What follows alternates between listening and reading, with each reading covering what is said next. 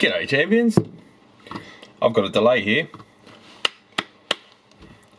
How. Alright, let me shut it down and start again.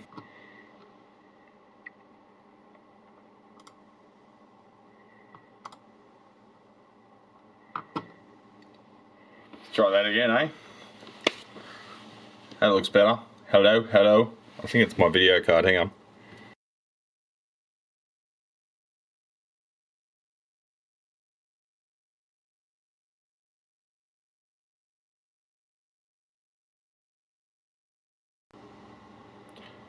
That's better. Beauty. Alright. Sound is working. Fantastic. How are we all, legends? Let me just go back on the chat, have a look and see what people have been saying. Reminder to everyone to change it over to all messages instead of top messages, or all messages instead of top chat. Yeah, I was on time, and then I wasn't. I woke up at like 4:30 and did some housework and stuff. Michelle's got a netball weekend thing on, so I'm sort of left to my own devices for the long weekend. We've got Monday as a public holiday, and yeah, it'll just be work. So today, to convince myself that I don't need the new Panasonic GH7, I am trusting G85 up here, Panny Boy, on autofocus. I know, right? It's on face detect. I think we're pretty well lit, so it should have a pretty easy go of it today. But just sort of to show you like how bad the autofocus is on these things, because it is pretty terrible. It's a bit blue. Yeah, see? So focus. It's like it doesn't like me being at an angle. It can't figure out that it's my face. Anyway, Panasonic just brought out the camera I've been waiting for, right? The GH7, which has got the new phase detect autofocus. It's a micro four thirds camera and it's like $3,800, so no thank you. Part of the reason we go the micro four thirds is because it's cheap. And there's lots of second-hand stuff out there, but if you're buying a brand new one for $3,800, you're taking away a big draw card that micro four thirds generally has going for it. So I think I'm going to be stuck on these little buggers for some time. This is the GH5s. It was sort of the first sort of film-centric, video-centric camera that got Lumix taken seriously. Up to that point, that was sort of photo-centric. So this one's got no stabilization. However, I've got a stabilized lens, a bit like Lyle. His camera doesn't have inbuilt image stabilization, IBIS for short, Stabe for short. So you've got this little switch here. Look at the autofocus. Oh my god, it's working. And that rearranges the elements in the lens to stabilize the actual lens. Now, when I first got this, my previous camera had no stabilization. It was a Canon 1100D, just an entry-level pile of shit as digital SLR, and I didn't know image stabilization even existed until I thought, this lens is a bit shit, stopped autofocusing. What other lenses fit my camera? So I did some research, found one for like 300 bucks on eBay, rocked up to the dude's house, bought it. It has this funny little switch on the side, OIS or whatever they call it on the Canon system. And I clicked it, and holy hell, all of a sudden everything was stable. I was like a kid in a candy store. I didn't know anything about modern photography. And then the camera started playing up, and it was old, and I wanted to do video, and I started getting the idea of doing maybe a YouTube channel, and I started using a Samsung Galaxy S3 as my main camera, and that was pathetic. So then I started looking for cameras, and the first battle was what camera outputs what we call clean HDMI, where you've got the pure video like you're seeing right now, without the shutter speed, without all the other shit that I see on the display here. and that was pretty difficult to find definitive information about. So I literally I went to JB Hi-Fi, which is one of our, I don't know what equivalent you guys have over there, but it's it started as just a record store, and now it's like a appliance, accessories, as well as music. But you can buy a dishwasher, a coffee machine, an Iron Maiden record, a set of headphones, and maybe a RS3 gimbal, and you know, like computer things like a mobile. You could get a mobile phone plan, you can get USB drives, all sorts of shit, right? So I went through the cameras that they had.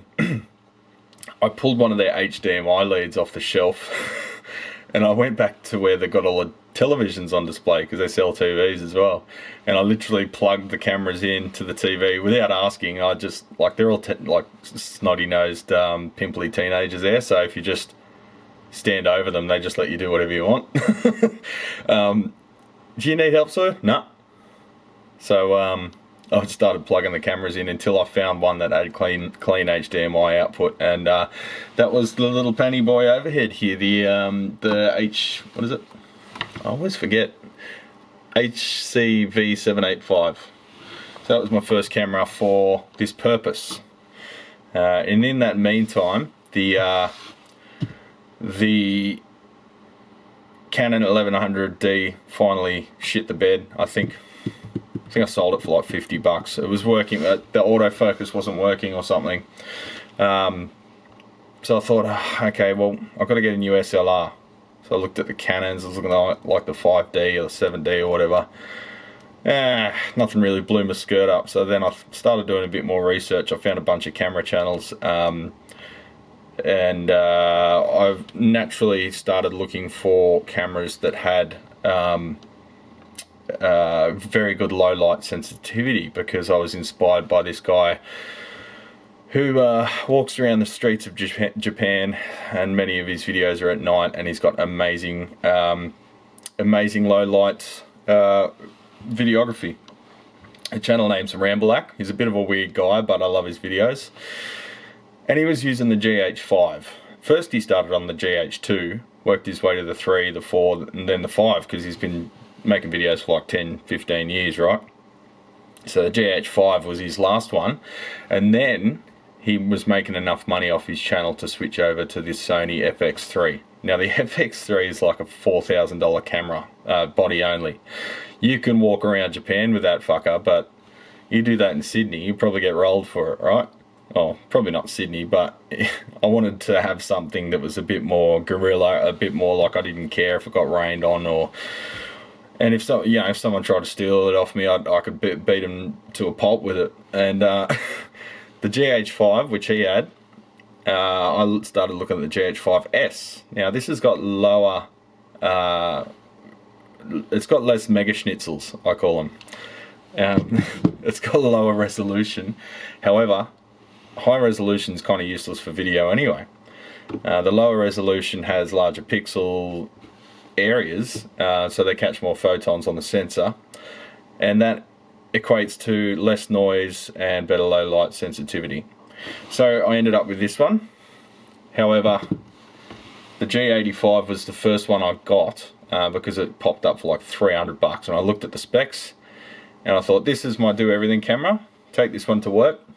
This is my play camera. This is for doing videos, walking around, whatever, you know, the fun stuff rather than the work stuff. Well, yeah, work's fun too, but so at the moment you're looking at me through the G85.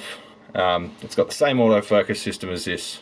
Now Panasonic is notoriously shit for autofocus. They were way behind the game when everyone else had switched over to what we call phase detect autofocus.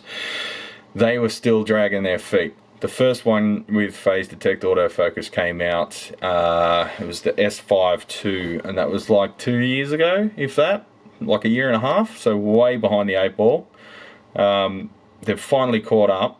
Their last 2 cameras have had phase detect, last 3 cameras, sorry. We're not counting the like sub ones like the S5X and all that.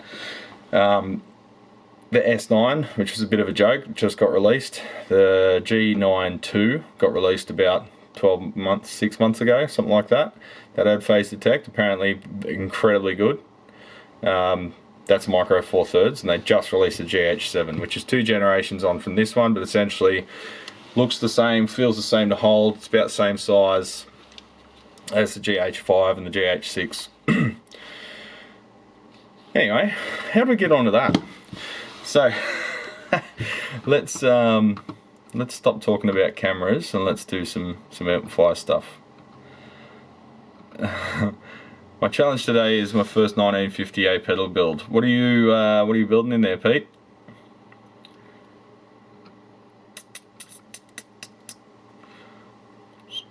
SPL meter, yeah, just behind me. Can you read it? It's a bit blurry, but you know. So you can see there pulsing in the background. That's the Panny Boy autofocus at work there, or not at work as it were. So that should focus on the background when I step away. There we go. I step in. Seems to be working today. Maybe I don't need a new camera. It's not very accurate though. You can see it goes in and out, gets confused. So it's recognizing my face because it's got the box around it, but it can't figure out how far away my face is. Funny stuff. Lyle says my camera has electronic stabilization, but I leave it off because of cropping. Yeah, well that's the thing. So if there's stabilization literally digitally in the processor, what it's actually doing is snipping off a margin around the edge of your frame and allowing that to be the movement. So it can't film at full resolution. It's got to crop it down because it needs that margin to be able to shift the image around digitally. So it's like you've zoomed in a little bit. So if you want ultra wide, well, you need to use a wider angle lens than the application would normally require. This doesn't have crop because it's in the lens, and very good cameras, well the high-end stuff, have stabilization with no crop because they're good. If this camera here and my other one at home, the GX85, they have inbuilt image stabilization via sensor movement. So when you open the camera up in this one, you can see the sensor in there. It's Loctite. It's literally, it doesn't move at all. It's anchored to the body. When you open the lens on that one, you move the camera around. It's like the sensors come loose. It's just rocking around in the camera body, and that's because it's not switched on and it's not locked into place. It's got like these little piezo motors that move the sensor around and compensate for the camera body movement. This one has to be used in a gimbal or a tripod. Handheld, without without a stabilized lens, it's pretty well useless. Like every single movement translates directly to the thing, the image. But with the lens engaged, it's okay. This one, it's good for general purpose, but I tried it a few videos back, I can't remember which one, but I tried just doing a video here with it, and for the panning, because you know I'm handheld, I like to just have a NYPD Blue kind of vibe to it, you know, and action filled, that kind of thing. And instead of just setting up a shot with a tripod, which takes forever, and then you've got a tripod standing here like an annoying fucker watching over your shoulder, I like to just have the camera up here on the shelf. When I see something cool, bang, grab the camera, put the mic in, bang, you know, bang, bang, bang, bang. And the stabilization is a little bit jerky, so it almost stabilizes too much, and then when you move, it's like no, it's trying not to move, and then it goes, oh okay, you're trying to move, and then suddenly updates and there's a big jerk there. This one, the image stabilization in the body is fantastic. So I use a non-stabilized lens, which is this Olympus 12 to 40 mm 2.8 constant. So this is a cool lens too, because a lot of zoom lenses you'll lose aperture when you zoom in, whereas when this is a 40 mm it's still 2.8 maximum aperture, so the aperture doesn't change like it does on this one. These are about $1,000 lenses. don't really want to get anything better than that, like more expensive than that I should say. This one's awesome though, because you click that back and bang, you're in manual focus mode. And not only that, it's got end stops and it's not fly-by-wire. So when you're in manual focus mode in this one, it is literally the ring. It's like an old school lens. It's very intuitive to use, and just click and she's back to autofocus. Fantastic. This one here, when you switch to manual focus, it's still fly-by-wire. There's no end stop on the focus ring there, so it's not intuitive. When you're zooming in and out, if you move a little bit too quickly, it goes way too far, and if you're moving slow, it's not fast enough. It's kind of annoying actually. I wish there was a way to change that. However, all the lenses these days have their own firmware and microprocessor built in, so you can update the firmware in the actual lens. What a time to be alive, eh? The backlighting with the sign is a nice touch. Does it say fuck off? Yes it does, Jesse. I just finished your amp yesterday, buddy. Sounded fantastic. That phase inverter grid stopper has really made a difference, so I think you'll be happy with that. So nothing jiggles, but nothing's in focus. Exactly, Lyle. It's sort of like, why bother? I keep going, oh, I should do 4K, you know? And then I'm thinking, hang on, I've got Panasonic. What's the fucking point of 4K resolution when nothing's in focus anyway? So I'll just stick to 1080. It's either this or I go full frame. Problem is with full frame, lenses are fucking huge. A lens of this focal length in full frame would literally be like that big and about that wide. Like when I went for a walk with Dr. Gear about this time last year, I couldn't get over the size of the fucking lens. Jesus Christ, the thing was massive. A pain in the ass. And not only that, but it's very conspicuous too. So with these, not so much this one, but with that camera or the GH85 I've got at home, you can do real discreet photography. You can get the screen down like this. You can walk around with it at waist level and it just looks like you're fucking about with the settings, but you're actually doing street photography. So no one bats an eyelid. Whereas if you walk around with a big A7 bloody Sony, what are they, A7 IV now we're at, the thing's a fucking monster and you look like a professional photographer, except the problem is I'm not and I don't know what I'm doing. I'm waiting for Brad to hit someone with his camera. This would cause damage. This would knock you out. But imagine a bloody full frame. Those things are monstrous. I'm only here for the fight choreography.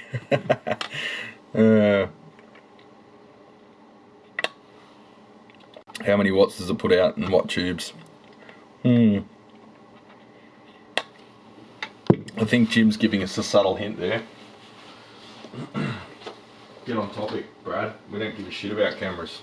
Well, I think there's a few of us in the crowd that do give a shit about cameras, but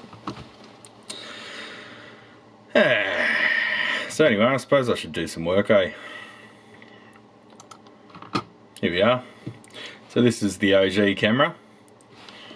Doesn't look very good, but does the job, and it's got a very wide angle lens and very wide zoom range, which makes it perfect for the application even if it doesn't look great.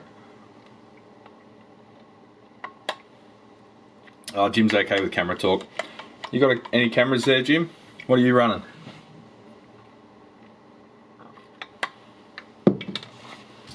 Alright, so someone's got out the old contact and covered this thing, like, you know, the stuff you cover your books with.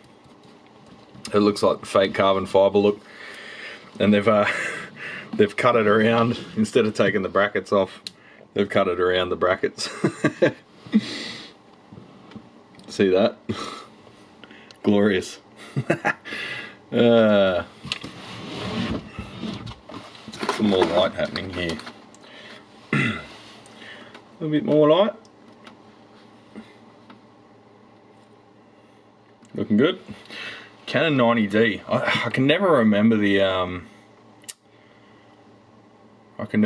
Canon numbers, which one's good and which one's not. I think generally, like most camera manufacturers, the higher the number, the more budget the camera is. Like a 9 would be like the bee's knees, but a 90 is, I don't know, is that right?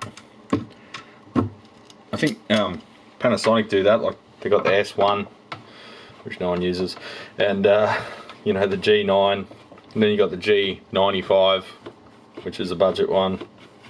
You got the GH, which is the sort of video-y one. I use cameras at work, quite happy with photography tool. What are you running, Richard? Everyone, call out what camera you're using. What's your system? This is a camera roll call right now. Everyone say what your current flagship camera is, or your favourite camera in your collection. 90D was the higher end of the lower end consumer DSLR. So that's an actual DSLR, not a mirrorless.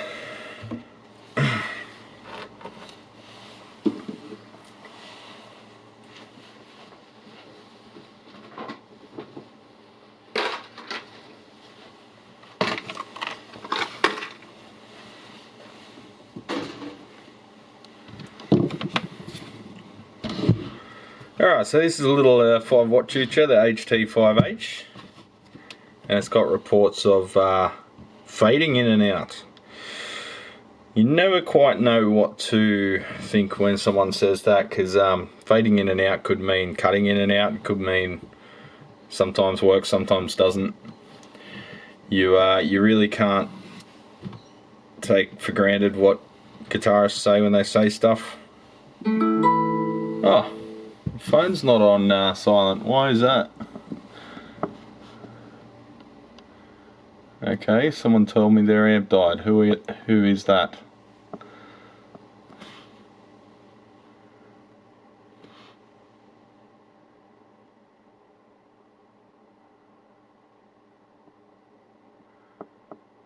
I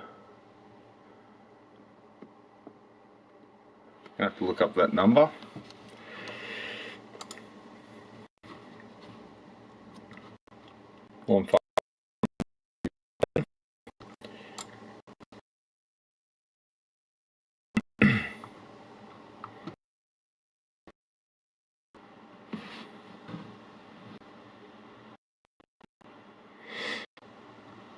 Come on.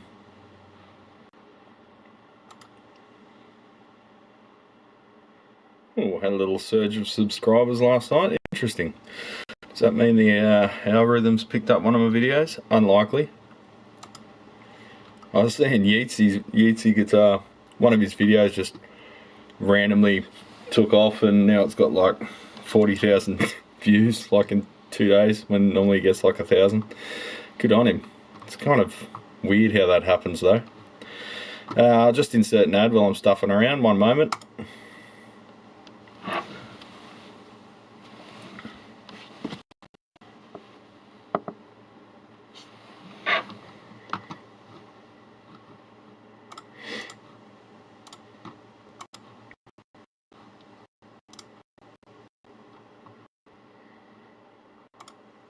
Half you with YouTube Premium are probably still with me.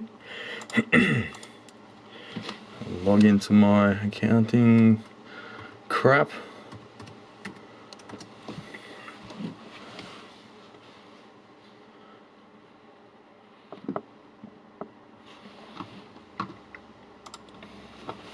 My phone died about a year and a bit ago or something. It took all my numbers with it. For some reason I thought I had them backed up, but I didn't.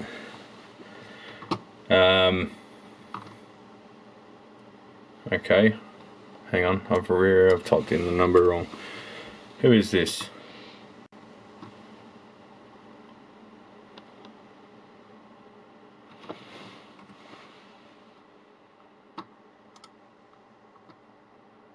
Okay, his amp died, and it's Fender Hot Rod DeVille. Fantastic, probably a fucking dead 6L6, because valves fucking suck these days. So that's coming back, so I've got to put everything on hold and figure out that one. So I won't get anything done today. Fantastic. Yeah.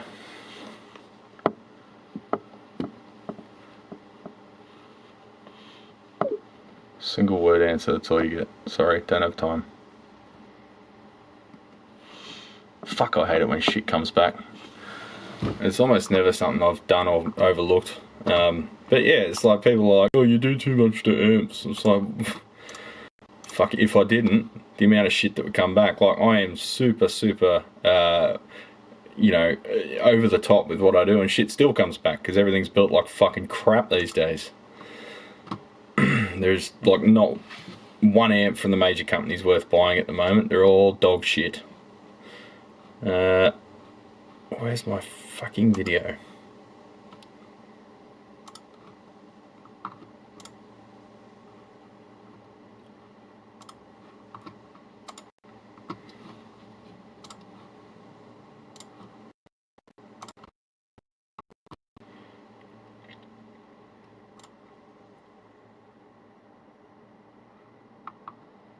Oh, computer's so slow when I'm streaming, man.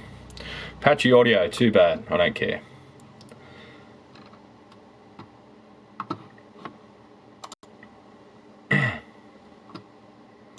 Refresh your tab.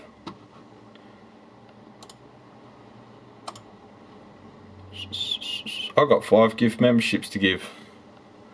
Here you go, it's Christmas time.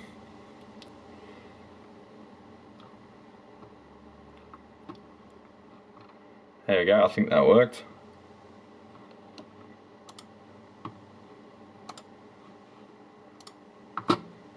Yeah, there we go.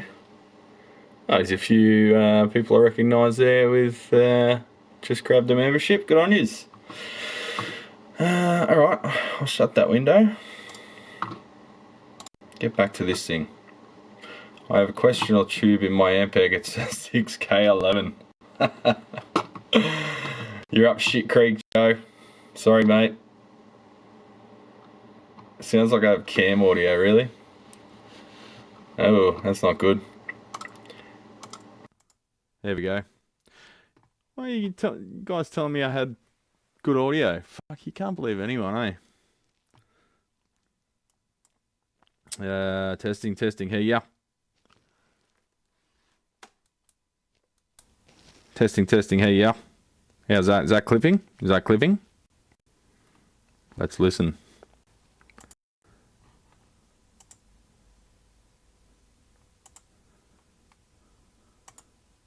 Hey, yeah, testing, hey, yeah. Testing, hey, yeah. Testing, hey, yeah. Testing, hey, yeah. That's clipping. Is that clipping? That's clipping. Clipping? Let's listen. Alright, I'll set it there. Alright.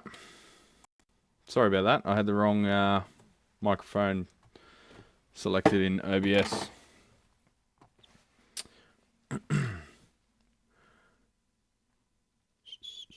He doesn't look at the comments. Come on.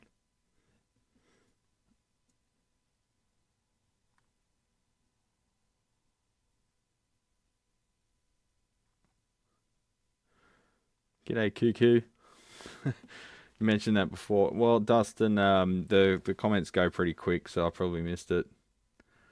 Bought a new old stock GE tube, came today, but it'd be nice to find out the quality of the old one. Yeah, testing that's going to be an issue, as well as finding one that's good. When I raise my voice, it distorts a little. Okay, it should be right now though. I set the gain. That's the other thing the GH7 has going for it. I think it's got inbuilt 32-bit floating point audio, so basically impossible to clip. But I'm not sure if that's in the box or with the addition of the XLR adapter. I'll have to look into that. Nikon, however you say it, D600 with a warranty repair to the D610 shutter sensor. Oh, there's a warranty issue with that, was there? Clunky needs Wi-Fi dongle, ridiculously out of date. Mostly use my Pixel, so you Google Pixel. Fair enough.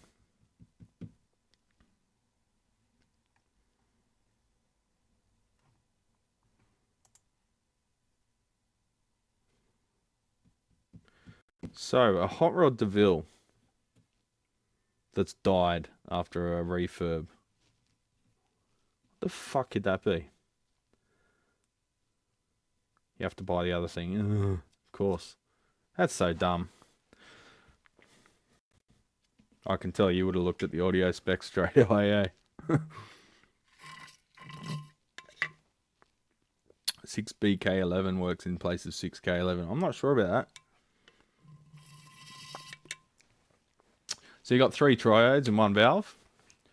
Some of them have like 2 equivalent of 12AX7 triodes and one 12AT.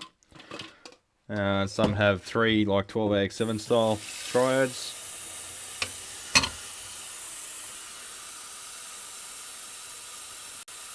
There's lots of different combinations. So if you're getting one, it might end up with a triode of a different type where it's expecting another, if you know what I'm saying.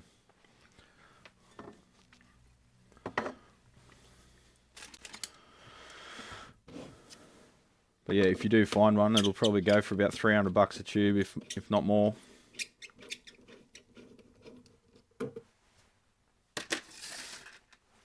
Hey man, if you got any further with that telly you were building for Michelle, not yet. I painted it before I went away. Haven't had time to wet sand and buff it yet. Compactrons, yeah. Ampeg, yeah. Ampeg and I think the very early PVs used them. Very, very early PVs. There's probably others too. That's the only ones I'm aware of. Just got a 1970s Trainer Bassmaster combo with 115 for 350. Nice. Customer plug speaker into external speaker socket. Well, actually, that's a good point because that one did come in with the speaker plugged into the wrong socket. Yes. I'd assume he wouldn't have unplugged it and plugged it into the other socket. Like, why would you do that? But you never know. He said amp died, so to me that means it was functioning and then by itself stopped. I don't fucking know. Wait till it comes in. Probably shit valve's gone short circuit, although I think I upgraded the screen grids in that to help it out too. But you do what you can and something still fucks up no matter how careful you are. And of course you're the one that gets the blame because you're the last one that touched it. So remind me why I'm in this industry again. Right, so what the fuck's wrong with this piece of shit? Just being positive for you champions. Let's plug a speaker in and have a listen. God, look at the jacks. Speaker 1x16, yes. I'm going to upgrade my speaker, my test speaker. Might go to a closed back cabinet and put a red back in there. Red back? No. Whatever the one I've got in there is, I don't know. It's 150 watt anyway, 8 ohm. So it can handle a full, unbridled head.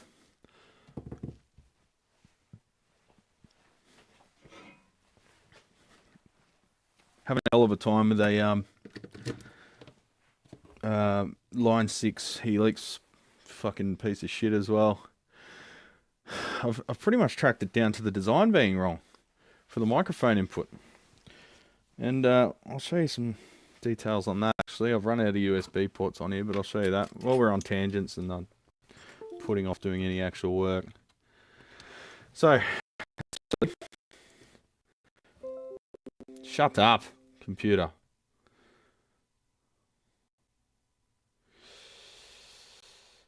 File Explorer. Everything's so slow. Line 6 Helix floor manual. PJ2505 application sheet.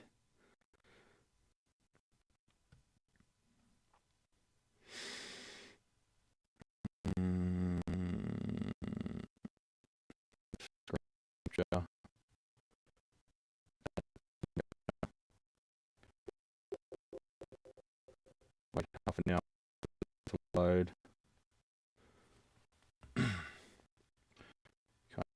Simple image.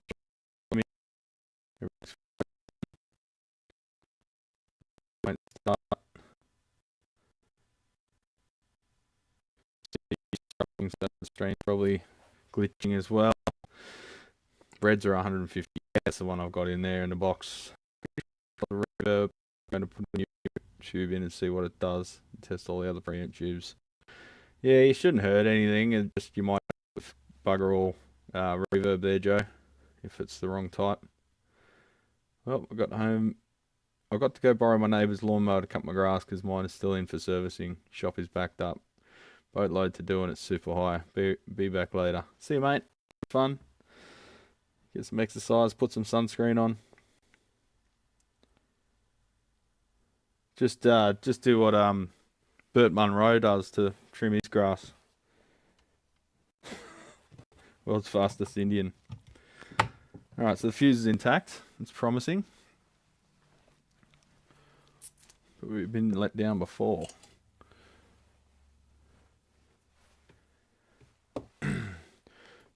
B plus is my blood type. That's a good one.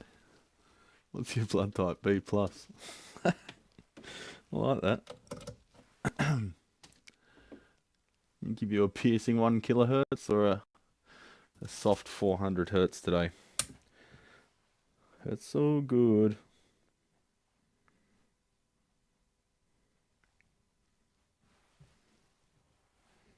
Alright, so we've got a channel switching seems to be working.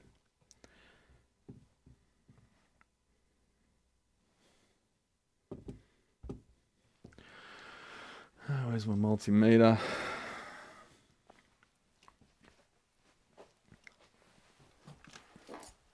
So this is one of those things that has a push-pull triode driven output stage. People see the one valve there. And is it triode? Yeah. So what valve is that? I thought they were run by 12AX7s, 12AU7s or something. This is 12BH7. Right. 12BH7, is that right? 2 kilohertz, we've been bad. Burpee Wi-Fi. No, it's not the Wi-Fi's fault, it's the computer. So yeah, on our tangent. Let me just find the right page first. I've gone back to using my trackpad because I've run out of USB ports with all the camera shit plugged in. TFT bias, mic inputs, dynamic zoom. Alright, application sheet.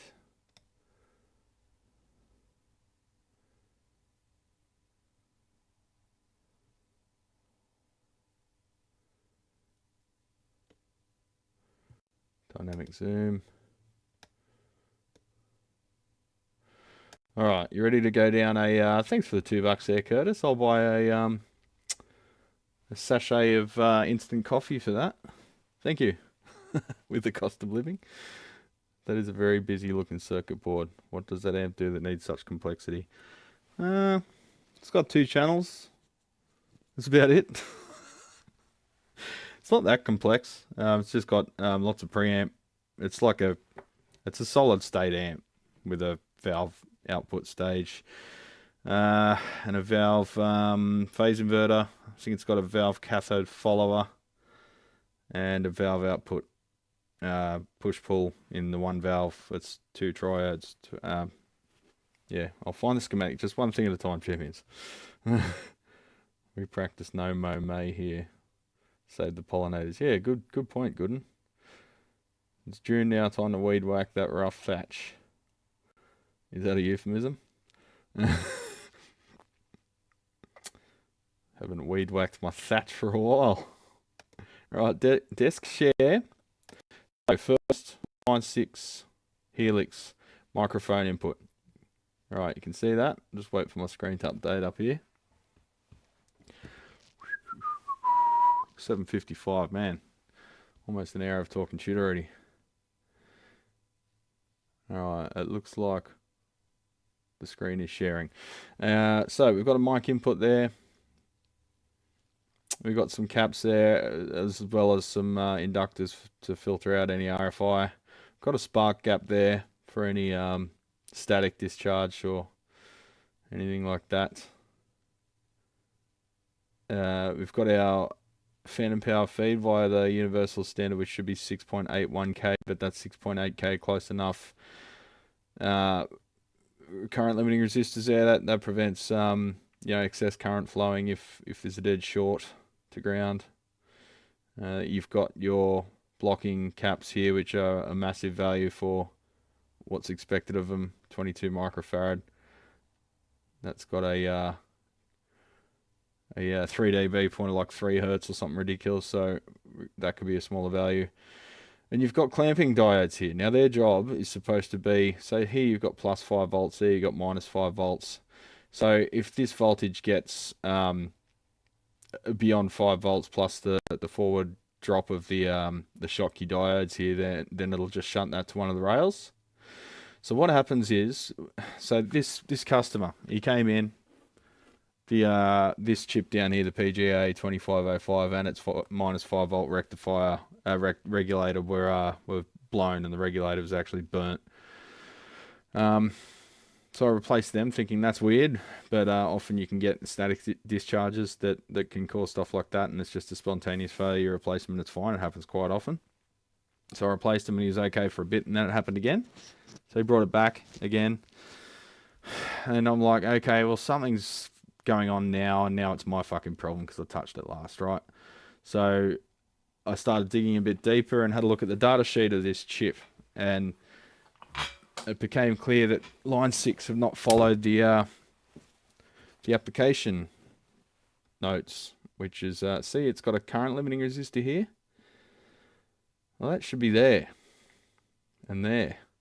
So what happens when you turn the phantom power on and off? There's all of a sudden a 48 volt, well, it actually ramps because the power supply is designed rather well.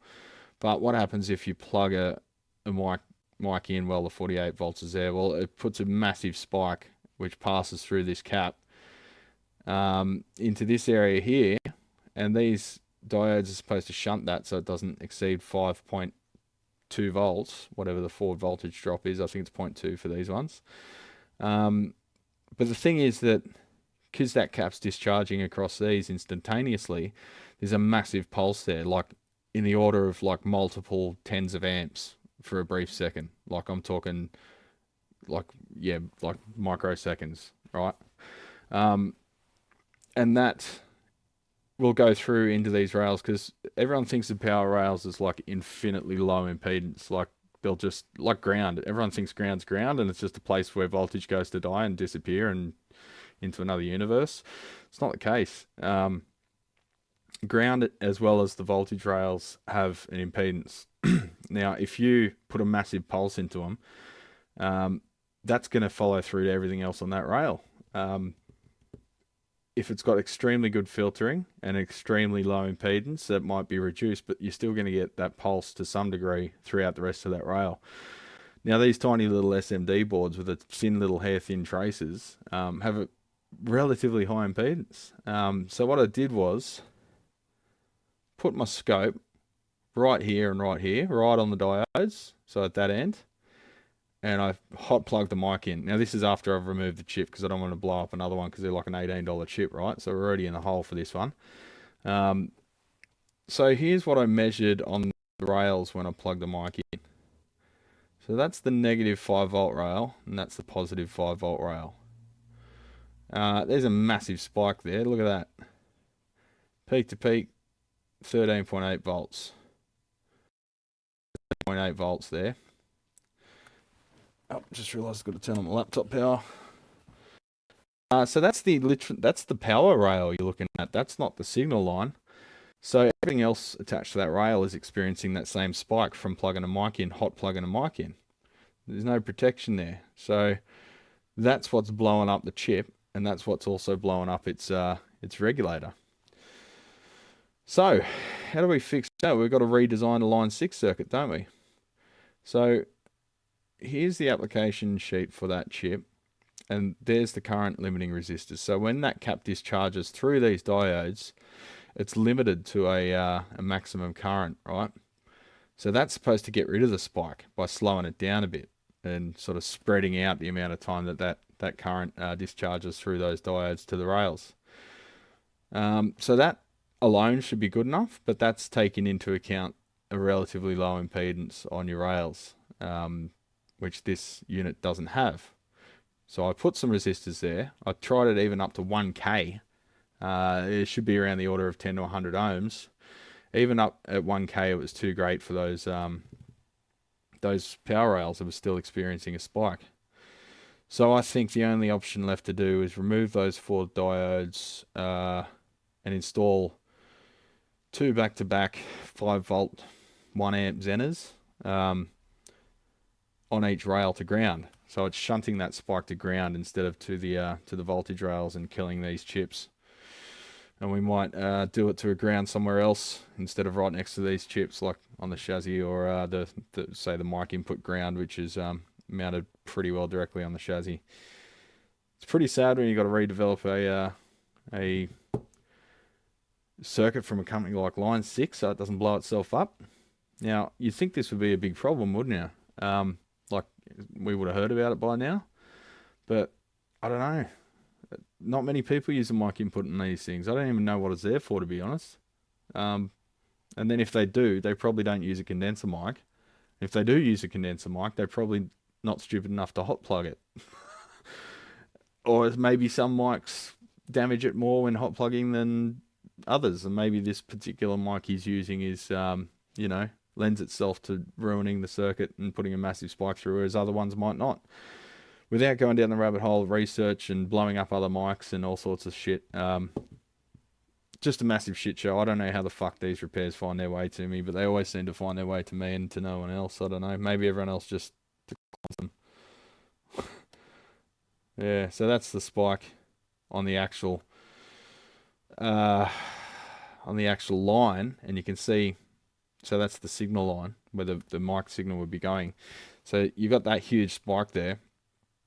And then that's inducing, as it tries to go through those diodes, that's inducing that spike on the, you can see that's probably the cutoff point of the diodes. I can't see, it's a bit, I'm looking at the screen, it's a bit fuzzy, but that's what's happening on the voltage rails as those diodes try to show that spike there. So yeah, you can see here the two pins make contact at different times as you plug the socket in. Now this is over a 20 millisecond per division. So that's like a 100 millisecond gap there. So as I was plugging it in, one pin made contact before the other. Interesting. Anyway, just thought you'd be interested in that. Probably not. Probably lost yous all now.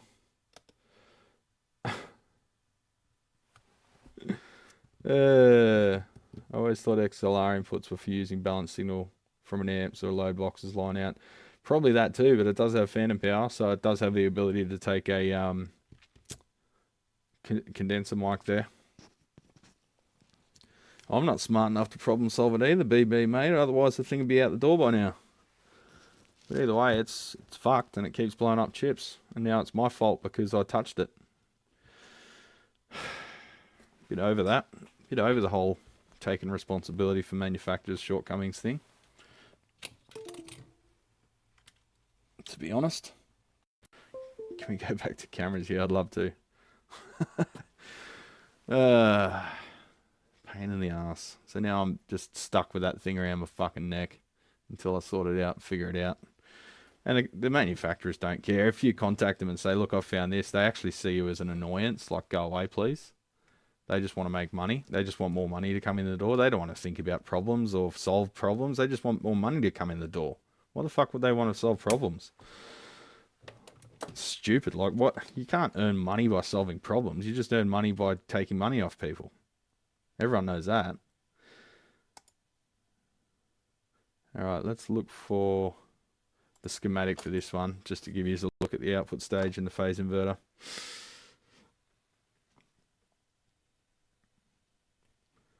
Come on, confuser. What amp is this? This is a Blackstar HT5 something or other. They've got a suffix on there, I think. HT5H. I guess H means head. I don't know if they made a combo version as well. I don't care enough to look it up. Albatross around my neck. Yeah. Speaking of albatross, Pepper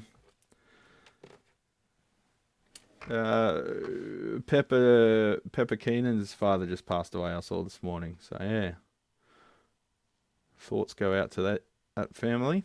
Bloody legends they are, down in New Orleans.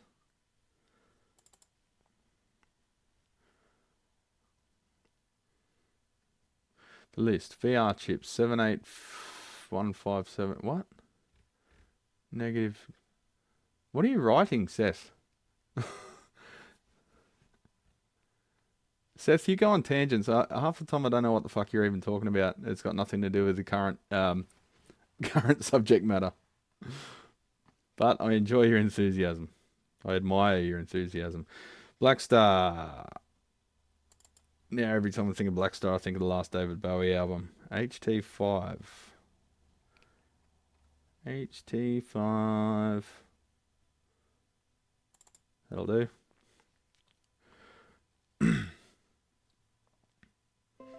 Really shouldn't plug anything in. Really shouldn't plug anything in when the circuit is on. Yes. Don't hot plug anything with phantom power. The amount of, when you look at the currents involved and the impulses, it's fucking mind blowing the amount of current and stuff there that can damage things and stuff. Yeah, looking at the specs, it's kind of scary actually. So yeah, now I know, and I've checked the circuit out. There's no way I'd ever hot plug a phantom power anything.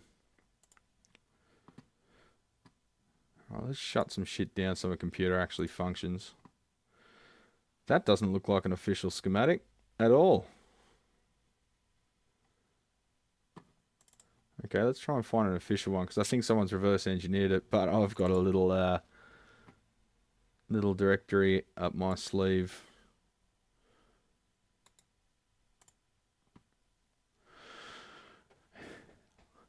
I've blown up 2N2222s as well, Seth. I think a 2N2222 was the first transistor I exploded as a kid, because we had like a bucket full of them. They were just ubiquitous switching transistors used in everything.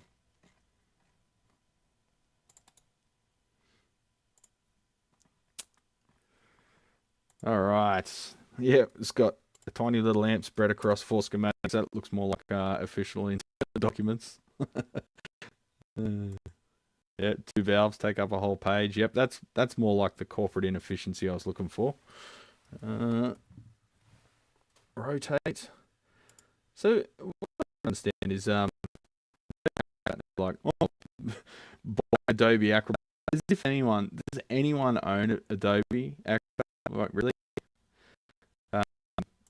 So you can rotate an image. Just hit Control Shift minus and you rotate it, and Control Shift plus. Don't have to fucking pay anything. Anyway. Alright, I think we're all rotated. There's a test condition sheet. Ain't nobody got time for that. Alrighty, champions. Let's share the screen again. I wrote an essay on Frost at Midnight years ago that I'm quite proud of. What's Frost at Midnight? Did I miss that? I wish more people talked about literature, even if they misattribute things. Did chat just jump dramatically? I don't know. I feel like such an idiot for not using the Variac. I should have known you're a Coleridge enthusiast. English major detected. I have to try to rebuild a trace. It's above my skill level. We've got about 6 conversations going on here, so I'll just let that boil away.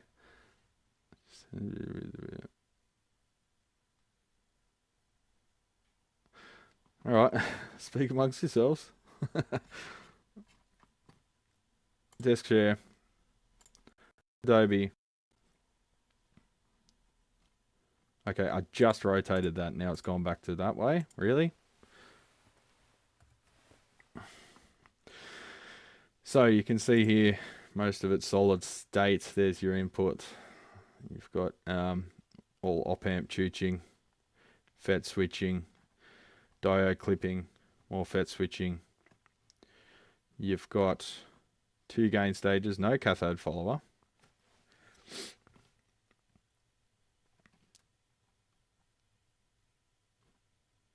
Okay, so that's after the overdrive's taken place. You've got some attenuation there. So it's like a combination of solid state and valve overdrive, I guess. You've got a voltage divider there. Of fuck all. You got attenuation there. You got limiting there. See, that's the same limiting there, 1N4148, but with less current available, so you can use a 1N4148 there. So that's clamping. That's clamping. It's limiting it to the voltage rail plus the forward drop of a diode before it goes to post, which has some filtering there, probably cab sim type stuff. I don't know. It's got an ISF control. I can't remember what that means. Got tone controls there. Another FET switching something. Gain state, gain levels or something. So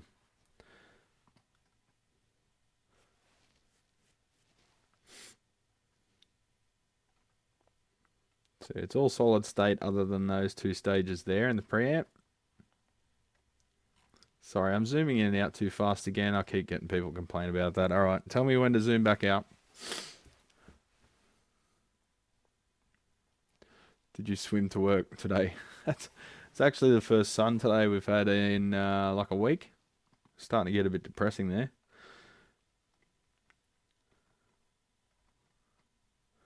So then you've got heaps of paralleled op amps being used as a headphone amplifier. Oh, okay, so that's the speaker emulation. All this filtering here. And then that's your headphone out. So all of this is speaker emulation. Open closed. Is that open closed cabinet selection? Oh yeah. It's got 2 different cabinet types. 4x12, 1x12. 2 different cabinet types switch. So that's switching whatever that's doing.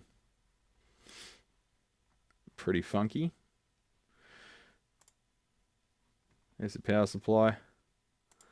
That's why in this stuff, if you got a shorted low voltage rail, it's always very fun to find the short, because it's one of these components.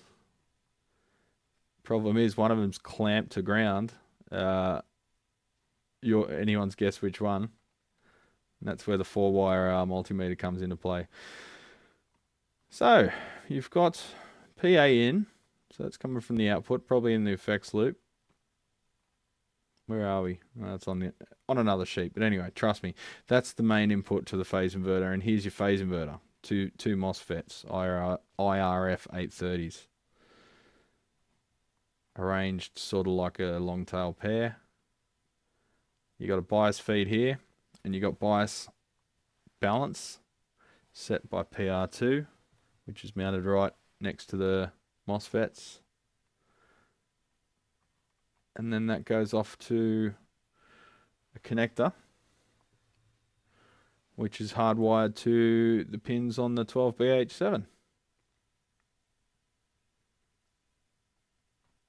And if you want to have a look at the 12BH7, here's the output stage. Nothing fancy here, just your typical output stage, but with triodes.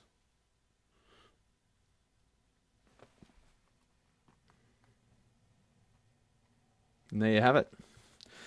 So what's this one doing? Nothing. It's got volume.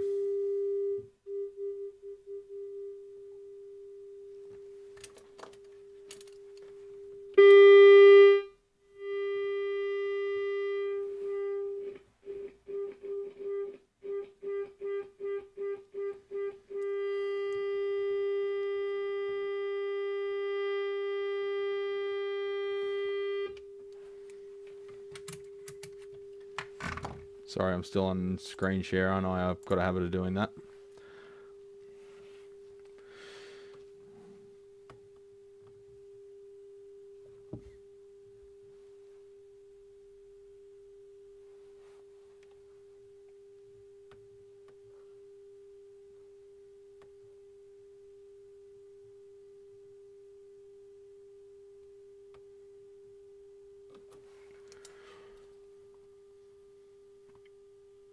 Sounds beautiful.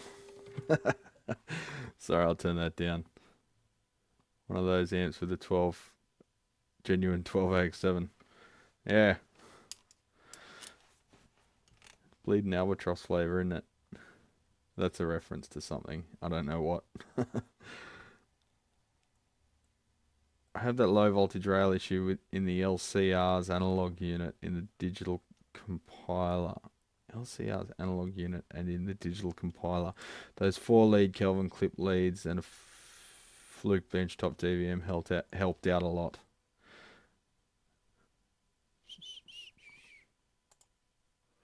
Let's have a look at the power supply.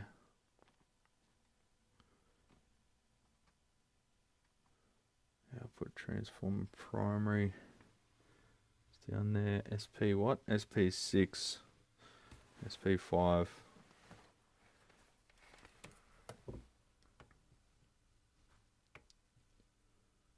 214, 440, 214.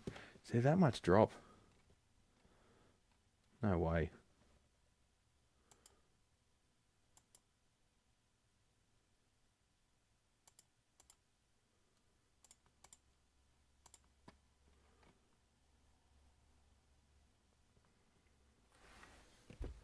Okay, so the output valves wired directly to the transformer from the socket.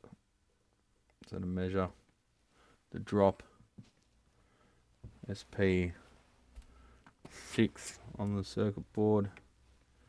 We've got 2.2 volts on one side. Try and spike through the insulation. 1.8 volts on the other side. So the bias isn't terribly matched, but we can adjust that with the trim pot.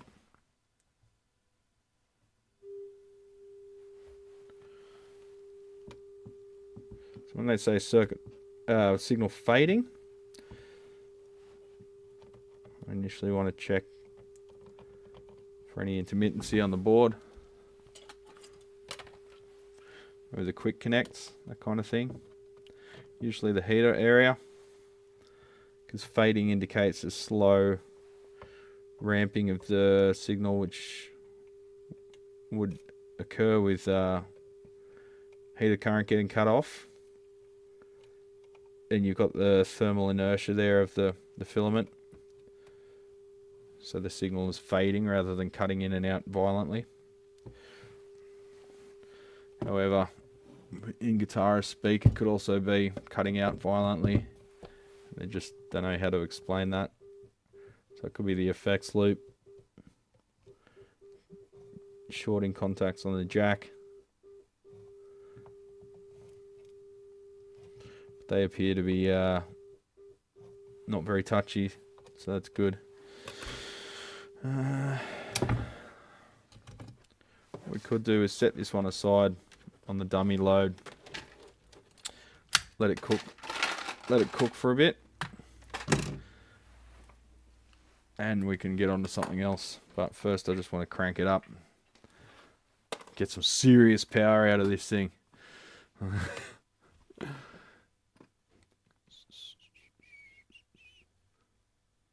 There's an app for that, for building a treehouse, yeah. The heart in the bottom corner of the chat window is so annoying, you can't see anything around it.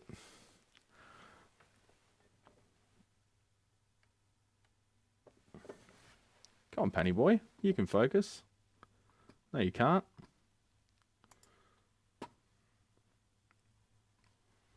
My God, it just won't even try, will it?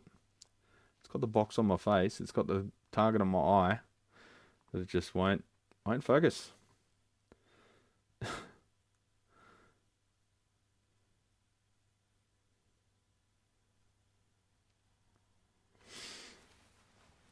Tale of two titties. The sale of two titties. You're just trying to get my attention, aren't you? $2 in my pocket. Nice. All right, guys, keep an eye on the decibel meter. Make sure we don't damage our hearing with this 5-watt amp. All right. Okay, this jacket's starting to annoy me. 1 second, champions.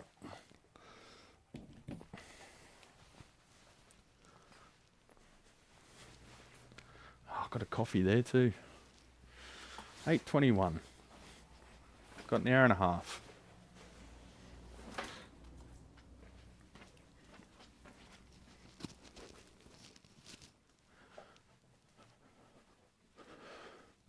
It's currently 19 degrees in the shop, in case you're wondering.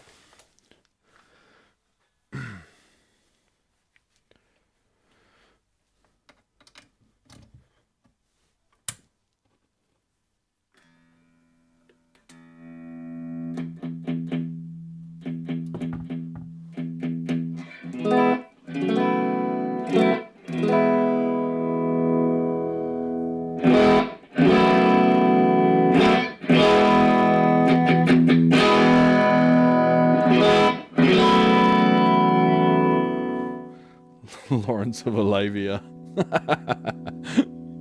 Funny.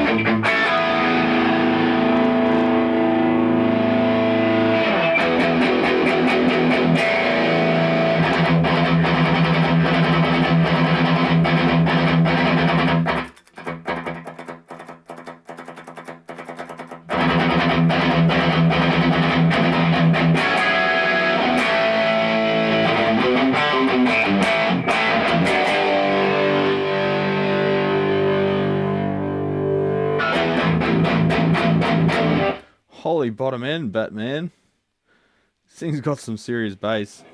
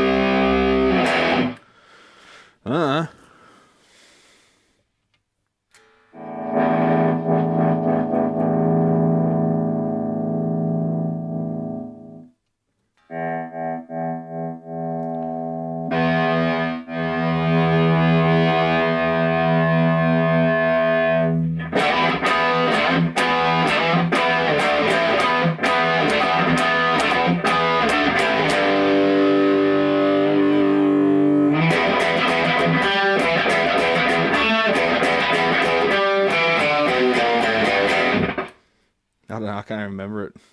I think it was in A, wasn't it?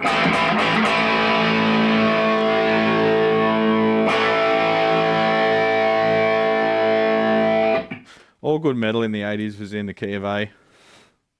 Soft cocks that need to down tune. Fuck me. You can be heavy in A. You don't even need the E string. It's like Akadaka. All Akadaka stuff is in A. Not all of it, but you know. Yeah, I don't know. Same old thing. Intermittent fault. As soon as I give it back, it'll happen again, but it won't happen here. No matter what I do to it, bash it with a hammer. I suppose if I bash it with a hammer hard enough, it'll stop working, but then I'll have another problem to fix, won't I? There's always that. Then I put it under test later on when I'm working on other stuff.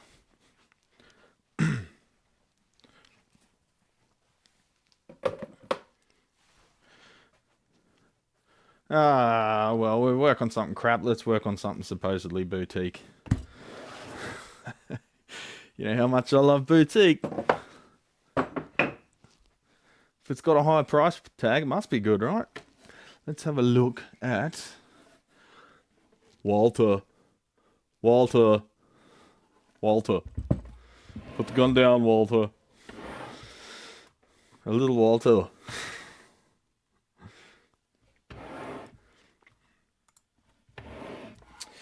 So, little Walter 22 something or other. It's been looked at by Dr. Valve. Merv.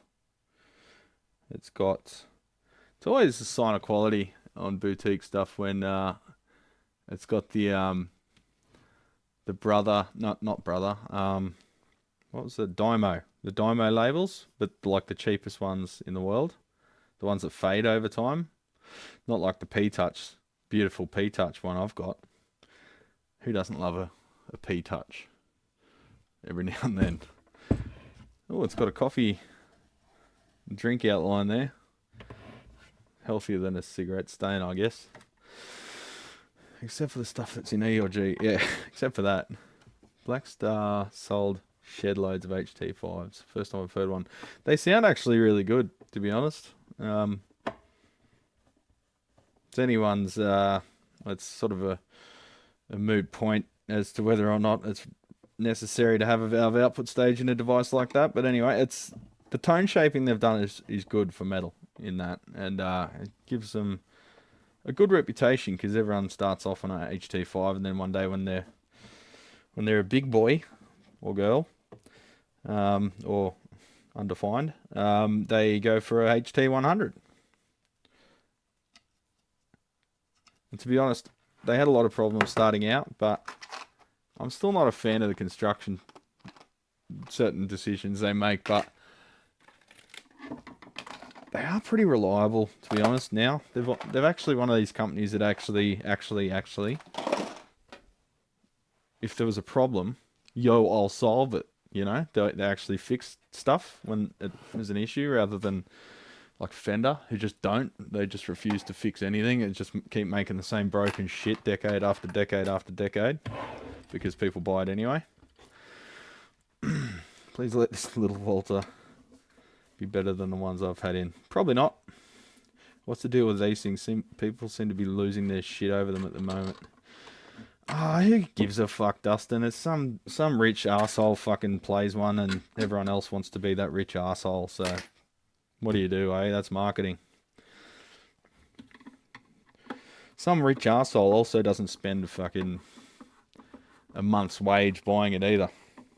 They just buy it off like on a whim because they're a rich arsehole.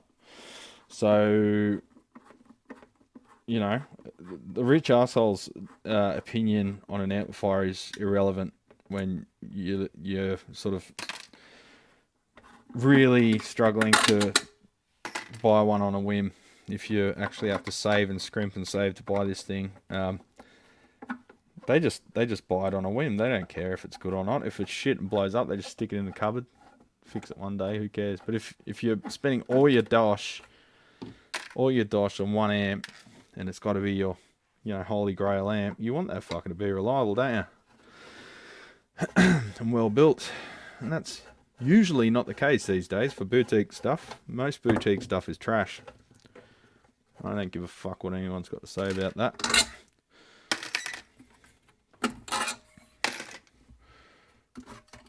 Oh, it's always good when you take a chassis out and it's already rattling. Like something's loose before we flip it, I'll just show you what I mean. Oh, can't show you. Anyway, yeah. Look at the resistor flopping around. That's good. Yeah, that's the other thing. Really good players can play anything and sound good, because they just play to the amp. So, what do we got? We've got a very thin chassis. Looks like 1mm aluminium, not thick enough. No welds on the corners. Oh, we've got spot welds on the inside, alright. But very thin. You can see the transformers. The whole excuse me, I'm just dying. The whole chassis is dished in at the top because of the weight of the transformer. See that? Sort of the transformer's punched its way in. Probably from being like dropped. Like not dropped, but placed firmly on the ground.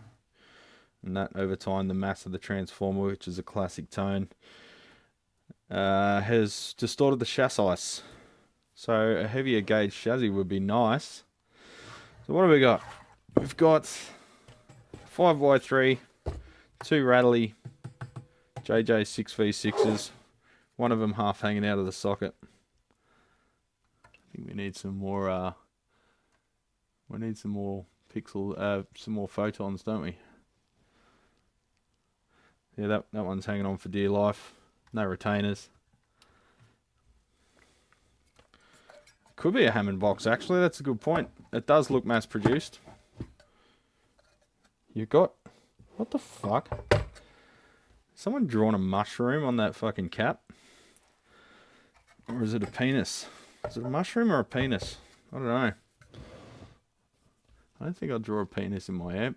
Just my, my own sort of way of living, but I'm pretty sure that's a mushroom. Could be it. I won't go there. Yeah, so they've drawn a mushroom. Cutesy shit like this in amps is pretty much exclusive to boutique-y wankers. I don't know about anything. I just saying what I see in amps. Whenever they do little cutesy shit like this, it's usually a pretty terribly built amp. But anyway, so we've got our Sprague Adams there. Sprague Adams. It looks like half-watt Royal Ohm metal films, carbon films everywhere. Got a couple of metal films there. Zoom back out of touch. Come on, champ. Focus. You can do it. You can do it. You can do it. Bang! There you go. But yeah, the first thing that struck me was this 250 ohm cathode resistor flopping around because it wasn't secured in any way, shape or form. So that's going to be a contender for... Okay, so what have they done? They've gone... Why are they going cathode? Oh no, they're not cathode to cathode. Alright, wait. So they've got the suppressor... Well, pin 1, which in some valves is a suppressor grid. They've got that connected to ground on both valves. Then they've got the 2 cathodes tied together via that black wire underneath. I can move that out of the way. And then they've got these 2 going from that terminal to that terminal. So they're spanning a pretty long distance and they've got really long leads. At least they know to keep the cap away from the resistor. Forget seeing the values. Need to have a canvas for a sketch. Yeah, values are pointing downward, but it'd just be another 20 microfarad 500 volter.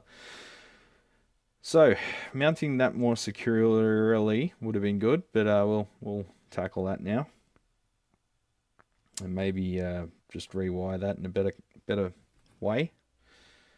That would have destroyed this cap, because with that resistor gone, essentially open circuit, that cap would have seen way more than 25 volts, so we'll replace that as well. There must have been a I'm seeing lots of the same value resistor here. Lots of 270Ks. 4.7 meg? Really?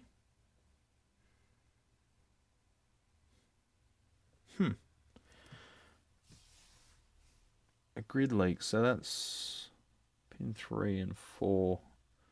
2 inputs. Input 1 and input 2 on a what valve? So this is one of those, let's use obscure valves amps. 6 SC7. Let's look up a pin out of that. Let's give it auto exposure. Since we're going autofocus on this one, let's go auto on this one too. Manual. No. Iris. Shutter. 150. No, that should be 100th. There we go.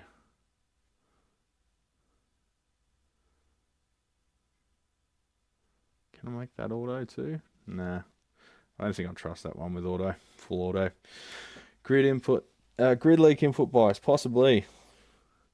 Don't know why you do that in this day and age, but anyway. What brand is the amp? It's a Little Walter 22 something. 22 watt. It's got 22 Walters. 270Ks are on sale at day, yeah, maybe. Sorry to have to answer, Little Walter. Hey, I got there in the end, Lyle. It's just latency, right? So you guys, there's like a 30-second latency in the video. So from me saying it to you actually seeing it. Did Brad cut that? No, Jim, it came pre-cut. So let's just mount that resistor again and replace that cap and see if there's any other issues, so we can give him a quote on this one. Straight away, I'm seeing a cracked tag board because it's twisted. See that one down there? Starts over here, and these caps, it's like they've pulled the leads too tight when they've soldered them, so that it cracks there. Self-braking, yeah, it's one of those new automatic ones. So this is why I don't like point-to-point stuff or tag. Everyone's like, oh, fucking point-to-point, point-to-point, so good. Fuck off. Circuit board, grow up. Stop being a child in the head. Point-to-point's dumb, because shit like this happens. We've come a long way, champions. Do they use point-to-point in fucking Space Shuttle? They don't use anything in Space Shuttle anymore. Point-to-point's not good for vibration. And amplifiers experience vibration, so fight me. No, don't fight me. Just go away. Point to point is dumb. Eyelets are dumb. Turrets can be dumb. Tag strips dumb. PCB is the way to go. Hey, Alex. Speak as soon as I start talking about PCBs. Here comes the PCB king. Serious amplification. It's very serious. Where'd the name come from, Alex? You're talking about the star formation, I assume. Is that because you're very serious about amps? Yeah, point to point's dumb. Anyone that says it's great or it's the best or won't touch anything but point to point is just wrong. They're just misinformed. Sorry. You're just wrong. Yeezy, how you going, brother? Oh, piss off. What are you up to now on that video, Yeats? You bloody 40,000 views, aren't you? He's a king of YouTube. About time your stuff took off. Problem is now you're going to get a shit ton of people trolling you in the comments. Every time you get a blast of new subscribers, you get the algorithm picks up a video or whatever, and people start subscribing. You get a surge of really stupid fucking questions and comments. Not stupid questions. Genuine questions are good, but you get people asking like, "Oh, do you get paid for this? Are you do you know what you're doing? Oh, fucking, when you've got the regular champions. There's old leads in that eyelet. There's old leads that were cut off. That wasn't the end that was broken either. Huh. Someone might have had a go at this before. Someone's played knifey spoony before. Serious. Sir Eos. The thing people forget is there has to be a kink in the lead when wiring point to point. Huh? A kink? I just got a real dumbass who discovered one of my TSL100 videos. What did he say, Lyle? What did he say? I assume most idiots are male, so I think when there's an idiot we can safely assume it's a he. Most females are a lot more intelligent than the average male. Sorry guys, hate to tell you. Scotty, everyone's here, Andy's here. Shit, everyone's coming in. What's going on? Did some show just finish? Did Tone Talk finish up or something? I know I'm just second fiddle to all the other YouTube giants. You know what I might do? What's another tag strip between friends? Let's mount another tag strip in this thing. Like 3 paragraphs with no punctuation explaining how stupid I am. Yeah. The no punctuation thing's always a red flag, isn't it? Let's clean up these joints. Let's put that in the fuck it bucket. I'm not using that again. Let's mount stuff a bit more intelligently. You got a ground terminal right there. Let's use it, yeah? You just woke up, you lazy prick. Come on, Penny boy. Maybe it's time to upgrade the overhead cam. Maybe that's the first priority, because it's the worst looking out of all of them. It's the dumbest one that doesn't want to focus on anything. Look at that. It gets so out of focus that it's like almost back in focus. Maybe if I manual focus, hang on. Focus. Manual focus. Manual focus? No, I'm out of range. Zoom out. Manual focus? No, it's not even trying.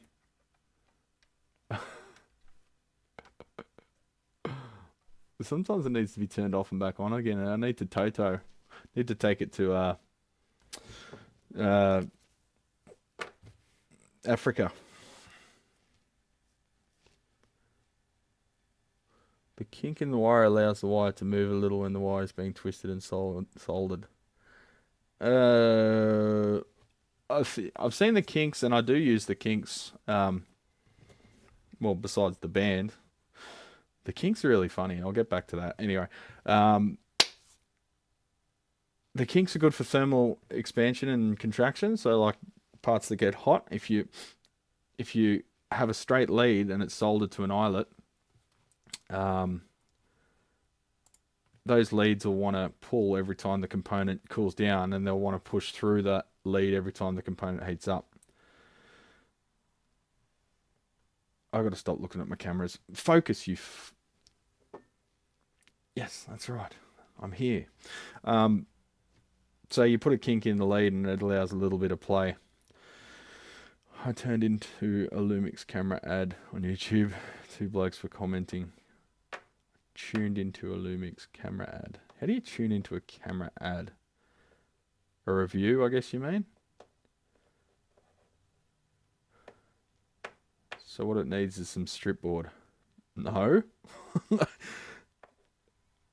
It's K-Man, Scotty. I actually turned up during the line 6 for Phantom Power Spike segment. You looked angry. I figured I'd give you a minute. You seem happier now. That's the stuff. I blame Australian winter. Yeah, I'm getting mood swings because of the shit weather. Kink equals relief. Well, so onto the kinks. 6 is doing a new thing. I'll let him explain it when he comes here. He's testing out his cameras for something a little bit more kinky than guitar stuff. But the band kinks, I was listening to them the other day, and they're like the original Trolls. Like all their songs are about taking the piss out of some person or character. And I can really get behind that. I like it. I like it a lot. I like it a lot. Every Kinks song is like a parody of some stereotypical person in society, and that, I reckon it's great.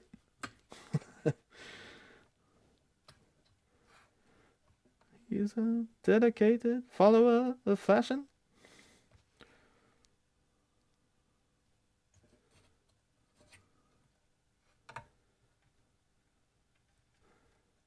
They're a bunch of rap bags of Kinks. I love them.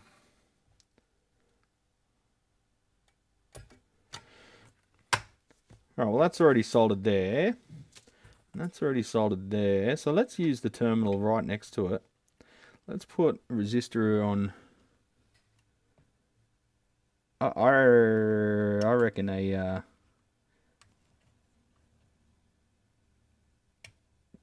I got a 10 watt resistor that would suit that? Just trying to think of a way to securely mount this a bit better. Is one of these builders that wraps the lead around the eyelets about 10 times too. Just to make sure, can't be too safe. What's the dB meter in the background? dB meter is in the background, yeah. It's right there, below the fuck off sign. Does kinking hard cause issues like increased resistance? No. No. I suppose at very high frequencies it could create a an antenna. You see extremely high frequency stuff, and they've got controlled PCB trace impedance and rounded corners and all sorts of esoteric shit, but no, nothing like that in our realm, champions. We're just plebs. That's where the money's at, that shit. And we don't want money, do we? That's why we're in this trade.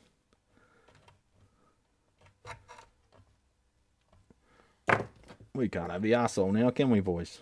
No, Larry, we can't.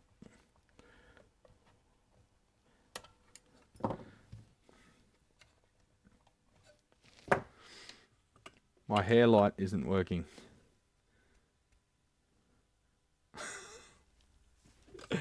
Yes, it is. Just my hair follicles aren't working. I reckon that's been replaced. Hey, audio fools. Just don't interact with them, Ted. They're fucking idiots. Just, they're mentally ill. Just leave them alone. Don't even make eye contact with the weirdos. I don't want anything to do with audiophiles. Yeah, there's plenty of money to be made there, but I just don't want anything to do with them. It's like the crazy person at the bus stop. You just fucking avoid eye contact. You go away. You're telling me there's no money in this? Yeah, pretty much. Not in the scheme of things, mate. Would have been smarter if I went on the mines or something, but who the fuck wants to do that?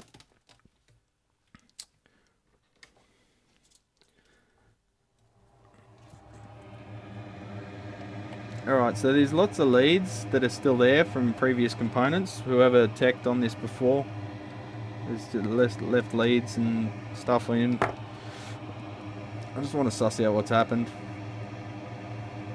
I don't think it's anything to do with it this time, but you got mixed, you got burnt insulation, dry solder joints, and you've got mixed solder, lead-free and leaded, and the weird shit that leaves behind. I need to go up in temp a little. Let's knock it up to about 650 Fahrenheit for you Seppo legends. Brains and hair do not mix. Yeah, pushes it out. Empty shed does not need a roof. I like that. Are you repairing that gorgeous Ampeg SVT2 Pro behind you? And if so, when is the video coming out? That one? That's a SVT4 Pro, I hate to tell you there, buddy. No video on that one. It's already done. It's just waiting on some parts, just hardware, knobs, and the two handles that were missing. I'm going to just zoom out a little because I can't lean over and see what I'm doing. Yeah, I think this overhead camera's time is almost due.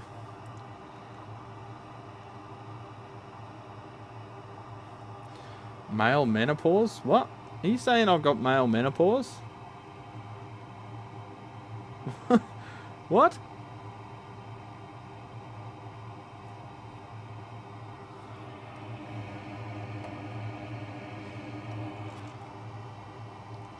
SVT, yeah, loathsome amps. This one's actually got a heatsink. The SVT3 has the world's lamest excuse for a heatsink I've ever seen. Biggest problem with him is just shitty solder. Same old story, eh? Shitty solder joints. And just poor quality PCB. Because they made their money in their 70s and now they're just another one of these companies that just lives on the name. The new stuff's, I don't know if they've gone full ice power or if they're still discreet, proprietary stuff.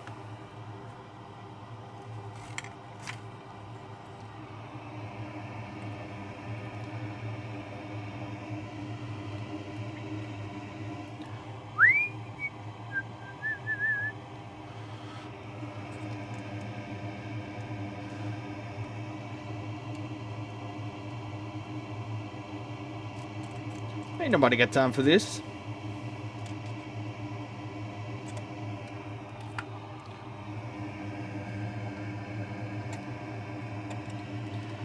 So guys, if you're gonna build an amp, you don't have to wrap the leads around 50 million times, because it makes doing this stuff a real pain in the ass. Just give it a quick fold and that's all you need. It was like 3/4 of an inch of wire wrapped around that tag.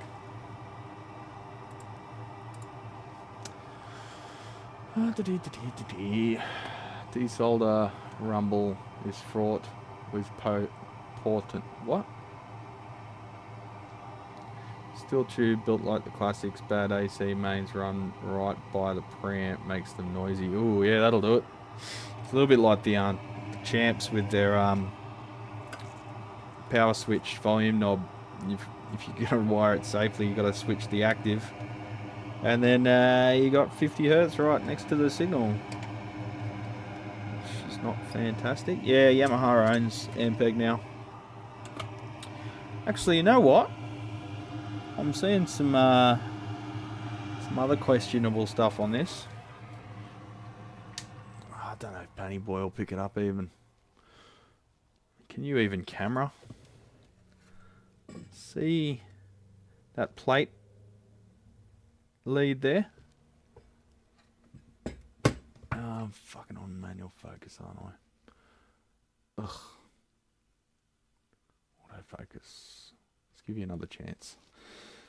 That lead is very, the plate lead there is very grey and cloudy. Just like the weather last week. Oh God. Let's get rid of this. Let's go like this. Let's give it some more exposure.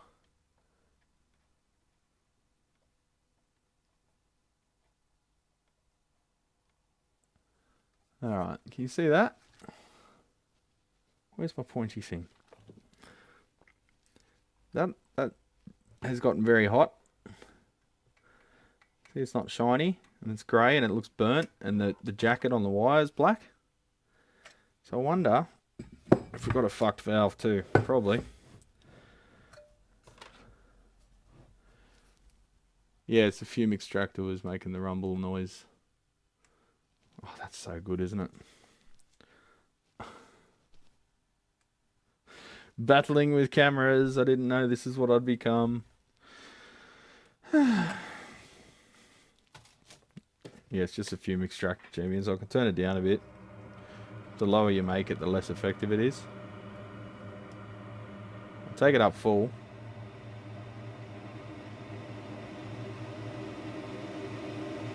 That's the full. It's almost louder than speech.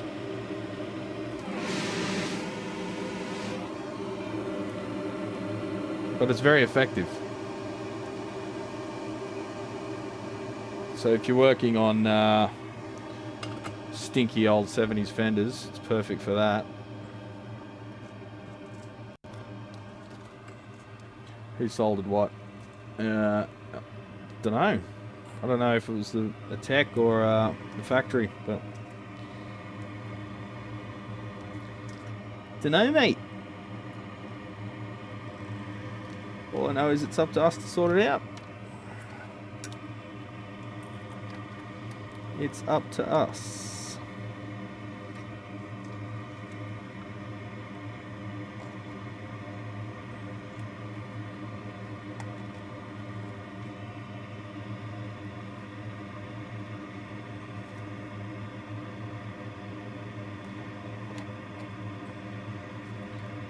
All this solder looks pretty dry and funky and grey and crusty as well. What often happens when I think we should replace that tag board. It's got a big crack in it and it's not a bum, so that's not good. Actually like the smell of 60s fenders when you heat up your old eyelets. Yeah, but you get 60s fenders, Yeezy. I think I might have had like one 60s fender ever. Like in 10 plus years. Some fucker around here still getting all the good amps and I'm sick of it. I've done my dues. I've paid my dues. Time to get some good amps instead of Blackstar HT5s that don't do anything wrong.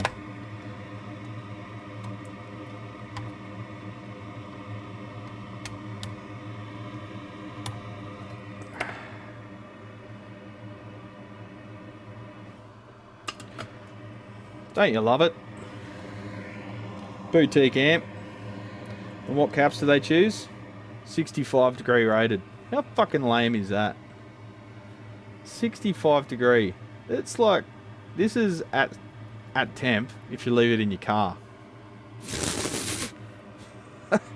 Sprague atom.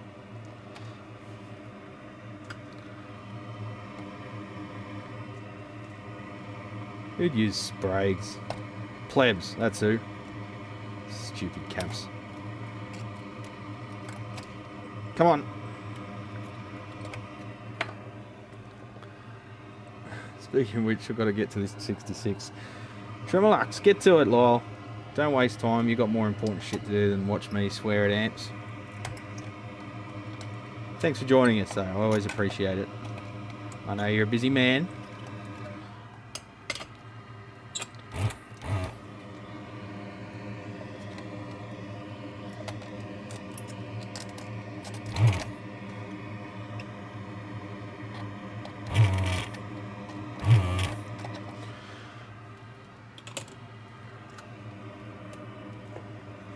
Enjoy your weekend if I don't talk to you before then.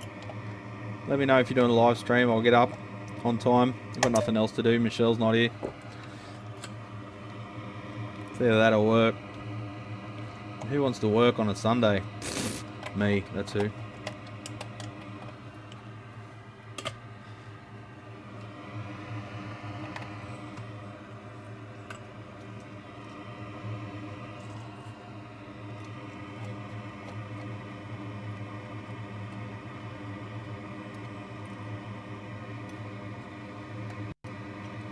Soak up that solder.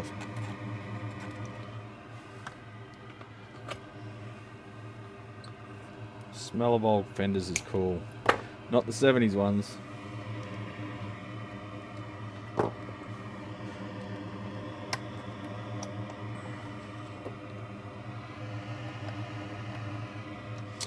Take a photo or two of this before I go too crazy.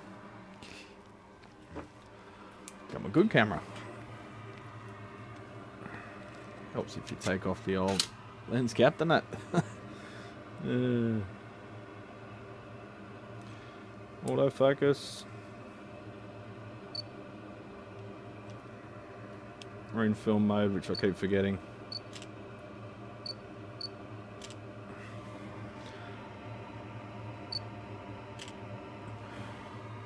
Take a photo of the mushroom. Old mushroom dick. Take a photo of the 1,022.7 and 270 ohm resistors.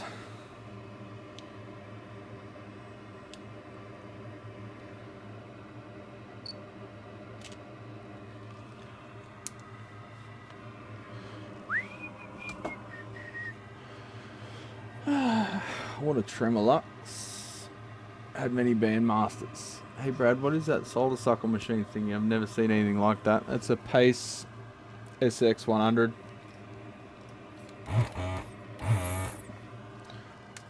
Desolder gun with a MBT something or other station. What is it? It's an MBT PPS-80E.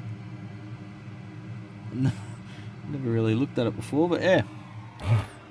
Made in the USA. USA. USA.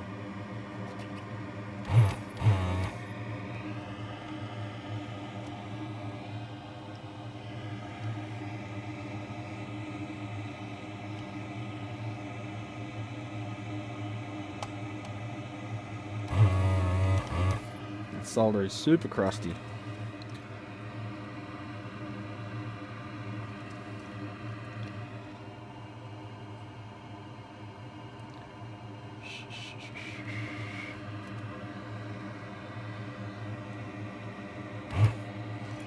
Weird when you mix lead-free and leaded solder.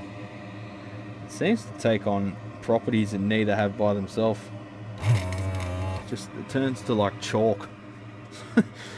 It's weird. It's, I don't know what the metals attack each other or something. Maybe it's the fluxes interacting. I don't know. It seems to turn to some kind of bloody concrete.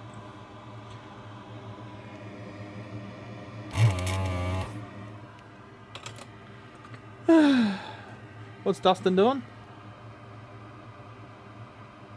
Well, it's got to be off playing a gig tonight. Good stuff. Have a good gig, Dustin. Enjoy.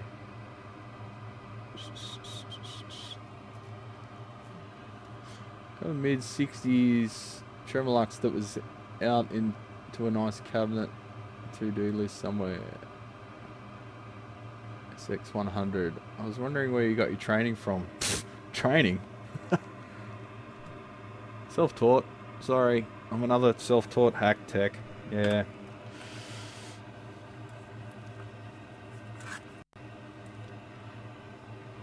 Yeah, it's a lot of sleepless nights and thinking I'm worth nothing because I can't figure out a problem. And then one day you figure out the problem, where you keep pushing until you figure out the problem, and eventually you've got more problems figured out than you've got ones that you haven't figured out. And I guess then you're a tech. I don't know. There's no rule book. It's an unregulated industry, so I'm just another pleb. Started out as a hobby, and then I ruined my hobby by turning it into a job. I won't say profession because I'm not exactly professional, am I?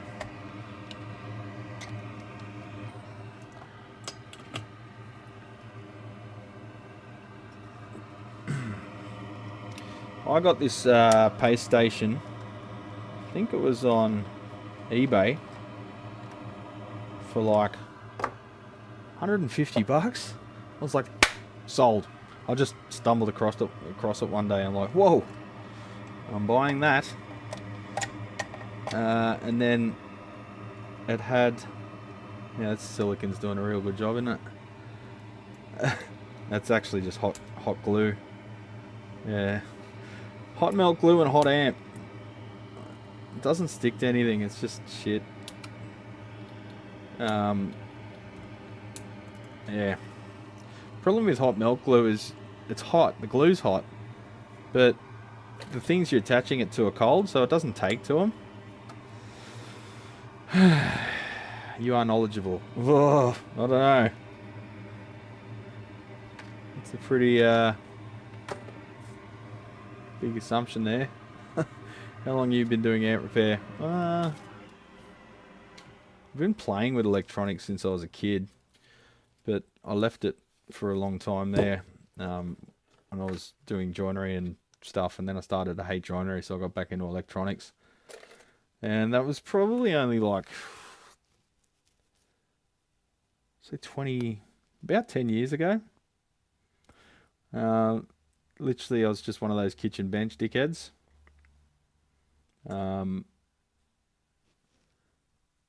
and then I made a little workbench, and then I got more tools and more tools and more tools. But it started off just doing guitar repair, probably around 2005, 2004, 5, and then didn't really do anything serious with electronics for a long time. Because I used to get Dad to do all the electronics. I'd pick up the guitars for refrets and you know, new nuts and broken headstocks. There was a ton of broken headstocks. That was sort of what I became known for, the broken headstock man. A lot of the time you could make it completely disappear, depending on the finish. So yeah, when I was picking up the guitars, I started asking, oh, do you know anyone that does amps? Because I don't know, like, the other techs were taking too long or fucking things up or whatever, or just unavailable. I said, I don't, but the old man does. He fixes and builds and restores stuff in his spare time. So I started picking up amps, picking up the guitars. I'd drop the amps to Dad and he'd fix them. I'd pick them up again and drop them off when I dropped off the batch of guitars. And then Mum and Dad moved away.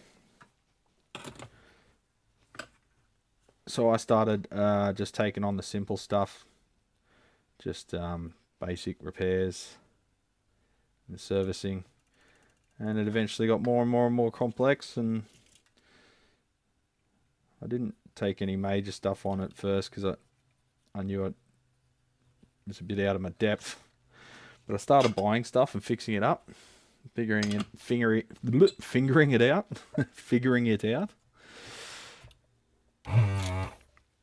And got to the point where I started to understand the circuits a bit better, and just lots of reading and research as well. But I've got a really bad memory.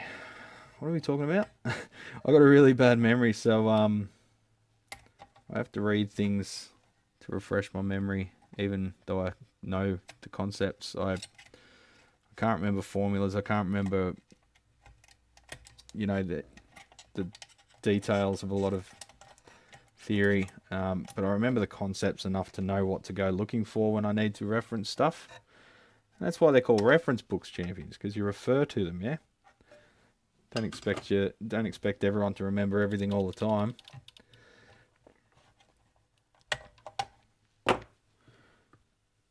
So between that and a library of books and the internet, and knowing what to look for on the internet too, because there's a lot of bullshit on there too.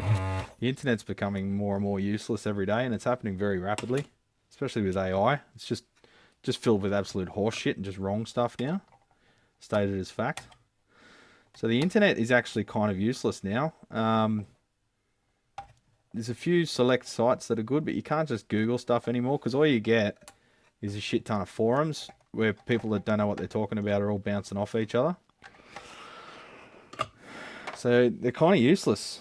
There's a few websites that are worth referring to, but besides that, there's not a lot of useful information. So it's literally, we're going back to like being book-centric, because the internet's so useless, and just ads and it's just dead internet, eh? That's that theory, dead internet theory or whatever. It's becoming a reality. It's just not of any use anymore. It's just bots talking to each other and people that don't know what they're talking about pretending like they do for some fucking weird reason.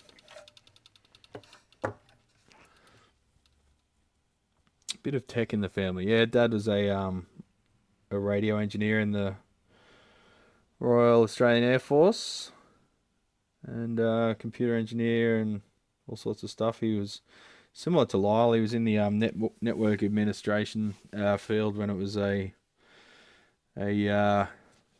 thing.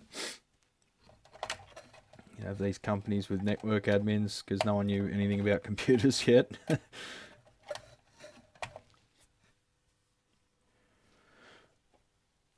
Amp internet kind of died with Enzo. Who's Enzo? Sorry, I feel like I should know that. Oh, that's old mate from Slow Clone, was it?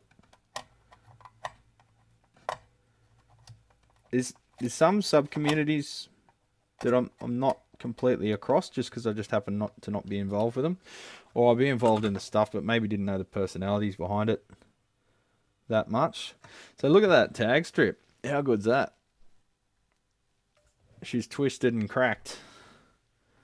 So we'll replace that. Have you ever worked on 80s Marshalls? Yeah, I've worked on quite a few. They're more common here than Fenders from the 60s, that's for sure. Brad, speaking of guitar repairs, oh god.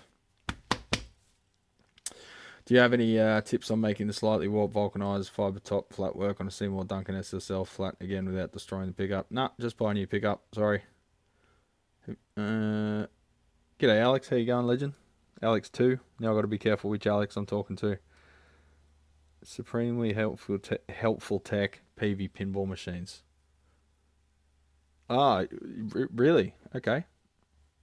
Enzo worked on pinball machines. Wow. I'm still on the manual operated suckers. Gets the job done, but kind of annoying when you don't have a third hand. Yeah, I've got this one.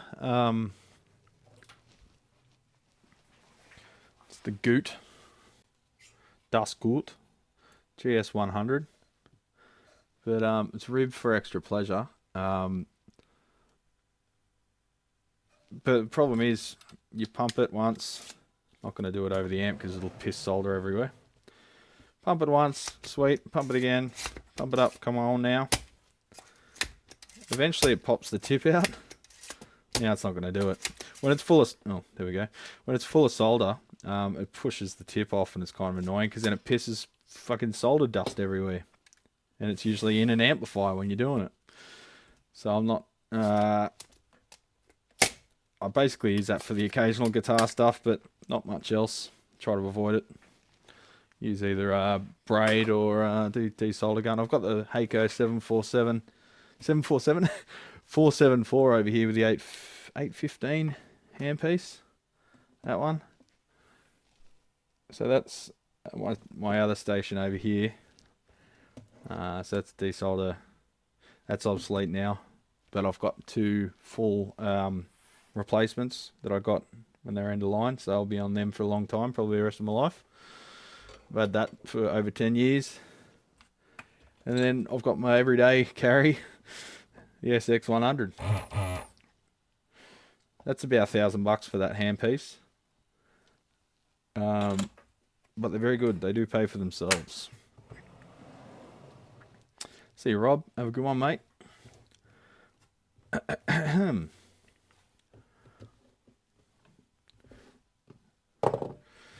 Alright, let's get that tag strip out. We can run an Imperial since it's made in the USA.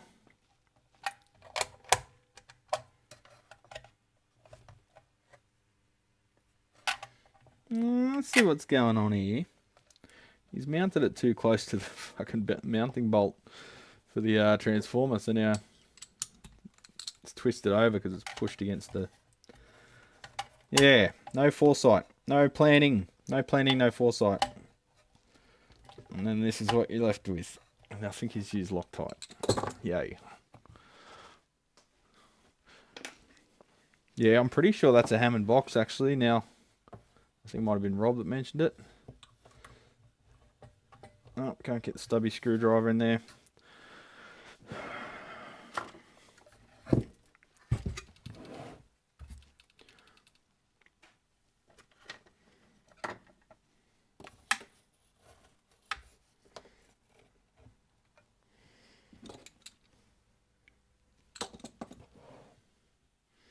Providing freedom to shitty solder all over the world.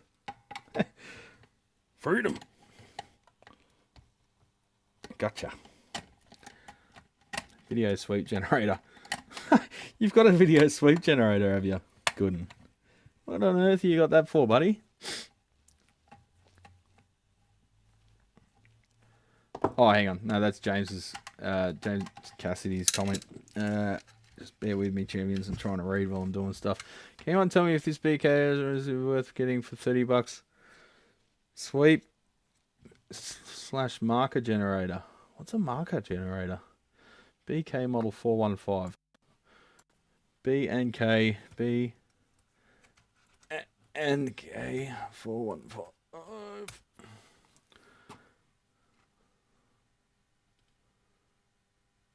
Radio museum. No. So that's not for audio. That's for old TVs. It looks cool, but it'd be useless. So there you go. There's your answer. I'm going to put in an ad because why not? You can't stop me.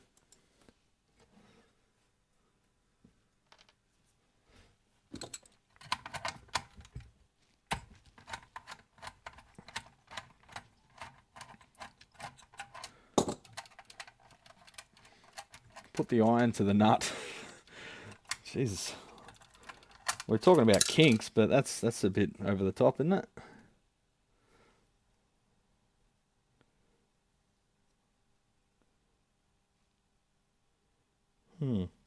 It's cracked, but it's not broken.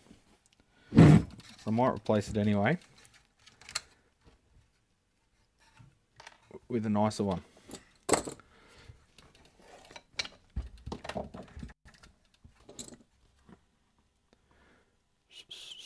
Did anyone get an ad there?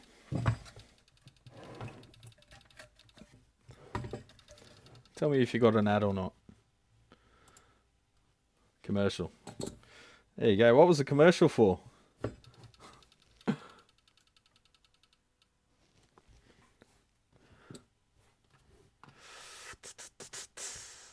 Ahoy. Solder station, less than $200. You get what you pay for, but I've heard they're actually like disproportionately good. So yeah, try one of them out.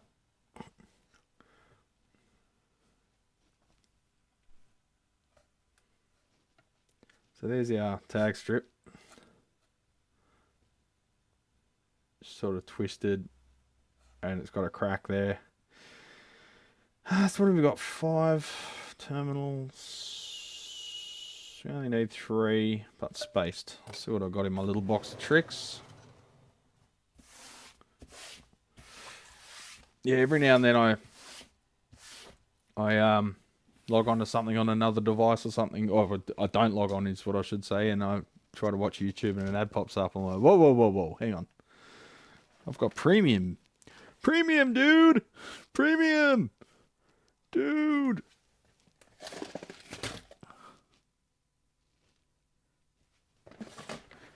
That's the droids I'm looking for.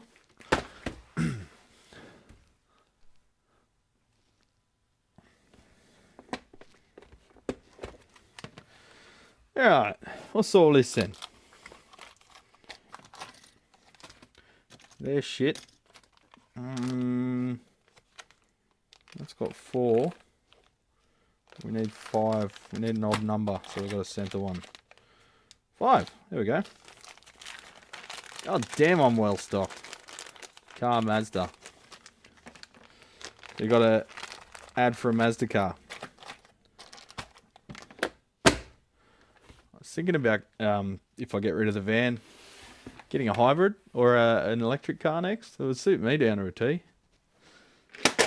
Or just a motorbike. Just get a motorbike. Still got one car.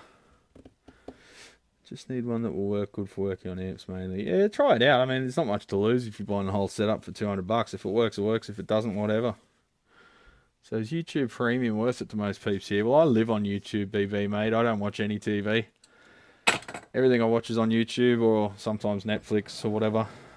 If I'm watching something with Michelle, but I'll buy movies on or rent movies on YouTube as well. Right, so that looks terrible. So let's cut that back a bit and restrip it.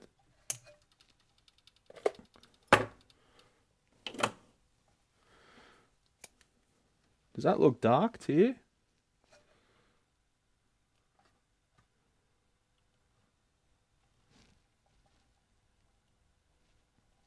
I think the jacket's melted to the wire a bit. Oh no, it's top coat wire.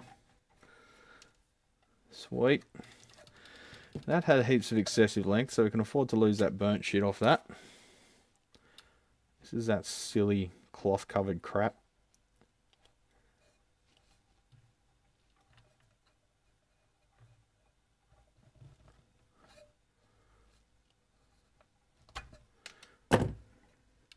Just check for any nicks where I've stripped it. No, we're all good. We can install an ad blocker. Yeah, but that's just another piece of software to be running in the background. And a lot of the software that has less than, you know, how should we say, legitimate manufacturers will also come with spyware of some description. I don't want to risk it. But YouTube Premium, I get income from it. So when you pay YouTube Premium and you watch my content, it shows up on my analytics that I've made income from people's YouTube Premium accounts because they've watched me. So you are supporting the creators by having YouTube Premium still, just by virtue of watching. Instead of the money coming from the advertisers, it comes from your payment for your subscription to YouTube Premium. I mean, use an ad blocker, I don't care. Like, the income's so minuscule that doesn't matter, but it does add up, you know. Alrighty then, I think we're good to put a new tag strip in. Yeah, look at that. The whole chassis just flexing. What are these things worth? Do I want to look? Do I want to know? Probably not. Little Walter. Little spell Brad. Walter. 22. Alright. Brace yourselves, champions. Played by Wade Finn. Yeah, expensive. 2400 for a 22 watt combo. Little Walter 22 watt head. For what it is, fuck me. I've got to start building these things and selling them, eh? I could build this for about $300. Nah, not altogether. I'm talking cost of materials. As usual, no price on the homepage. Let's show you a screen, eh? Let's show you the screen. Alright, there's the homepage. No pricing on there. Forums, who cares? Forum, who cares? Page with no pricing. Video. $22.50 US, so that's like, yeah, like $4,000. Do you think this is $4,000 worth? Really? Ah, fuck off. Yeah. 3,500. That's the same unit, just different covering. 3,500, brand new. Okay, so 3,500-ish plus shipping, so probably $4,000 including shipping. I always get raked over the coals whenever I look at pricing, but it costs $500 to ship an amp here, guys. I hate to tell you this, but it's what it costs. Yeah, I think that's the one. Yeah. It doesn't have any labels on the back there, so maybe the tech put those labels on the back. Anyway, if it suits you, good for you.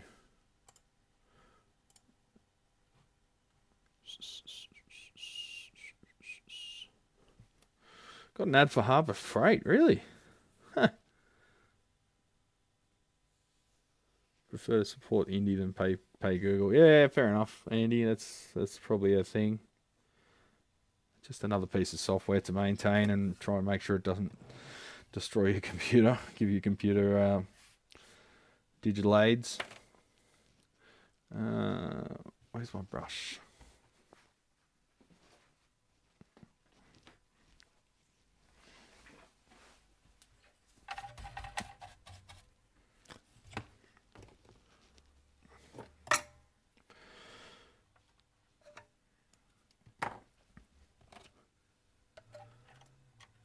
Can we put it in that way? No.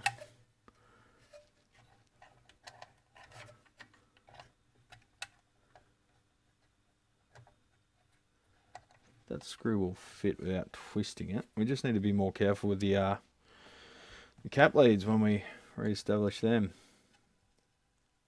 Little Walter wrote, boom, boom. Out go the lights.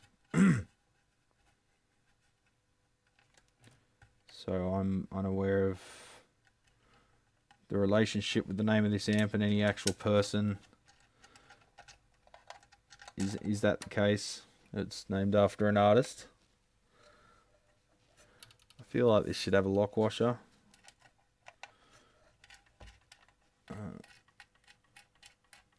Yeah, hang on. Might put a caps nut on there instead. Oh, there's none on any of the others. I'll just put a drop of the Loctite on it after it's done. I'm not going to rebuild the whole thing to my standard. How's it going, Brad? James, how are you, mate? I'm going good. Top notch. Top of the morning to you. Could use another coffee though. Hang on, another coffee. I've still got my coffee. I had my smoothie when I started the stream and I forgot about my coffee. Can't have that now, can we, lads? This is a bit fiddly. That's a technique I like to do. Use tweezers to feed a nut on. Brad's tech tips. Put the nut on your tweezers like that. Ah, come on, Benny boy. You're right when I think you're playing the game. You drop the ball. Where are you focused? Yeah, there you go.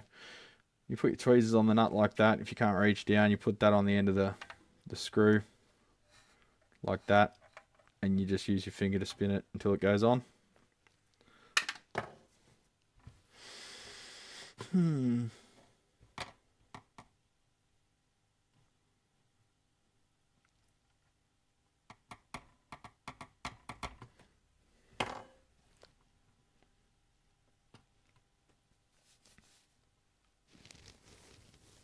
I'm having some rum and energy drink. Well, Jim, one should cancel out the other, yeah? Rum put you to sleep, energy drink wake you back up, and you meet in the middle. Mix your uppers and your downers just right, and you're good to go, son.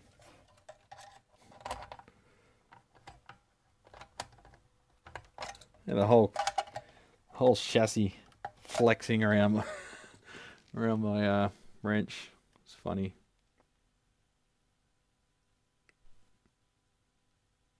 Oh, Penny boy. Time to retire you. Ads. What, you want an ad? You like ads, do you? Alright, there you go. Everyone blame Daniel for this.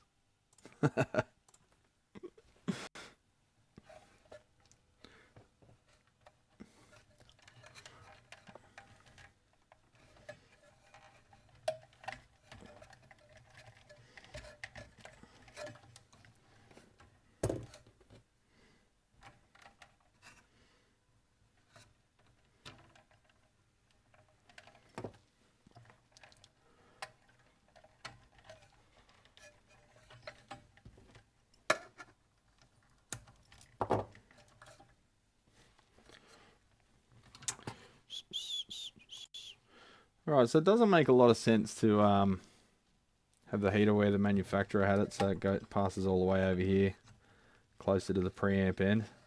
So let's just reroute that over here near the rectifier. Just put another cable tie on that. I was going to shorten the leads, but we can just tie it off to those leads over there. Jim, thanks mate. Gifting memberships like a bloody legend. Hopefully goes to some worthy legends. Grooved. Lou Woods. Good to see Lou. You got a membership there. I think you had one previously, yeah?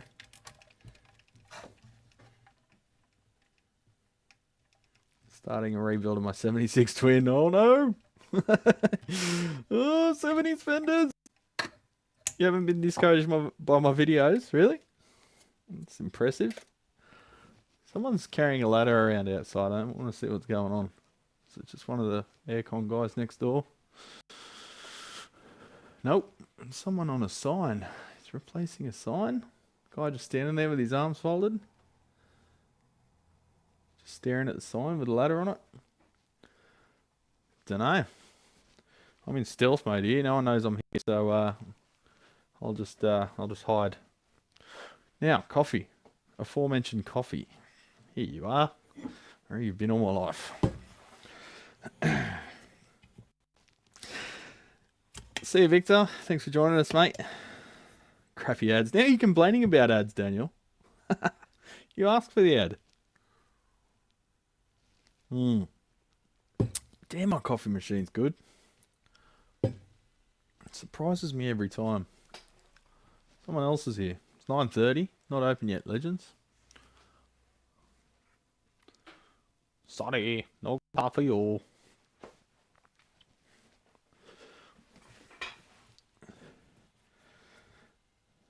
I'm back. Had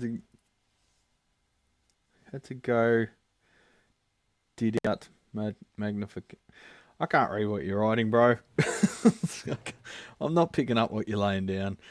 Carving base headstock brake. The other half of the job is horse shit. Huh. They were crappy ads. What ads were they, Daniel? What ads were they for? Oh, what products were they for, I should say.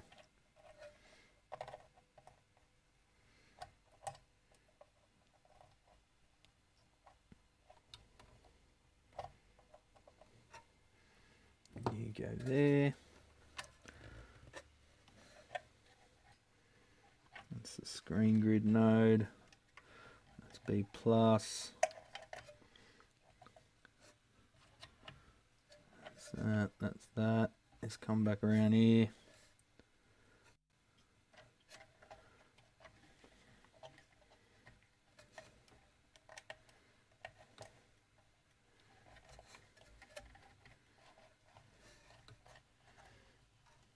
For shops. Oh, that's boring. Coffee, you get a bloody dog up here. It's only 9:30 a.m. I don't think I'm going to drink much this weekend. There's a lot of stuff on and everyone wants me to drink with them. But I've got too much to do, champions. I haven't got time to piss away fucking drinking or being hungover or try and find way back from friggin' venues at night at the moment. I need to get some solid work done.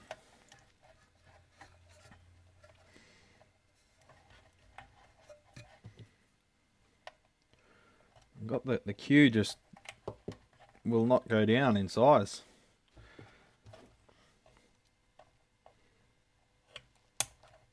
I need to get the queue a bit more manageable. I need to get some jobs out the door and some money in the door.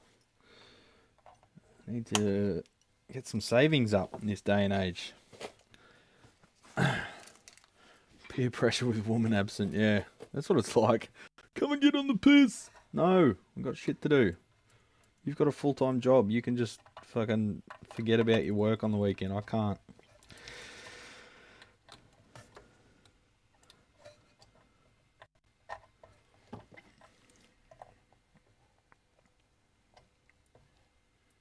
Alright.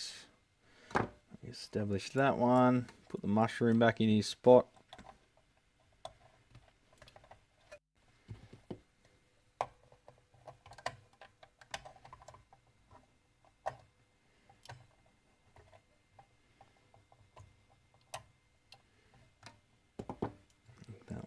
Spot.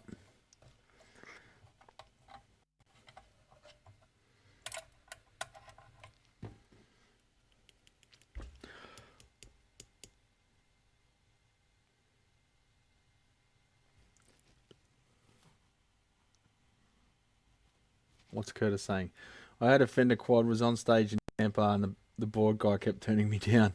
It happens. So the problem is, when you keep turning shit up, it keeps clipping the mics, and they have to keep trimming the gain. Because generally, when you're mixing, right, there's two different ways you can do it. I can see the advantages of both, but some live guys set the faders to unity, and then get a rough mix with the gain. So it's not like recording where your noise floor is critical. So they'll use the gain as like a mix bus, right? So then with everything at about zero, about unity on the faders, you've got a good mix. And then you just tweak it with the faders. Tweak fades as how am I blanking on his name? Brant Bjork says. And then others will set the gain maxed out like to where it's clipping and then just below it, so their noise floor is the best. Usually that's what you do in the studio. And then you do use your faders for the proper mix. But what happens if something fucks up? With the previous method, you can pretty much know you go to Unity and you're about where you need to be about. You sort of, when you're mixing live shows, you need to think like as simple as you can. Make life easy for yourself. So what happens is, with the latter case, if the guy's mixing with the, if the guy's mixing with the faders and using the gain knobs as like, you know, as maxed out as they can be, you turn up your guitar or you start playing more lively or whatever, and you start clipping and it sounds fucking terrible. Clipping, solid state clipping through a full range PA system is not a pleasant experience. So he'll turn your gain down, but when you turn the gain down, now you've affected all the auxiliary sends too. So he's not changing the mix through the front of house, he's changing it through the whole system, including your foldback. 100 ohm, really? 100 ohm. You give me 100 ohm screen grid dropper. Really? Okay, whatever. It's not my job to redesign the thing. So yeah, you're getting turned down. So then what do? You turn yourself up, don't you? Because now you can't hear yourself. You can't hear the notes you're supposed to be playing. So then it becomes a fight between you and the sound guy, and neither party is happy. And the audience is going, fuck. So the thing with guitar amps is they're short throw cabinets. They shoot out like a flame of sound. So you're standing in front of a guitar cabinet, you're getting fucking deafened. But then you stand a foot to the left and you can't hear the guitarist at all. So the idea is to get a sort of a reasonable on-stage volume, enough to get a bit of vibe happening, and add a bit of liveliness and ambience to the room, plus just on stage feels cooler, right? And then let the sound guy actually distribute your sound, because your even a Marshall quad shoots out a little 2-foot wide beam of audio that sounds terrible when you're in it and you can't hear it at all when you're out of it. A PA system has controlled directivity, so it'll have like a 90-degree wedge that it pushes out of like pretty even coverage in that whole area. So if you've got a decent sound guy, it's probably best to let them deal with that and work with them rather than fight them. Otherwise you'll just end up sounding shit, and chances are you won't get hired back. So I'd suggest listening to the sound man and working with him or her, sound person.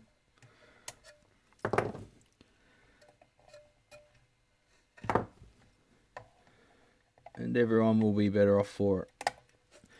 If you're going deaf and you just need on stage volume, get yourself an amp stand and point it straight at your noggin.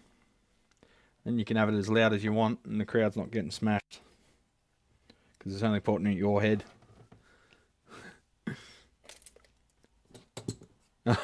Yeah, unless the sound guy wants to turn your 15-watt amp down to bedroom level so it can be a producer. Yeah.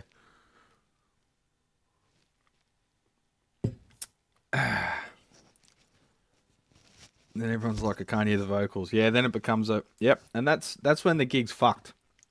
Because everyone needs to be louder than everyone else then, and it just ends up a mush, and it sounds fucking horrible. We've all been to these gigs and they sound like pus.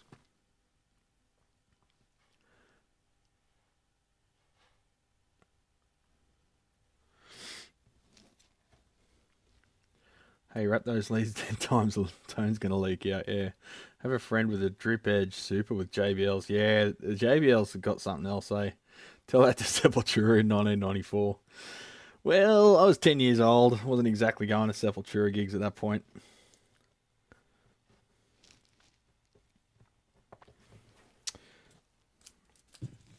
Actually, I don't think I've ever seen Seppi live. That's fucking lame. Saw Pantera once. Seen Anthrax like 4 times, 5 times.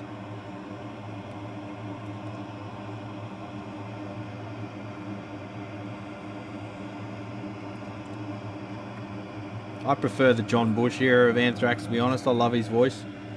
It's like the Bruce Willis of metal.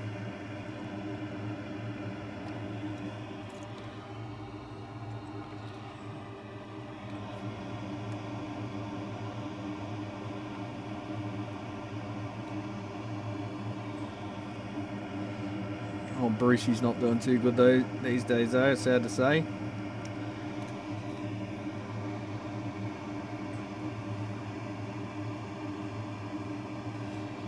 What you talking about, Willis?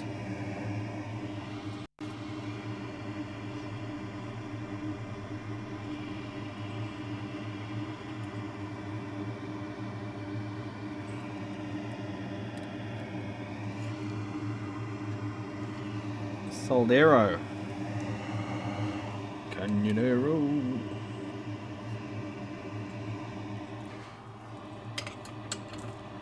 Right, what were we doing before we went on that tag strip tangent? Alright, let's get another 25 microfarad cap. Let's go for a... Who's here? Someone's just got their car idling out front. It just makes me a bit anxious. Like someone's looking for me.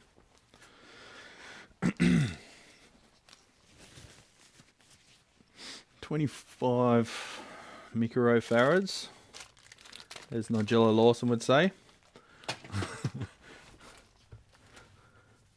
Microwave.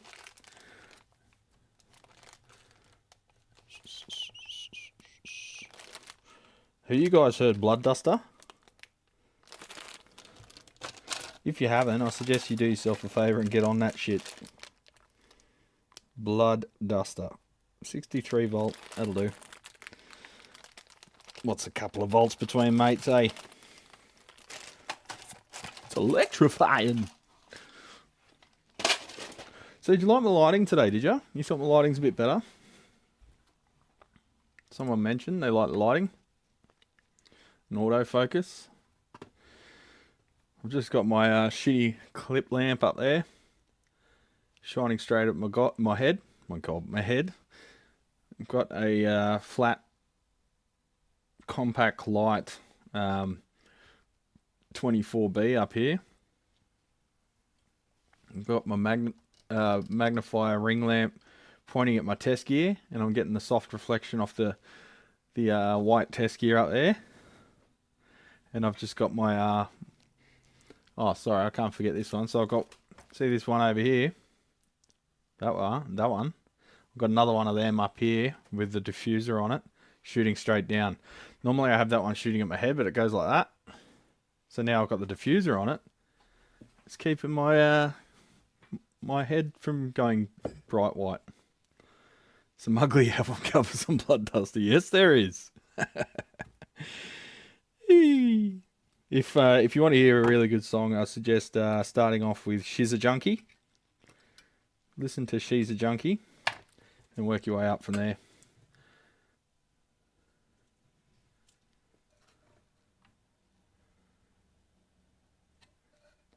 Just going to actually solder that ground connection properly, unlike Little Walter. Extreme metal and stoner rock band. Wouldn't call them stoner rock. They're sort of grindcore. They're a bit of everything. They're awesome. They were awesome. I triggered the DV meter 3 times, cut out on. This thing over here actually has a relay output, and you can set it. So those fucking things can actually Yeah, they can cut you off. That's no fun for anyone. Can you explain the whole diode on the power tube socket you did on the twin rebuild? Power tube. So when you say power tube, you mean the output tube? I'm being a bit of a pedant there, but just to make sure you're not talking about the rectifier, because there was diodes on that too. Before I put those components back in to test it, I'm just going to see what's going on with this plate pin, because that looks really crusty and weird. Bit like me. Oh yeah, Ben's on it. Ben's on it. Flyback diodes, buddy. They've got an album called... yeah. Love them.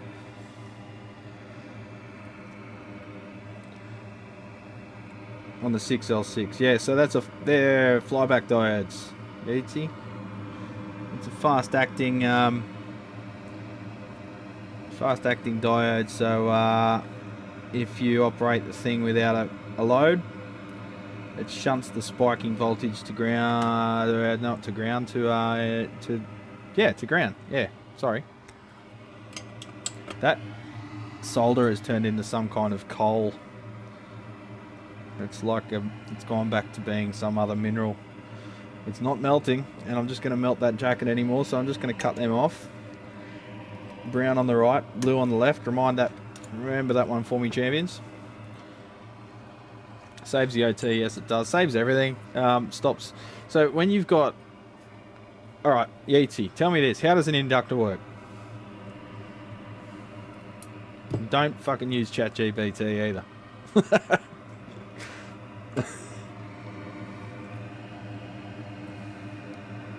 I can't just give out information. You got to work with me here.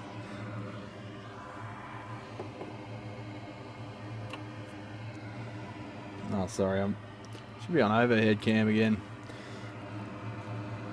I'm just looking at my stupid head.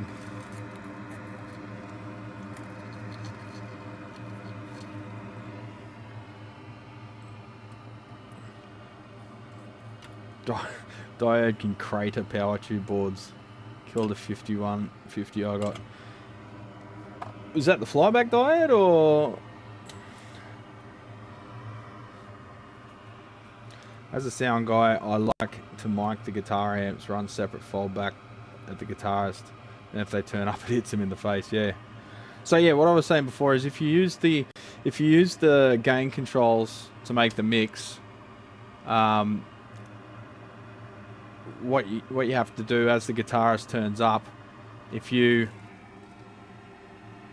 turn down the fader instead of the gain, that guitarist is, by turning up, he's getting more of himself in the wedge, because the gain, your auxiliary send for your fallback should be pre-fader, right? So he gets more of himself through every speaker near him as he turns his guitar amp up, and you can just turn the fader down a little. Everyone's happy. But if you tweak the gain, turn the gain down when he turns it up, if you're right on the edge there, Panny boy, focus, would you? Fuck. What? My face is right here. It doesn't... what happens is that you both end up fighting each other. So as he turns his volume up, you turn him down, his fallback gets quieter because you're turning down the pre-auxiliary return, auxiliary send fade. Sorry, let me get this straight. It's very hard to talk about things where you're trying to concentrate on something else. So if you turn the gain down, his auxiliary send will go down. He'll get less of himself through the fallback, right? If you leave his gain untouched and he turns up and you turn the fader down, front of house gets pulled back, but his fallback doesn't. So as far as he knows, he's still at the level that he just turned his amp up to. He can't tell what's coming out through the PA, the front of house, unless he goes out there and puts his head in front of it. So everyone's happy if you just use the fader instead of the gain to turn him back down. And he doesn't know what you're doing with the front of house mix because he's behind the PA speakers, or he fucking should be anyway. Unless he's one of these wankers that runs around with the wireless rig. Look at me, I'm at the bar. Robin Ford is their newest chill artist. Yeah. I don't listen to any of those weirdos anyway. Robin Ford, who cares? I couldn't name one of his songs, to be honest. Not interested. That's blues lawyer shit. Blues dentist. Hey, wow. That wire's got very hot. And oxidized. Only on that one valve. Let me have a look at the valve pin, actually. For the... Yeah, pins look alright. Don't know what would have caused that. There's no metallization on the envelope. Could have been from a previous valve, maybe? Having gone short. Can't see any evidence of arcing. Oh, there's a big gouge. Someone's melted the valve socket with a fucking soldering iron at some point. So that's fun. Like I say, champions, there's 50% of the chaos is from the manufacturers. The other 50% is from the techs that have touched it before. That have played knifey spoony. Bend them out a little bit. I like to get a little bit more isolation between the pins. Gain is set at sound check. I rarely touch it after that. Yeah, good move. It's good to have a bit of margin there instead of trying to get it the most. I mean, signal to noise doesn't mean shit at a live show. The signal to noise is the sound of the room, the people talking and the glasses clinking and stuff. That's a signal to noise. You don't have to worry about a little bit of hiss. You don't worry about that shit. Half the PA speakers these days, you turn them on, they just hiss with no input because of the switch mode power supply. Have you checked Rob Robinette's page? With regard to what?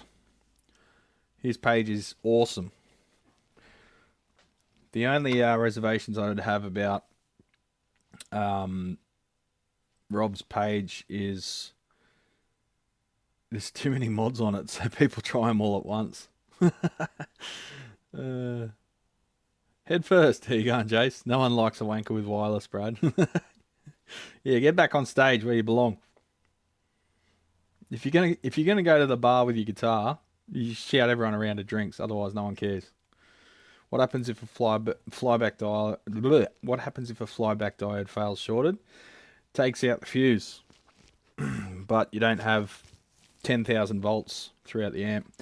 So where are we, Yeatsy? Yeatsy, where did you answer my question?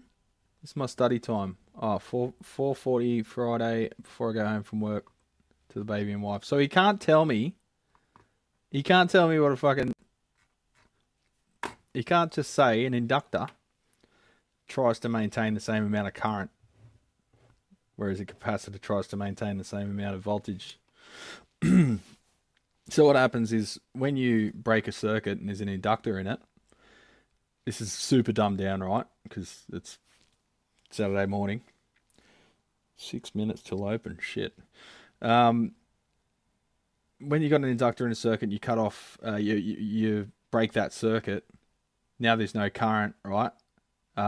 So the inductor doesn't care. It wants to maintain that current and it wants to keep the current at the same level. So it raises the voltage to try and maintain that current, but it can't because it's open circuit.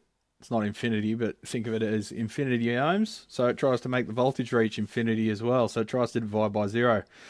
So what happens there is a massive, massive voltage spike occurs, like a ignition coil out of a car. Basically the same principle. And the voltage spikes through the roof to the point where it breaks down the insulation within the valves, within the transformer, the power transformer, within the output transformer. It destroys the caps. It does everything. You can have some pretty serious damage from repeated flyback events from an open secondary and a valve amplifier. So if the diode fails short, that's a $2 diode. Well, $1 diode, 50-cent diode, depending how many you buy at once and from whom. Not a $300 or $400 transformer. So yeah, it's not ideal, but it's better. It's better than the option of. It's better than the alternative of having to replace expensive components.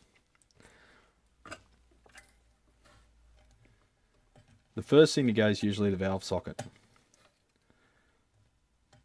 The next thing to go is the transformer, output transformer. The next thing to go after that is the power transformer if it maintains an arc. The caps could survive, but that's a lot of voltage, so they could be damaged, could end up with leaks. Even if you do repair the chaos, there could be more funkiness later on.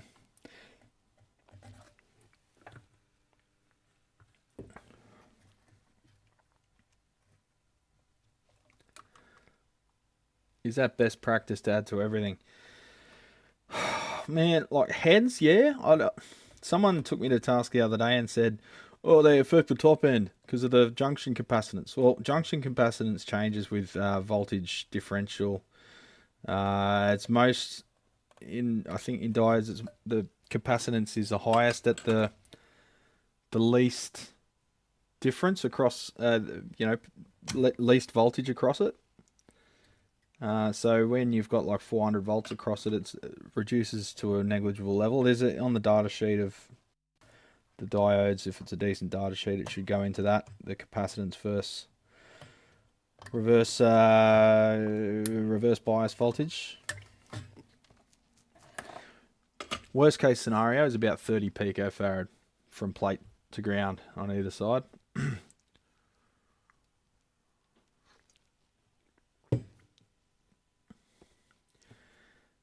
So yeah, I put them on heads because heads you have to plug into a cab and sometimes people forget. Combos, still not a bad idea, but if it's always like, if it's like a Princeton where no one's ever plugging it into anything else or whatever, they just like the sound of that cab, it's pretty unlikely someone's going to unplug it. Look, I put them in my own amps for safety because fucked if I want to replace a transformer on my own dime.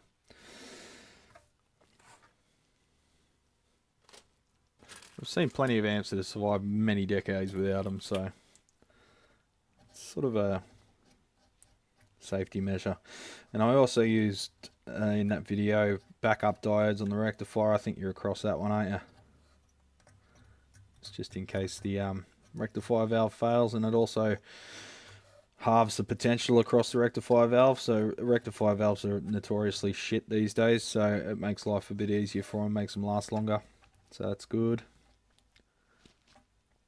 And the other thing I did was mount the heater balance resistors directly on the output valve socket as well. It's just a convenient place to put them. And if you've got a cathode biased amp, it's also a convenient place to pull the cathode elevation for the heaters from.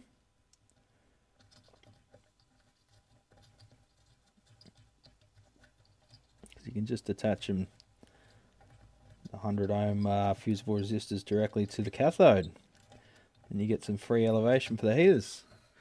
Who doesn't mind a bit of free elevation on the weekends, eh?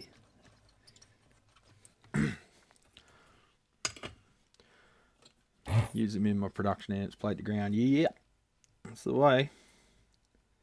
Because no one likes replacing a transformer.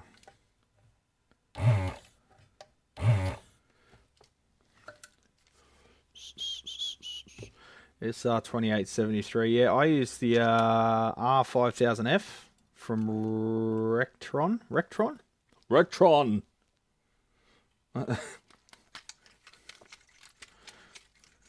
Sounds like some villain.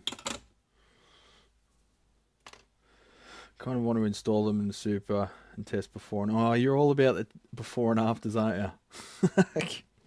You won't tell a difference, mate. If you do, you'll probably just convince yourself.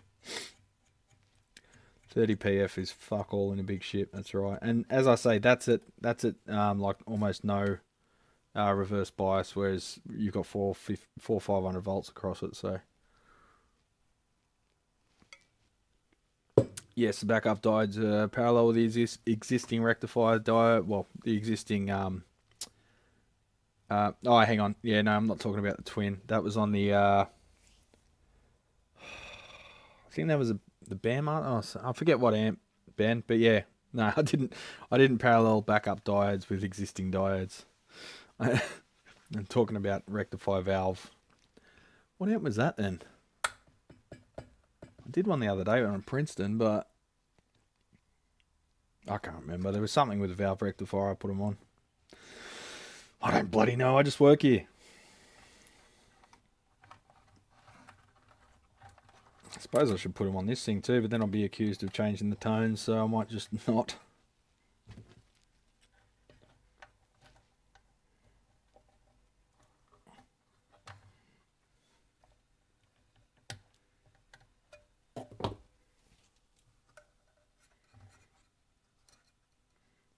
Rectron? I destroyed Tron. Good one, Ted. You win the comment of the day. Wrecked them. Alright, so the solder's not sticking to that wire because it's so burnt. Isn't that fun?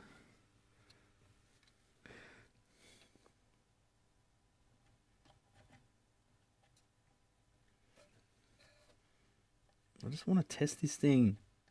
Just stop being annoying, Amp. I just want to test you.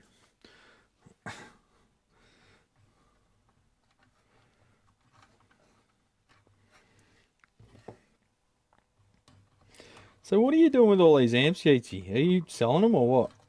Or are you just are you just hoarding amplifiers? I mean, it's, you know, each to their own.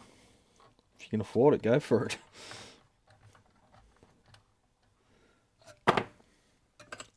He who dies with the most amps still dies.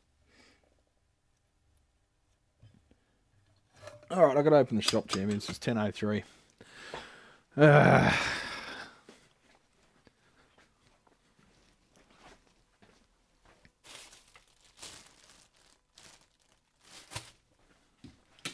Hey, my bread's not mouldy. That's good. Turn the computer on. So check out this hiss from PA speaker.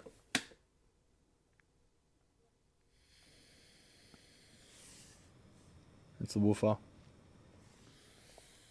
That's the tweeter. They're pretty much all like that, eh? No one cares for PA. Oh, we got a customer first thing. Seriously? Every now and then you get one waiting in the car park for you to open.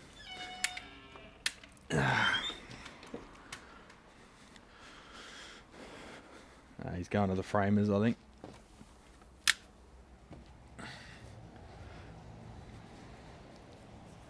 Put some background music on. What do we feel like today? Cannibal Corpse. Yeah, I thought so. No peeking up my password.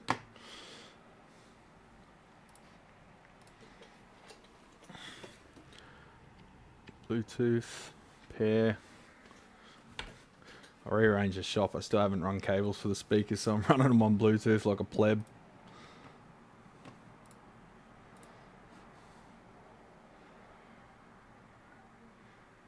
Sometimes it doesn't work. Every other time it connects because Bluetooth's unreliable.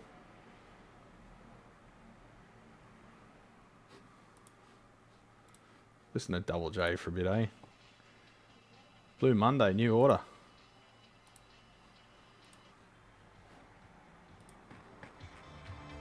There we go.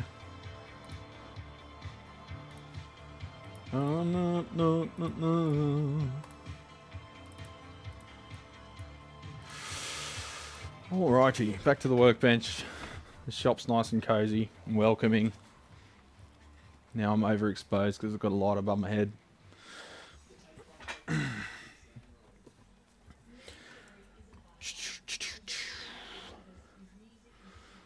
Guy standing with his arms folded. Yeah, it's like that some mornings. Some academic has actually written a book on gear acquisition syndrome, really? You guys keep an eye out. If anyone walks in, just let me know. I mean, the Super was 1.2k, so that's like $2,400 here. For a silver... Oh, no, that was a 60s one, yeah. So, they're probably going for that here, but that's the 70s ones. Because everyone knows how fucked they are, thanks to my videos. I've got a mixture of my stuff and others I'm working on. One that's not being featured on the channel, Basement 50. What are you running? Because you're gigging, aren't you, ET? You're one of these people I'm jealous of that can actually play and gets regular gigs. That would be me if I was any good. Taking a break from others' amps to get through my stuff. Fuck, I wish I could do that. I've got so many projects on the go I want to finish off. I hate having unfinished projects. I need to finish them. They sit in the back of my head and poking fun at me the whole time. The roll off from the diodes is well above the audio band. Yeah, but tell that to the people who read fucking Ken Fisher's articles and interviews. The Lord has spoken, so you know they will follow forever and ever and ever without testing or fucking any thought. The roll off from the diodes would probably be around the 30 kilohertz at the minus 3 dB point. I've got yet to do the calculations yet. Don't complain about customers. Yeah, I'm not, Daniel. It's just sometimes I get here and there's like 3 out front, and as soon as I open the door they walk in. I'm like still turning lights on and stuff. I'll never complain about customers. All my customers are pretty good. Legends too. I think I've only ever had one massive jerk off, and I told him to go fuck himself, and I haven't seen him since, so good.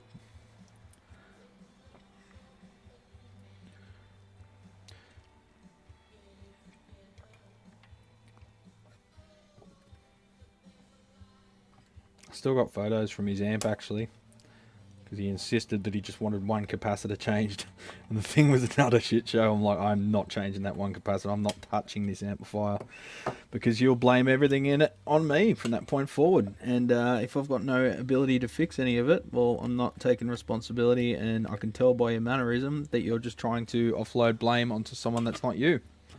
So goodbye. Get out of my shop. Leave. Go. I don't care. Fuck off. That was pretty much how it went. And then I told all my local techs about him. Ha! So good luck getting anything fixed in this town, you wanker. And he sent me an angry email saying that I'm a rip-off and commercially convenient for me to have found all those problems in his amp. I said, hang on a minute, buddy. I haven't charged you a fucking cent yet. You have not taken your wallet out at all. So I gave you all the advice I could. You've gone home, used that advice to fix it yourself, and then sent me an email that you resoldering one connection has fixed the amp when there's all these other issues waiting to occur as well that I can't take responsibility for. Yeah, it was just a shit show. I just told him, mate, just fuck off and leave me alone, would you? I haven't got time for your mental illness. Go get therapy. Alright, so I think I'm going to mount that resistor back on the valve sockets, but with much shorter leads, so it's got a much higher resonant frequency and it won't rattle around, flop around like crazy. And then I'm going to mount that cap away from the resistor. Nice and safe. Directly to the chassis. I think that'll get us where we need to be to power this thing up and have a listen. Why not the Basement 50 ET? Yeah, why not the Basement 50 ET? Overhead camera looks good, just takes a bit longer to focus. Yeah, it didn't used to do that, Curtis. It used to be pretty snappy. Something's gone wrong, but I've taken it on camping trips. It's full of dust. It's not professional, so it's not dust sealed. It's probably full of friggin' dirt from the camp trips, camping trips and campfire smoke and shit. So I can't really be too hard on it. She's had a good run, and I have had it like 10 years now. But I was thinking about going 4K and getting 4K capture card. But then I'm thinking, well, you know, if you make little incremental improvements, yeah, that's fine. But if you're going to do it, you may as well go the whole hog. So I may as well get a desktop PC, put it under the computer, get a 4-input capture card, fucking every camera known to man on this bench, different angles, all 4K. The internet can take it. It's just my little laptop can't. So, yeah, and video card too. so I can do video editing on it. And then I'm like, well, do I just get the video card for the one at home, because I do editing at home, because I don't like doing my hobby at work, because it feels like work, and at the moment video is my hobby. So I like going home and relaxing and editing. I don't think I'll be editing here at the workshop ever, unless it's just a short or something that I just want to pump out. Shiny head, yes, it happens. It's because I've got higher than average testosterone. It's a well-known thing. Probably means if I do have offspring, they'll be female. Cannibal Corpse. Trying this little vanilla hyper thrash. I'll check that out, Ted. I'll go back through the comments later on.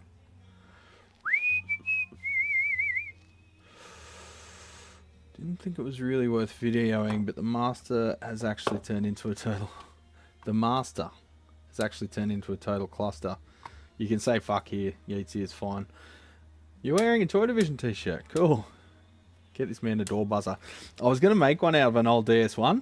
So you punch the pedal and it rings the doorbell. I thought that'd be cool. During COVID, because of the no touchy thing, I was going to make, because I just had the shop with the front door shut, and I had a fold up table out front. People would leave their amplifier, write the notes. This was before I was taking bench fees. So they'd knock on the window, leave their amplifier, write down any notes and their contact details. And when they were gone, I'd pick up the amp and bring it inside and suss it out. But what I wanted to do at home before I was at the shop, because the first lockdown we were at the home workshop, and my front roller door was shut because my neighbours are massive weirdos and I don't want to look at them or talk to them. So I was going to make a doorbell that you didn't have to touch, and it was just a stomp box, and you stand on the stomp box and that was the doorbell. I thought that'd be cool for the no contact thing. Still not a bad idea. I mean, touching shit's gross. Especially musicians' equipment.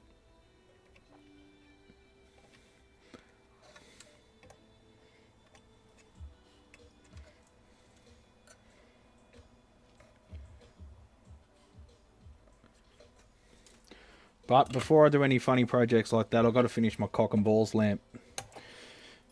It's going to be my new background ornament. Right in that little empty spot there on the shelf. Right there, I think. Cock and balls. Right next to the tissues. It's just a little funny lamp I'm working on. Alright, so that resistor's much more sturdy now. Much shorter leads. You've got your cap down and away from it. Still mounted to the cathode. Everything's a lot more sturdy, so I think we're ready to fire this thing up. Just fire it up on the Variac first and make sure we've got confirm we've got no shorts or anything dramatic. Larmar. Put fuck off sign in front of the window. Yeah, I don't want it to fuck off.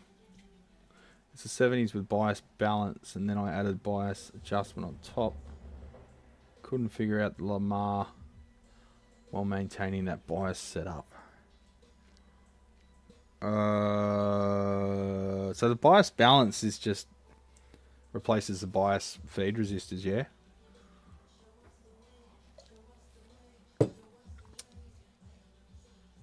So I think the key there, Yeats, is you got to think of the master volume as a voltage divider, and that's the way it works best.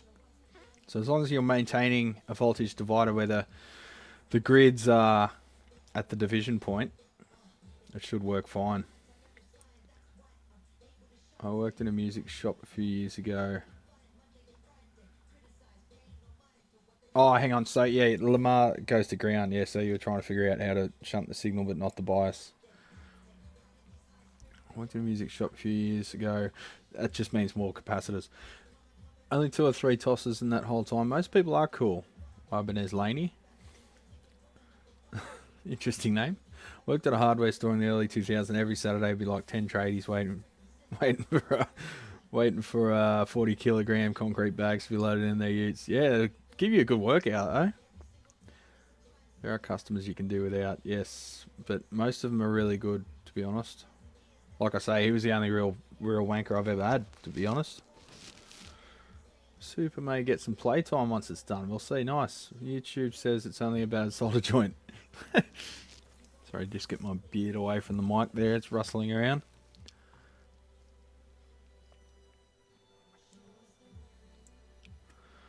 Do it before the end of June. You can remote desktop in. Are you talking about the computer there, Ben?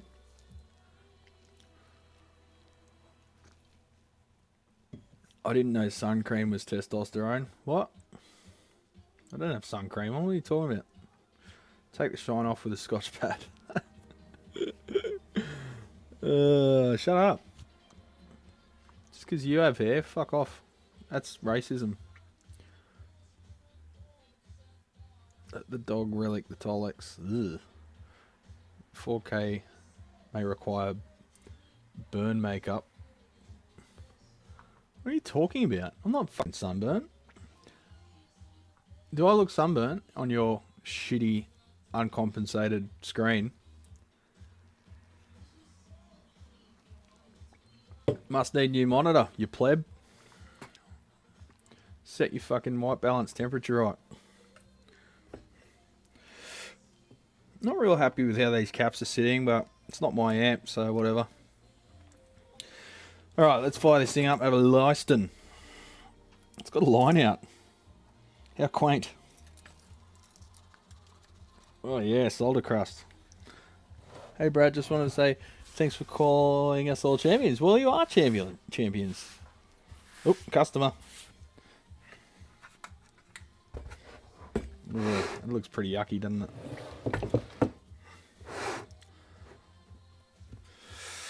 Just one sec.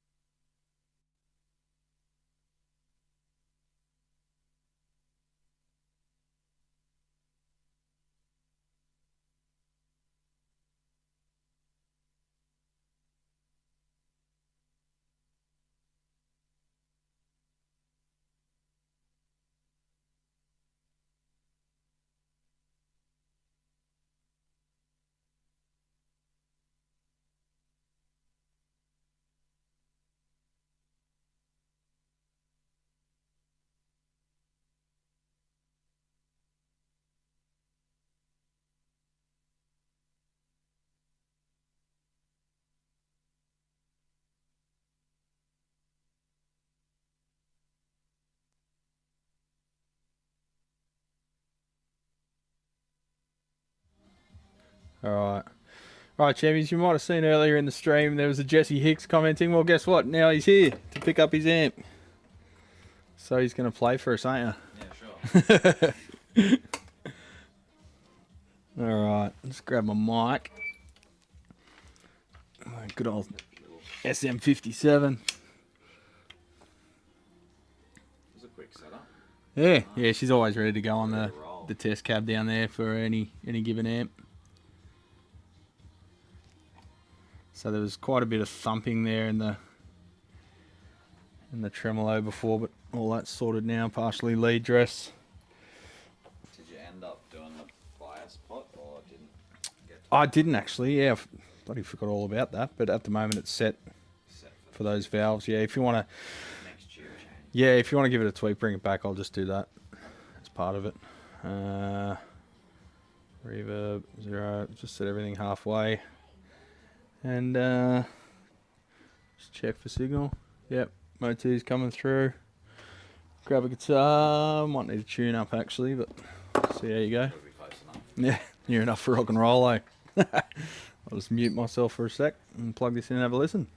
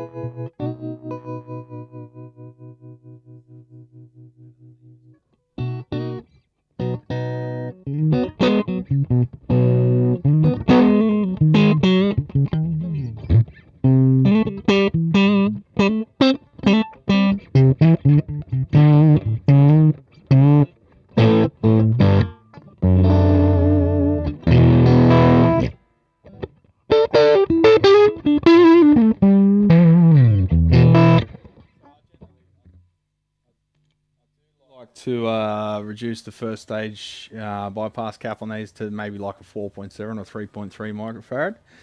At the moment, it's still a stock.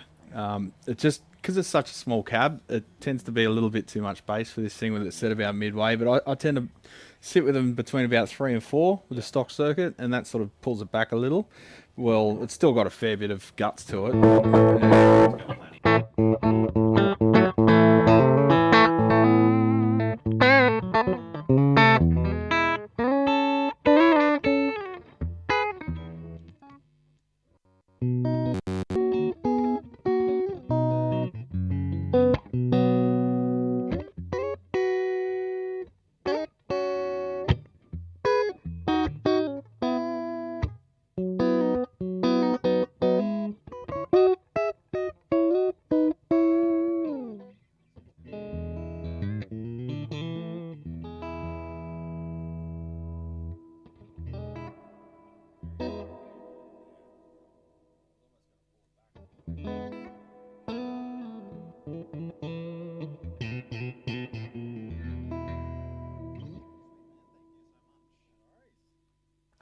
Can I grab 2 of those tube socket things we're talking about while I'm here as well? Yeah, the shields. Yep. Shields, yeah. Yep. I'll just show you what they look like. Just make sure they're the right type.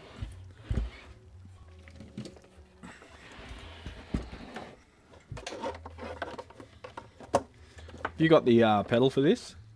I do not. All right. Did you want me to order one? Because I'm about to order a couple. You don't really use it.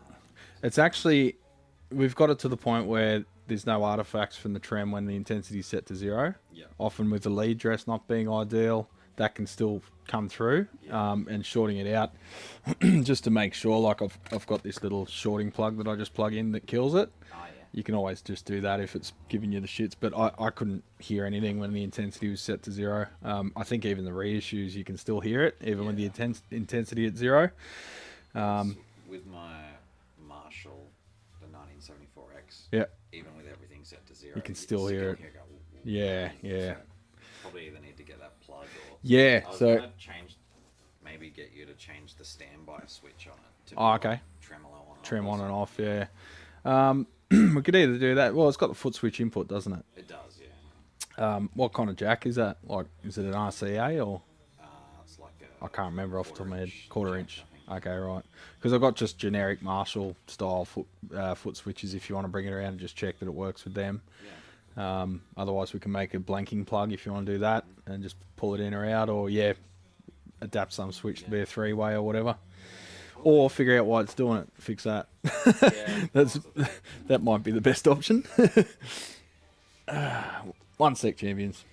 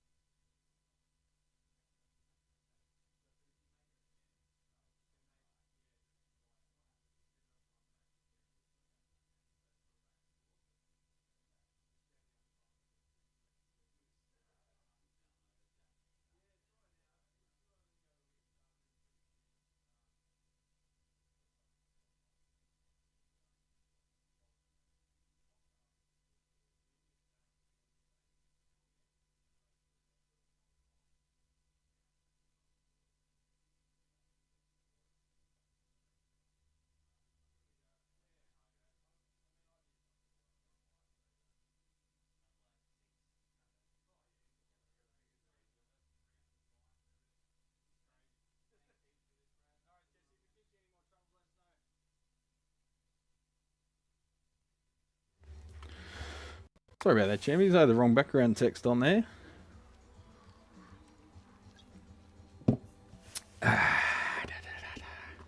Right, what are we chatting about?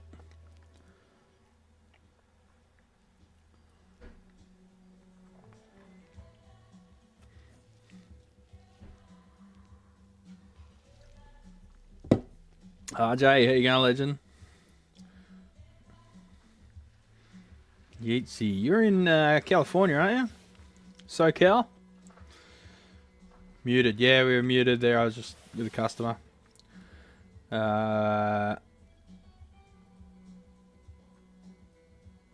You're in Seattle, Lou. Cool. You're in Vancouver. RJ, I know that. I've sent stuff to you.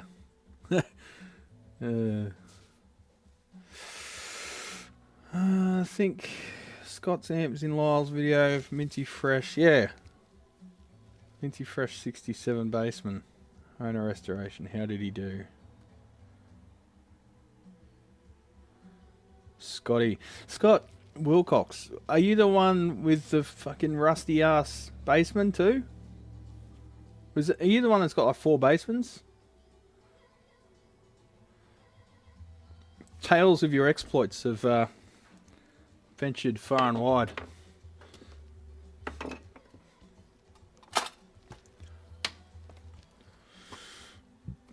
I should make a switch plug as a product. No mods needed.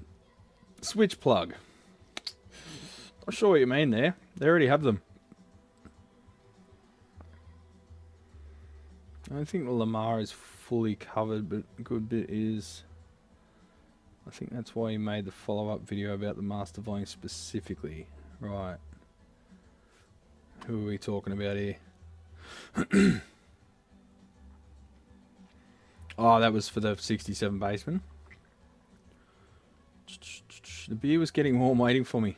Well, drink it!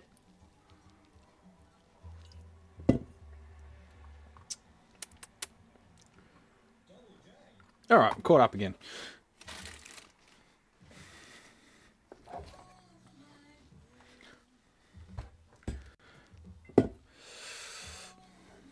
Alright, I don't know what this adapter is. 6SC7 to 12A-7. It's got a 12AT7. So someone's made an adapter. I don't know if that was a previous tech. It looks a little bit amateurish, but it may do the job perfectly. Just make sure these valves are seated properly in this tin foil chassis. Look at that. You see all the valves tilt in when I push on it. You can see how flexy it is. So I reckon, yeah, that's likely a Hammond box, one of their pissy little aluminium things. Used to work with a guy that couldn't pronounce aluminium. He'd say aluminium. Aluminium.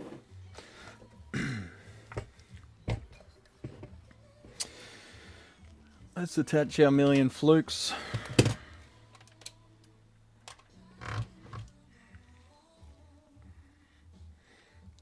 Check that we're not blowing anything up. RJ! Rejoin, buddy. The time is now. Oh, I should have left the top eyelet open. Silly duffer. It's alright, we're there.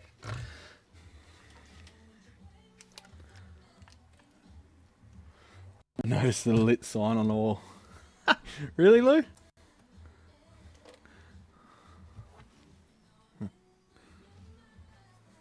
Normally it's blurry, but I normally set it to manual. I normally set it to manual, whereas when I walk away on auto, it focuses on the background, doesn't it? Good one, Brad. Is that a mushroom doodle? Yes, I believe so. Mushroom. It's not mushroom. Saw a good joke the other day, eh? I'm really shit at remembering jokes.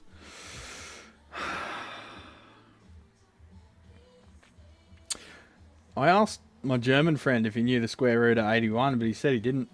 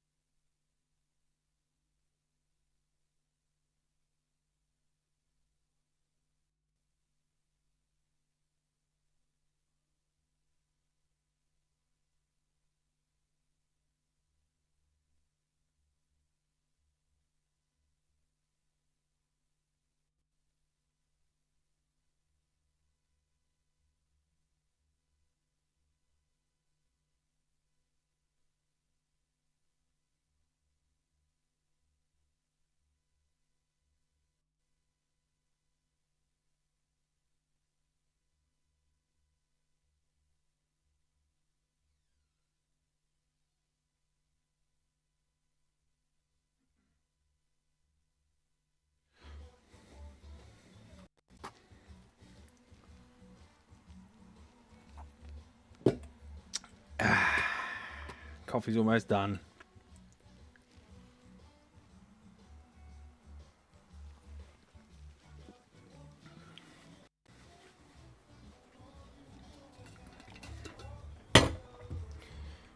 What am I going to have for breakfast, champions? Breakfast of champions. Some ham there. Yeah. Got enough to get by. Should be right.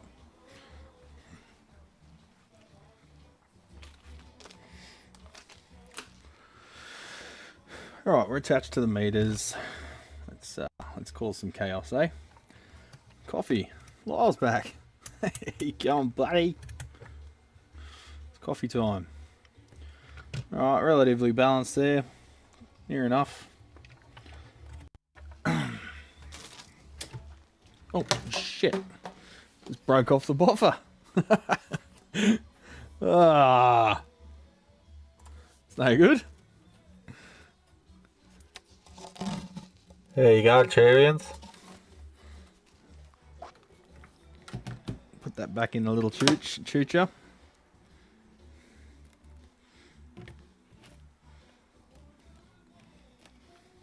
It's actually AEST safe, this thing too. It's I don't know, conductive, so it doesn't build up static from the air rushing through it. I know because I shocked myself on it the other day, and it's got the little connections to ground that I've connected to the center pin of the power point.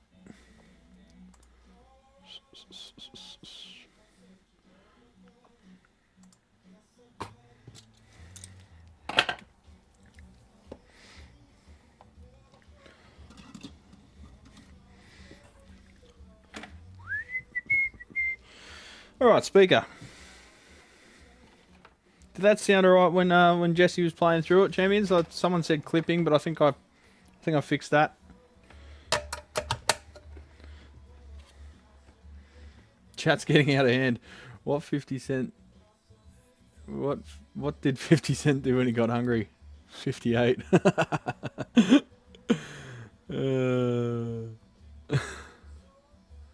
My wife and I decided we don't want kids. We're very happy with this decision.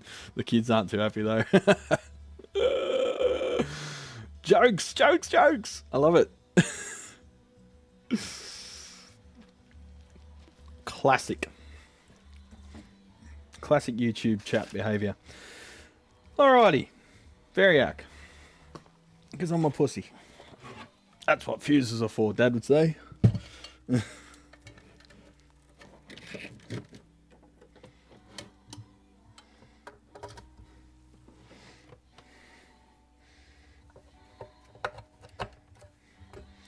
actually. I'll just check the fuse. Oh, that's the other thing. Get the right camera angle first. So, people go on and on about, I don't know why it's so hard to understand, but the way you wire a amp with a single pole, single throw switch is you go active, fuse, tip, from the fuse ring to the switch to the transformer. And you go neutral to transformer. I don't know why this is still an argument. It's so simple to do it that way, but people still argue and argue and argue about it. This is a 1.5 amp fuse, which seems overrated to me. I'll check the idle current and see what the inrush is. But watch this. If I grab this, I grab this over here. You watching?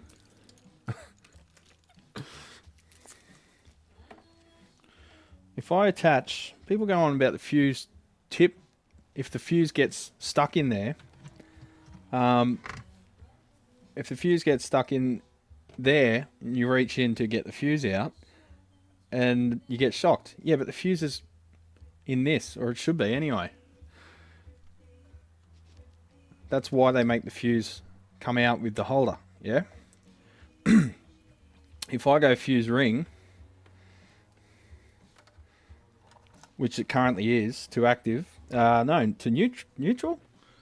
Active, so it goes live to the switch, back from the switch to the ring, which is fucking bad. So alright, I've got one probe of the multimeter attached to where the active is attached to the multimeter, right? Well, it's switched on. I'll attach the other end to where my finger would be, right here. Oh, what do you know? I just fucking electrocuted myself because this is attached to the ring. Alright, if I attach it to the tip, no electrocution. Brad's still alive. See? So attach it to the fucking tip, you dickheads. So, very bad points lost there for this amplifier. Is not compliant. Should not have been imported into Australia. Whoever imported this was breaking the law, because this is not a compliant amplifier. Literally not wiring safety compliant. So that makes this amplifier shit. Over everything else, that one factor alone makes this amplifier shit and dangerous. But we'll fix that, and then it won't be dangerous. It may still be shit, I don't know. Alright, here goes nothing. Let's turn the standby on straight away. We don't need standby around here. Drawing 6 watts, 7 watts, 8 watts, 40 volts, 10 watts at 60 volts. Let's attach this up to Watch RB Plus.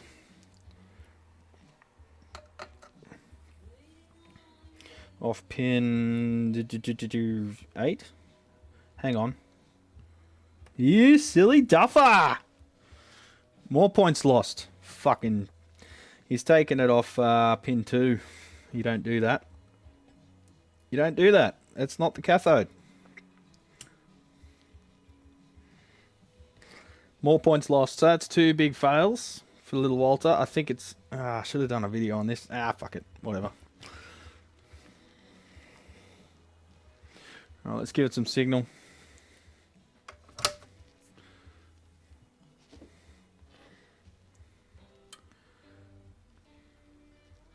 $15 watts. Everything's on. Everything's 12 o'clock. Watch the meter. Oh, you can't see the meters, can you? There you go. You'll see when the meters start to conduct, and they're starting to move now. Alright, we've got signal.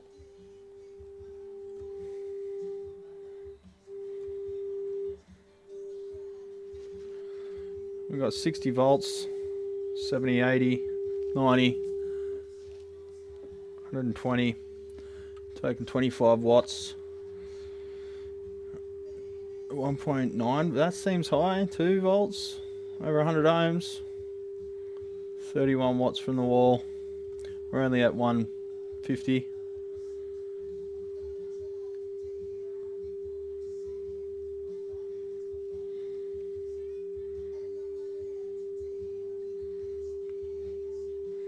280 at 180 volts input.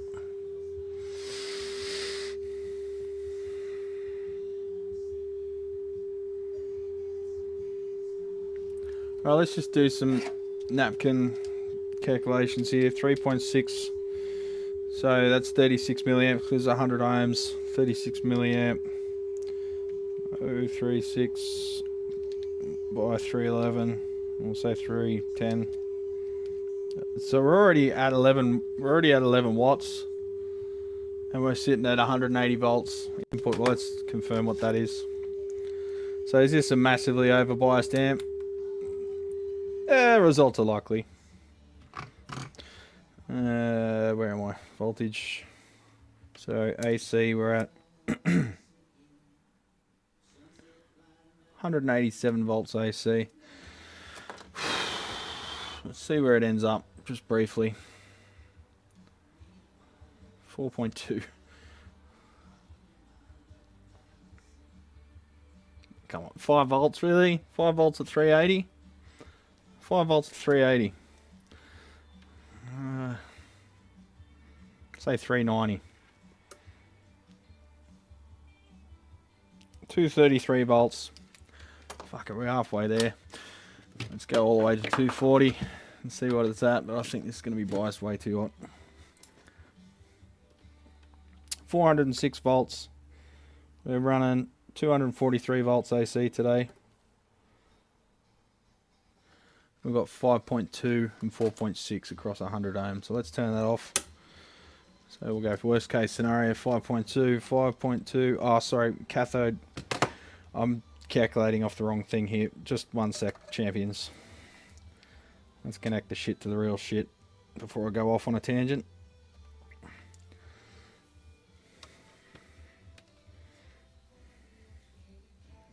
Right, so we want to be measuring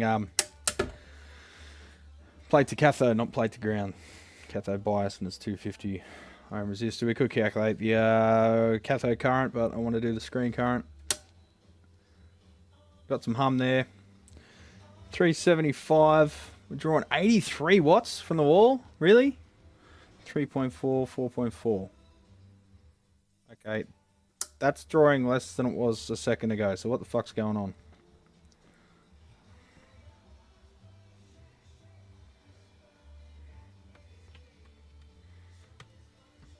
Something funny going on, legends.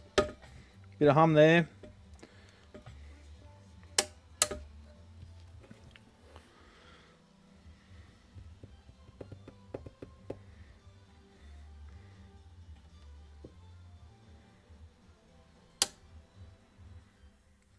.5, 4.4. Okay, what was that more before? Oh, wait, oh, jumping. 5.2. Jumping. Oh, dropping. Okay, we've got other issues.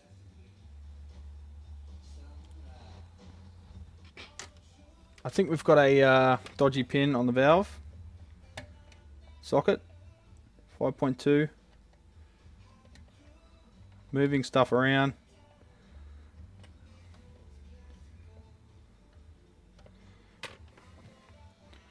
Or are we experiencing an oscillation there? That would generally see it go higher.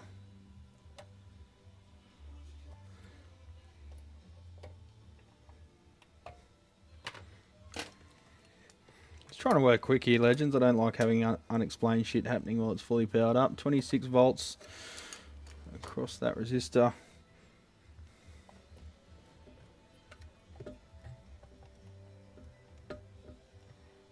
Now it's not doing it. Why have we only got 375 volts? When it was 400 and something. 375. Let's check the actual B+. Sorry, I'm getting confused here. 405 B+, 375. 5.3 across 100 ohms. 53 milliamps. 375. 20 watts for a 12AX7. For a 6v6.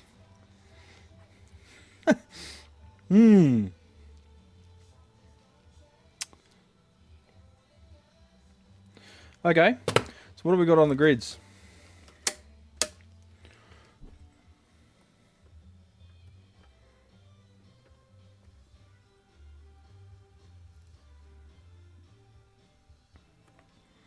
Can't read what's on those caps that are floating around. 600 volt rated caps. Whoop. Me.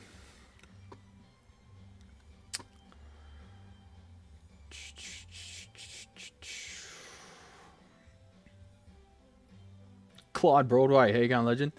Can you tell me what ohms speakers are in a Fender Bassman 5F6A reissue? I believe they're 2 ohms or run in parallel.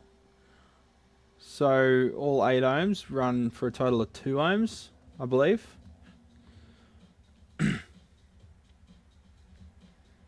Oh, there you go. Lyle answered.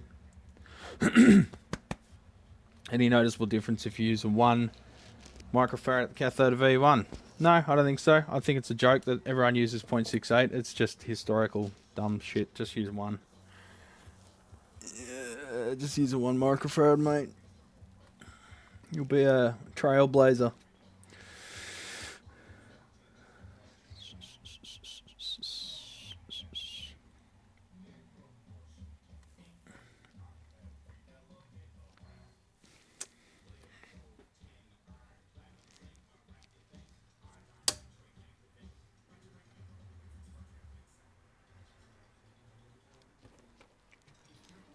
Alright, try and work quick. I don't want those 6v6s sitting at that for too long.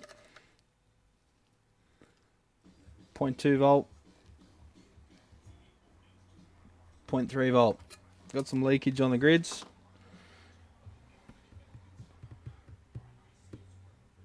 Got 470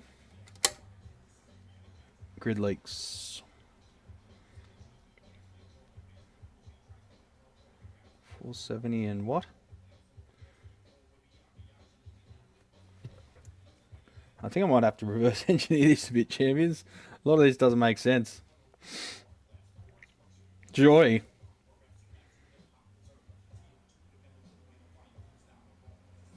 So, as always, you fix the main issue and then the next issue is the design itself. Alright. Alright, I'm going to have to trace this out, I think. And issue a pretty, large quote for doing so. I could send it on its way now, but we're pulling 20 watts. 20 watts out of a single 6v6. Yeah, 107 ohm. Yeah, 100 ohm. And that's unacceptable. Got 20, was it 20, 26 volts.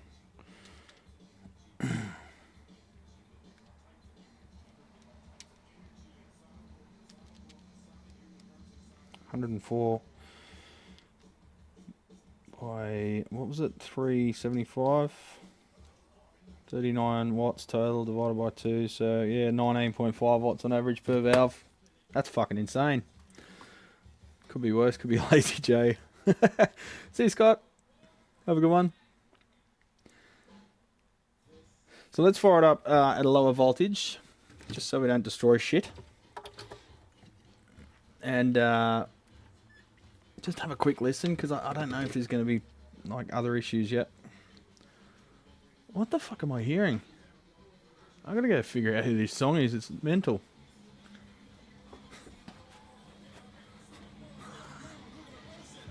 This song's classic. Who is it? Black Alicious, Blazing Arrow, Chemical Calisthenics. Calisthenics. That was an interesting song. Alright, let's have a quick listen. I thought Jesse put my mic back there. I was going to say, what a good customer. That's alright, that'll do. We've got volume. Yep. Let's see what issues this has other than the design issues, which is usual for boutique bullshit.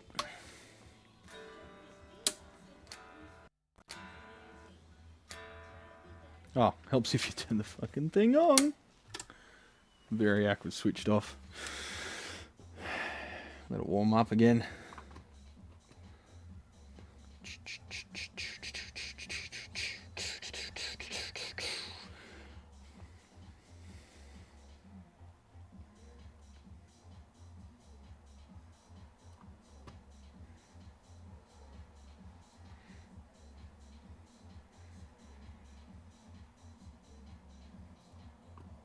Trying to figure out who's talking to who. Hang on.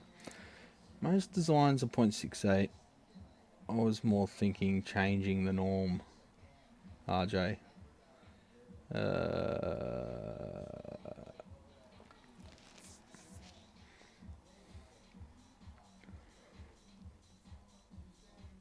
Then really design. Learn how to calculate minus 3D B points with a given tube type, anode and cathode resistors. Sorry, excuse me. Then learn load lines. Don't just swap things around, because yeah, then you end up with one of these. If you just throw shit in and fuck around, and yeah, little Walter certainly needs to read the above. Yeah, we're on the same page there, Lyle.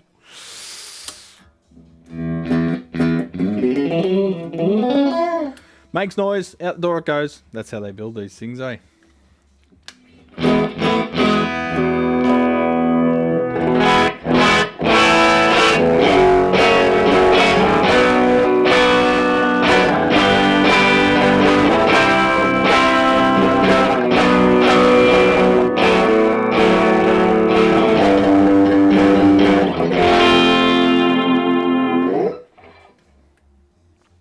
Sounds alright. Sorry, that probably sounded like shit because my mic was still on. Hang on.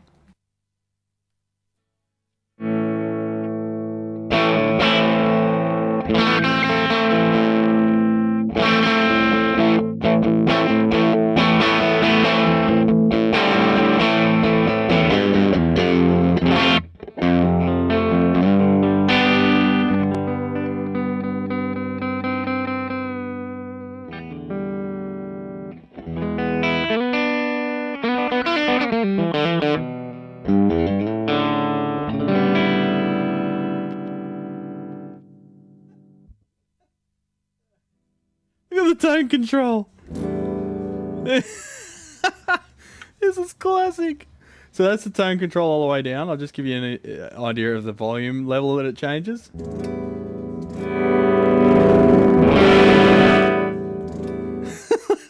The only thing I'm turning there is the tone control. Oh, do I hear oscillation? I believe that's oscillation. Yep. That could be my multimeter leads. Let me just disconnect them for a sec. Try not to touch ground while I'm poking around in an amp. You piss off, you piss off. Alright, so redesign required. I think I'll decline this one and just charge them what I've done so far, because I'm sick of making fucking shitbox amps sound good when they don't have my logo on the front, frankly. Yeah, the Blackstar did sound better. Alright, so that was probably the leads, parasitic inductance from the leads oscillating. But still, that's the tone control I'm changing. Just mute myself, hang on.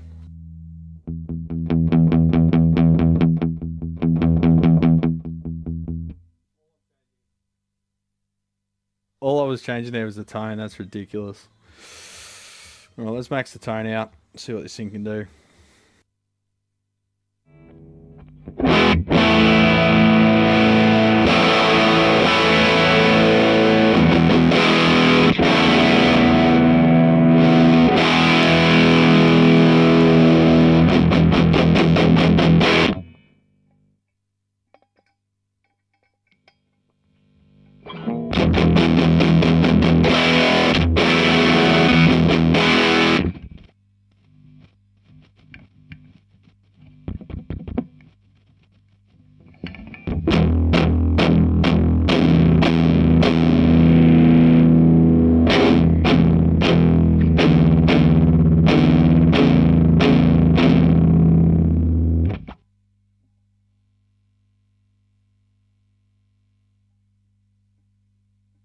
Was that clipping there, champions? Like, I mean, it's hard to tell. I mean, it's showing on the Motu that it wasn't, but looking at my readout on here, I think with the limiter I've got or whatever, let me just have a look at my filters. Turn the compressor off for a sec.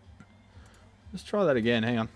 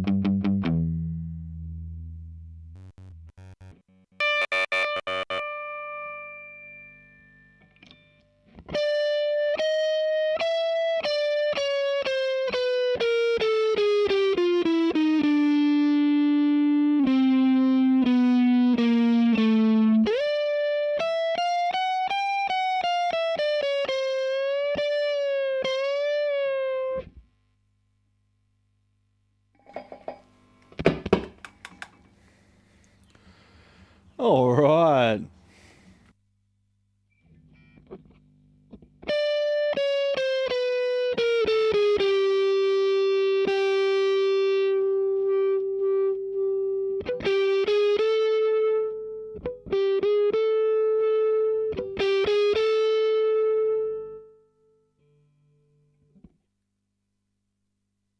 Just really, it's like it cuts the tail off the note.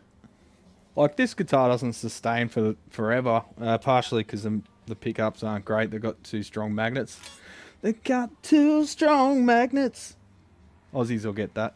But yeah, it's pretty harsh. The oscillation was just there because of the leads, but listen to the microphonics. Hang on.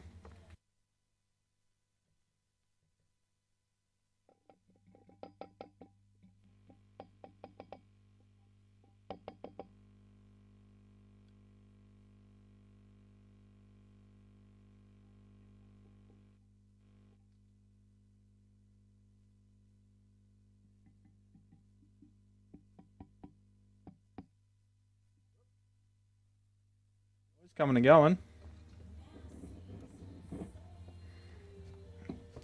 The valve sockets aren't great.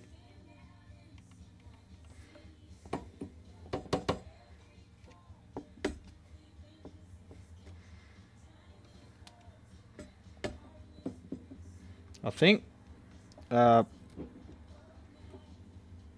got noise coming and going. Seems to be that General Electric metal envelope thing, like it's losing shielding to the package. What are you trying to say? Envelope, yeah. It's very microphonic. All right. I mean, it makes noise. That's enough for them to go out the door. What I do have to address, though, is the massive over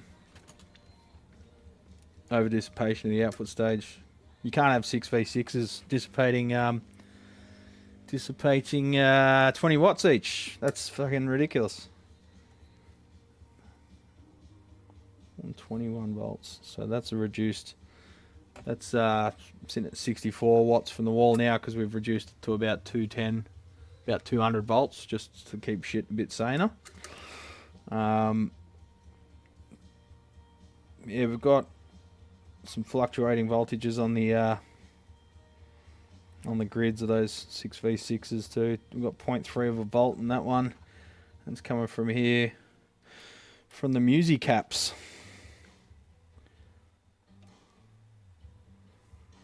0.2, 0.3. So I think the Musi caps might be fucked, despite them probably costing $1 million. Oh, I don't know what to do, champions. Just make it dissipate properly and send it out the door, I think. I think that's going to be the go for this one. Getting really sick of re-engineering shit for people that make a lot more money than I do, so doing it basically for free for them.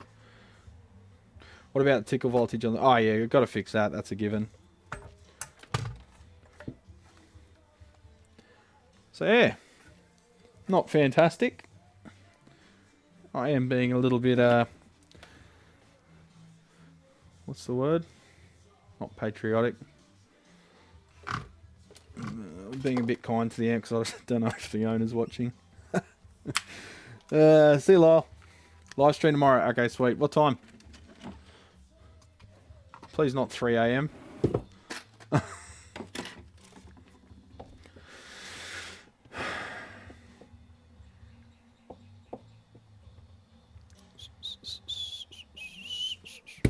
What are we looking at next? Let's look at an ash down. Why not?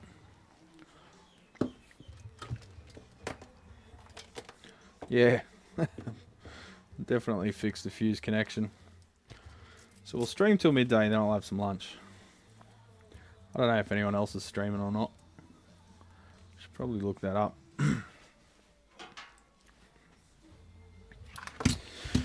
One other little rant I wanted to go on for all you legends that are still here. You must like my ranting. These fucking things. Solid state fenders, don't buy them. So Fender now, and this is coming from authorised repair centres, my friends. If an amplifier is out of warranty, but still in production,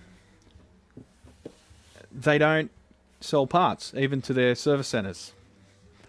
It's on a list that they call a no repair or no fix list. And that's actually their internal terminology. This is one of them, Acoustic SFX2. It's a current model acoustic amplifier. Uses an ICE power board, as well as a DSP board, a DSP motherboard, some other interface board with the analog stuff on it, and a control interface board, a wireless board there. None of these parts, they're all proprietary, except this one. That's proprietary, but from another company. They don't supply parts for these, despite it being a current model. If it's outside of warranty, you're literally getting told by Fender to throw it in the bin and buy a new one, even though they've still got the parts on hand. That's borderline illegal in Australia. We've got laws here, very strong consumer protections, so companies can't shit all over the customers like that. Doesn't matter if the warranty's 12 months. The reasonable expectation of an amplifier's life is longer than 12 months. So they need to support their product. This is a $1,200 or $1,000, something like that amp. And 1 year, or when was it manufactured? Let's see if there's a date code. I think there was on the cabinet. I think there was a date on the cabinet. So Fender are a joke now.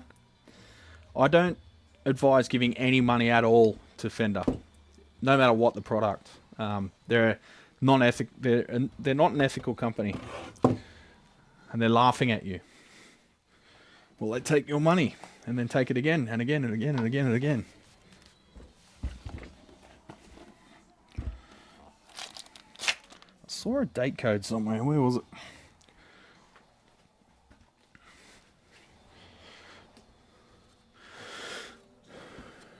You should make a small logo badge that you can put on amplifiers you fix so people know that you're the one that made them sound great.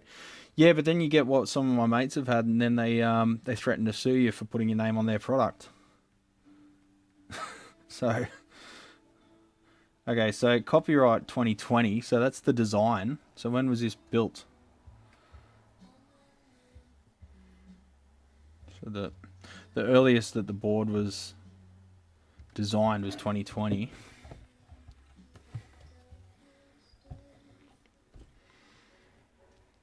I swear I saw a date somewhere. Don't know.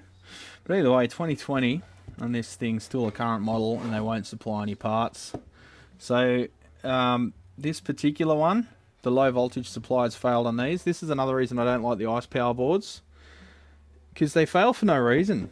There's no legitimate reason why that board should have failed. The power amplifier is still functioning, and so is the power supply, but it's got no low voltage rail.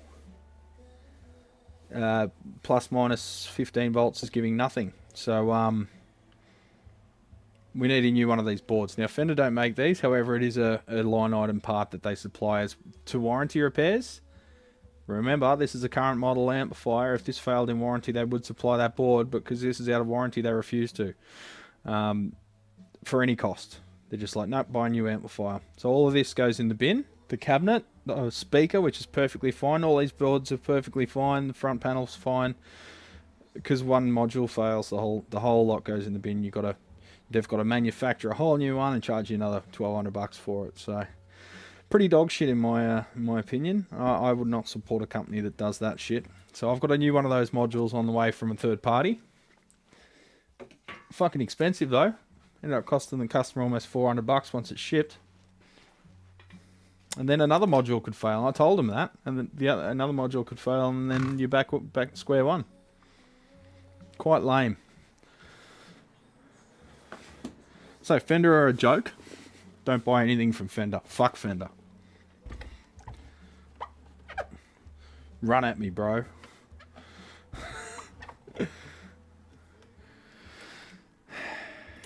If it was a $200 amp, fair enough. But for a $1,200 amp, to just not support it, if anything happens to it at all outside of warranty, is just, that's shit. If they told you that when you buy it, fair enough, but they obscure that fact when you buy it. They conceal the fact that that's the case. And sometimes the retailers even lie about it.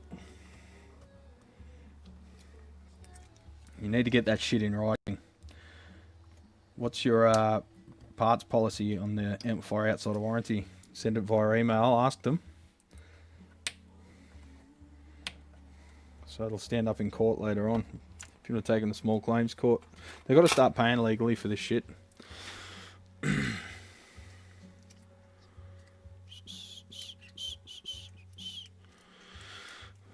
Thinking of buying a Jackson earlier this year, guess not. We'll get a second-hand one. Just don't give them your money for the new shit.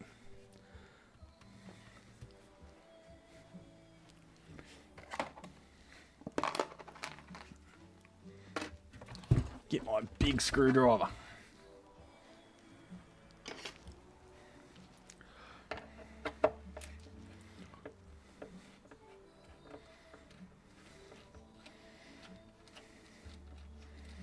Let's think about that little Walter thing. That previous tech, just let it go. 20 watts of 6v6, unless the customer changed them. 20 watts. We already got a second hand one. It's just a bit lonely. Yeah, they're like chickens. You can't just have one guitar. You got to have a few to keep them company, or they get depressed. Brad, would you keep or sell a Fender Bassman 5F6A reissue made in USA early 90s first run? Should I add a master volume, live in an apartment? Well, yeah. I mean, you're not going to be using that one to a thousandth of its fucking capability in an apartment. Are you playing gigs with it, Clyde? That's the main question. Panny boy. Hello. There we go. No? Try again. There we go. Oh, maybe I do need that GH7. What do you reckon, champs? Will you guys fund a $3,800 camera for me? Body only, no lens. Thought Saturdays were a national holiday for you Aussies. No, that's Monday. Oh, you just mean every Saturday? No, I haven't been binging, RJ. I've been having a few beers, but no, we've got a public holiday on Monday though. It's the June long weekend. I can't remember what it is. Fucking Queen's birthday or King's birthday or something, when it's not actually. It's sort of like horse's birthday. They just decide a day. I don't know. It's weird. Monarchies are weird, man. They just don't make sense. Don't try and understand them. They're dumb.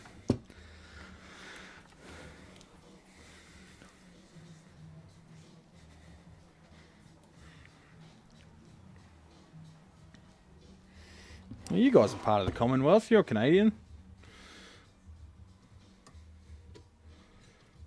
You got to watch these things because they've got live heat sinks. Got no, so there'll be like 180 volts between those two heat sinks. Ask me how I found that one out.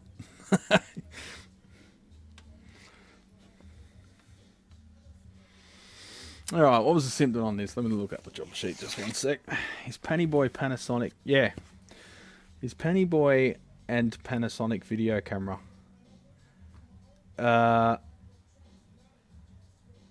Do you mean is Penny Boy a Panasonic video camera? Yes. Penny Boy is the G85 or this one or this one or my other one I got at home. They're all Penny Boy. They're Penny Boys. See, I talk about it, it goes out of focus. So if you switch over to Panasonic, you can have this incredible autofocus at your disposal. Where it just gives up. It just fucking gives up. It's like, no, not going to focus now. Then you come like this, and it goes, oh, that's right. It's quite terrible. It's actually a bit of a joke. I'm going to miss it a bit when I get something better. So you can just go fucking bang. Just go manual. But then you lose all the excitement. Penny Boy for getting the focus on you. It is kind of funny sometimes. Comedic effect. We're part of the Commonwealth except half our population are defectors. That wants a real name. Add master volume or sell. No gigs, studio only. I'll probably sell it in that case, Clyde. It's a bit ridiculous having that amp. Just like the size of it. Because you can't really get that thing purring until the speakers are sort of pushing a bit hard, you know.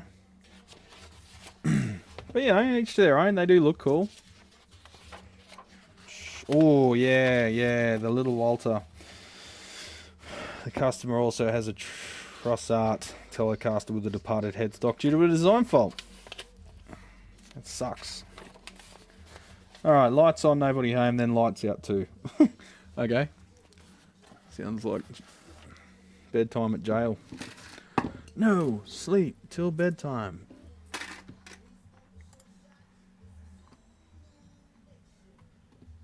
Many Penny Boys, yeah.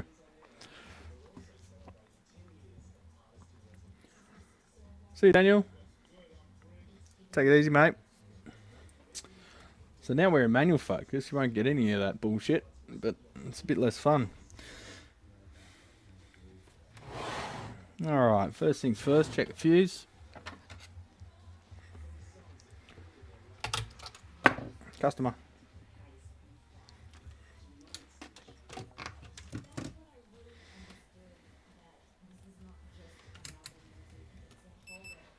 Fuse intact.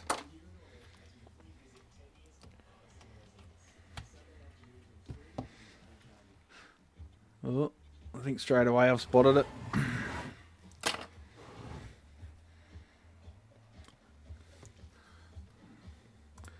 First thing I looked at was the thermistor, and she's loose, so we've got a bad solder joint there. I reckon that's our problem.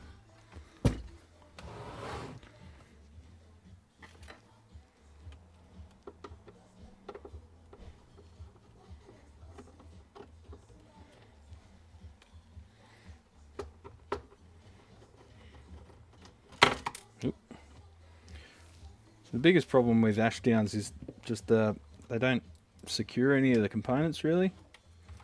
Looks like on this one they have. Oh yeah. They've started securing the filter caps. One sec, champs.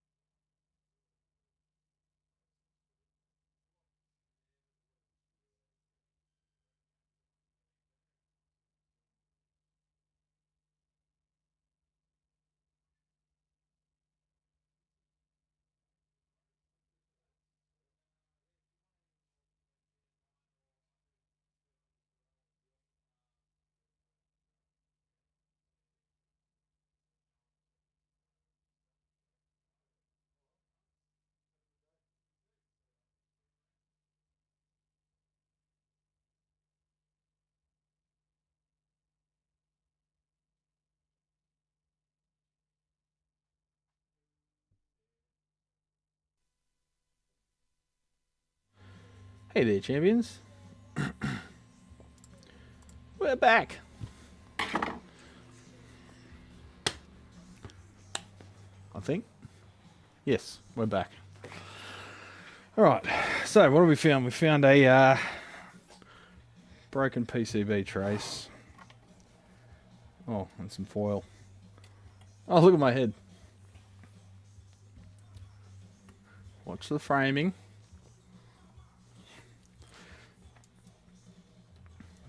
So this is quite common. Not only do thermistors have a bit of mass to them,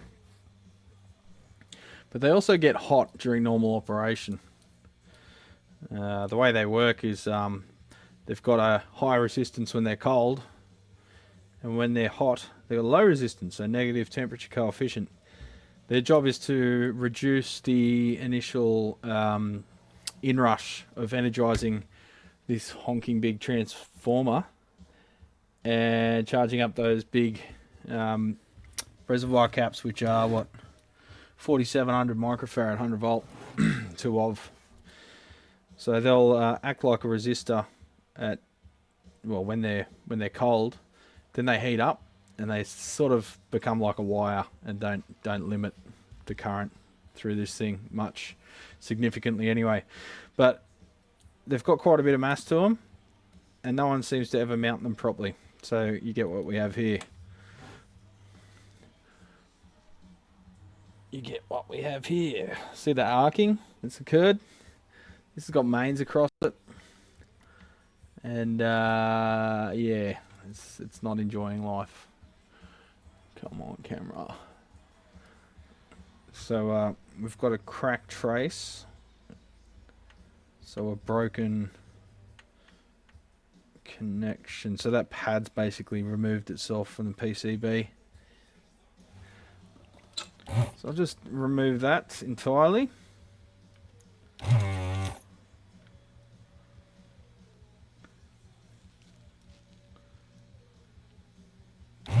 That pad.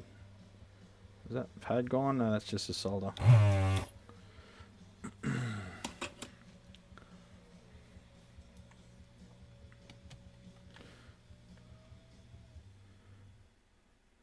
So that's interesting. It's like the solder never took to that, because you can still see the gold. So we might be able to resolder this and just secure it properly, like silicon it to the board or something. Because look at that. Look at the soldering effort. It's a bit hard to tell with Penny Boy, but all around here is untouched gold. Once you've touched solder to that, you never see that gold again. It's always going to be... Yeah, look, the solder's just come off, and it's all gold underneath. So the solder's never taken to that. So we haven't damaged this PCB, it was just never soldered properly from the factory. Wow, quality. Jeez, I get the good jobs, eh?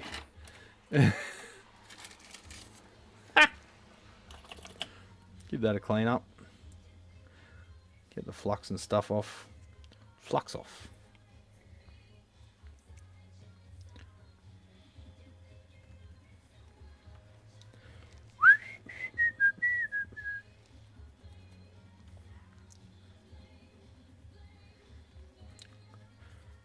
Who is that? That's a good song.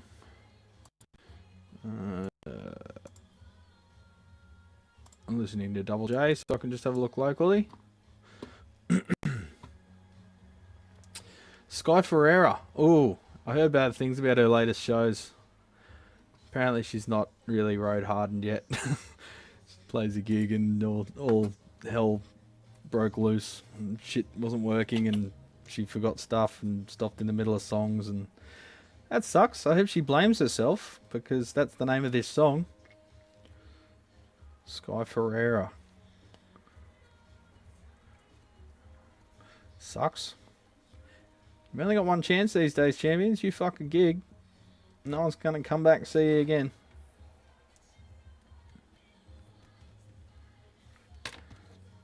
Make sure you're fucking road hardened before you go on a festival in particular, which I think she was on. Hey bro, what do you think of those anti-rotation lugs on pots? Worth doing if I'm getting a chassis lasered? There'll be a faceplate over it, so visually it doesn't matter. Yeah, they're fantastic. Do it if you can. Just be aware that you'll need a minimum thickness of probably 3mm for that chassis. Otherwise, they'll try and punch through into the faceplate.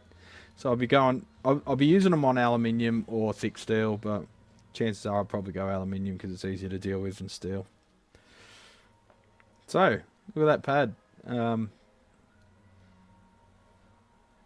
We'll tin that. I'll just get rid of the black shit.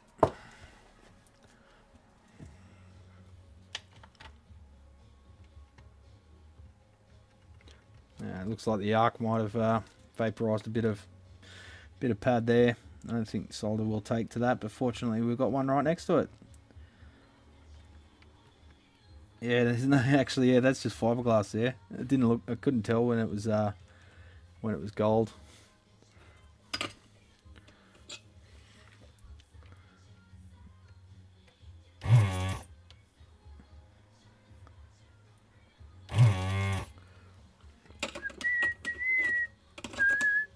Yeah, that's what I'm doing, Ibanez Laney. So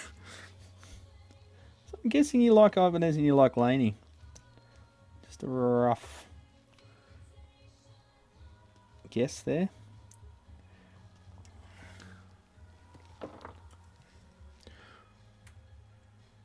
Nothing a file can't fix.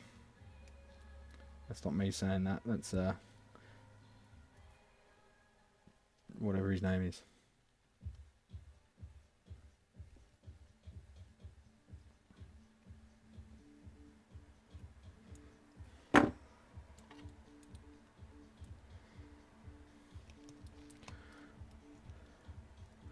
So what I'm going to do here isn't very pretty, but it will work. It looks a little bit Shenzhen, but it will work. I like most guitars and some amps. Oop, one of my mates is passing by. I hear the horn going. Who is that? Sounded like a big twin. Might be Mick.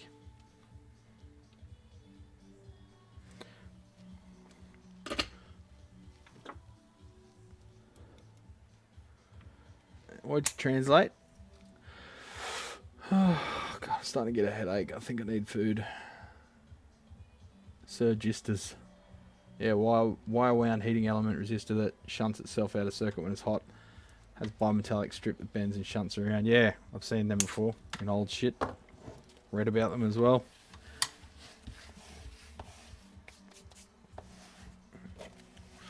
Another time, January 2023 became 2024, I guess. Oh, really? Whoa. What parts are you waiting on, Seth, that take over a year? That's insane. So what I'll do now, just get a bit of silicone. Zoom out a bit. That's the first thing I'll do. Panny boy. We'll just stick a bit of silicone in that gap there, just to damp vibrations. We don't need to secure it. We just want like a little shock absorber there. So, because this is a bass amplifier, we want a shock absorber that'll just stop the thing, just damp vibrations, you know, changes resonant frequency to such a high one that it won't matter.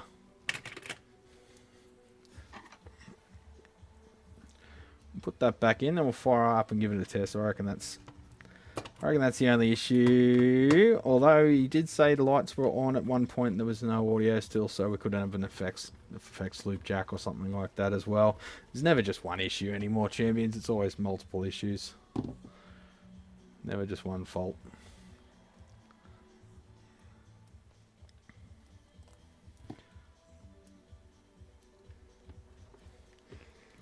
Tell you what, if this one works, first go, we'll call it quits and go have some lunch.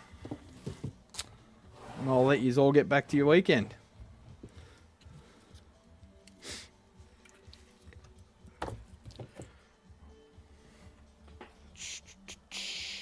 The silly subharmonic thing. Yeah. Just test it through my Normal guitar cab, just lightly. It's got the universal speak on outputs when they're green. When they're green coloured, it means you can plug a standard jack in the centre.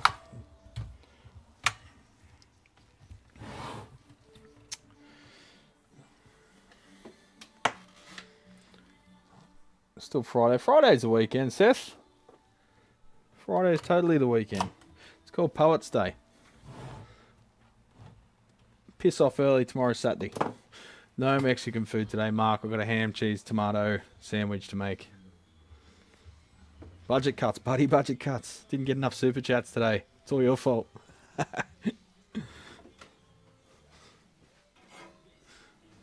No, I'm very appreciative to everyone who chucked a couple of bucks in the hat. Keeps me off the streets. Alright, we're raw dogging it, straight on. 69 watts, 12 watts, 8 watts, 7 watts. Click. We've got no light on the VU, but that's probably a separate issue. Got a signal. No signal. Nothing's that easy, legends.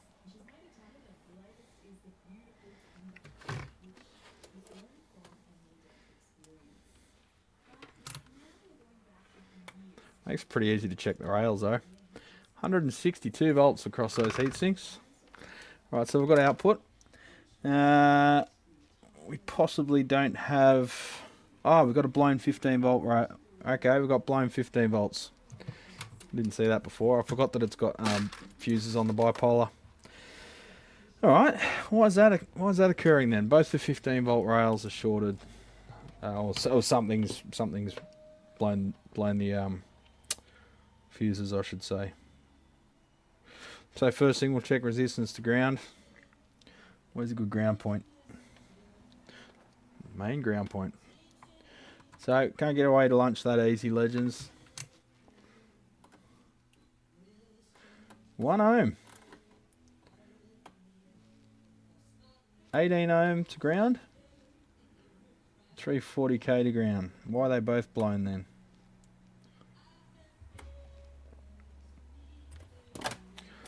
The plot thickens, legends. That's just some high tension armrest. Yeah, they'll wake you up. Let's see what they're sitting at idle. After it's been turned off. Yeah, that gets you too. 26 volts. This one probably has bleeders, but another one I encountered held onto its charge for ages, and it's quite enough to give you a bit of a tickle. Not catastrophic like a valve amp, but still puts a pep in your step.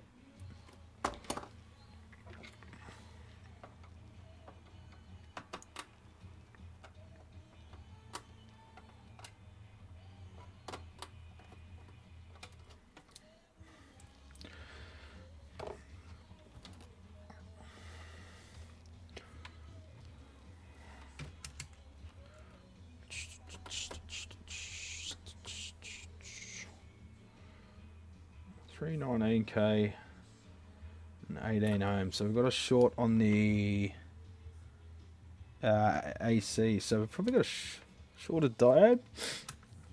Let's have a look. Pip, pip, pip, pip.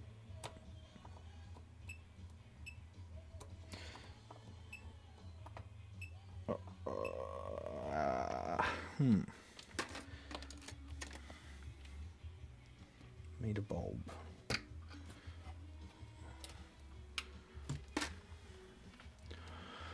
Oh shit. Scotty, here you go, legend. What's going on?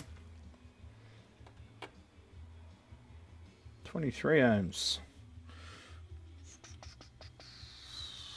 That might be the heater. Hang on. Remove the valve. Yeah, now we're up around 11k. Alright, so let's replace those fuses. Because we're naturally going to have pretty high, low resistance. Because that bipolar rail is powering the heaters of that preamp valve.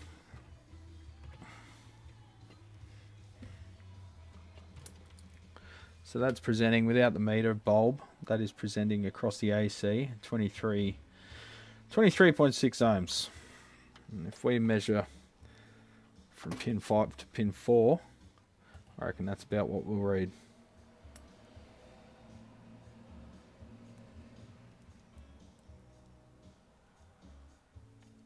If I can hold it. 11 ohms.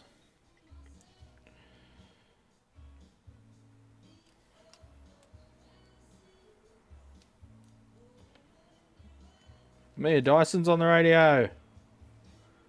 Mia Dyson. Love Mia Dyson. Anyone want to catch Mia Dyson? It sounds like a live show. She's a fucking legend. Many good memories of listening to Mia Dyson. Blues Fest 2018. Here you go. Here's a link. Chuck this on in the background so we've got some nice background music. You can hear what I'm hearing.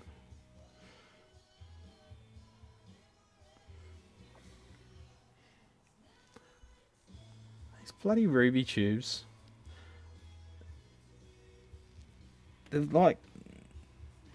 The pins are too far apart, so they're all bent in to make the connections in the socket. Ruby are like some of the worst valves I've ever used.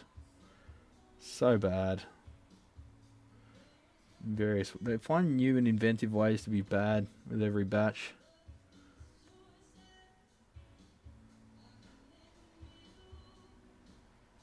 Oh well. They're all kind of shit these days, let's be honest. I goosed the gain on the transistors in a fender blender just enough to make it oscillate. That's how they should be.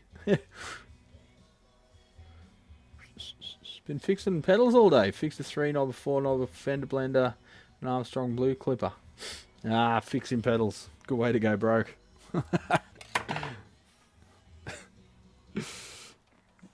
Alright, let's replace those fuses first off. Figure out why they're blowing.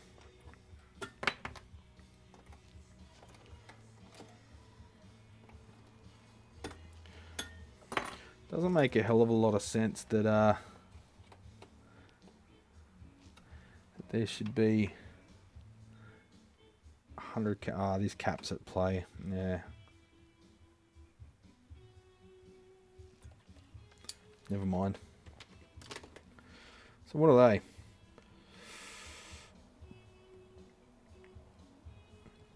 T1A.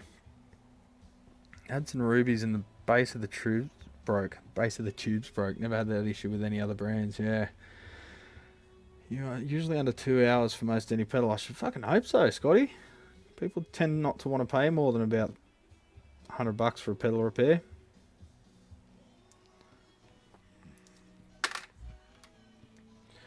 Just leave that removed for the moment and check this meter bulb. Because they said the light's cut out and no sound. So that's 11.9 ohms for the bulb. So that should still be intact. And that should be on AC, yeah?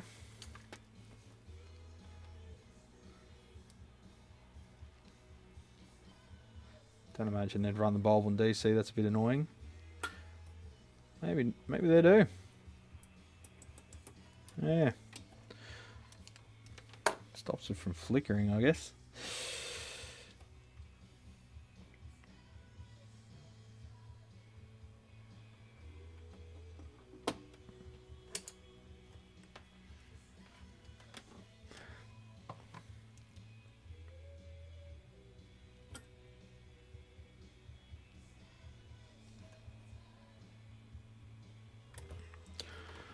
T1A, where are we?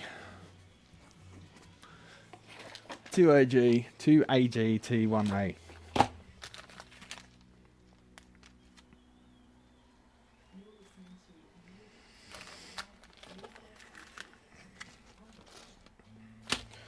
Oh, I'm getting a headache, need to eat.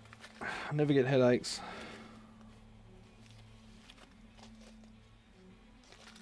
Eight amp? Yeah, 8 amp. What's a couple of amps between mates?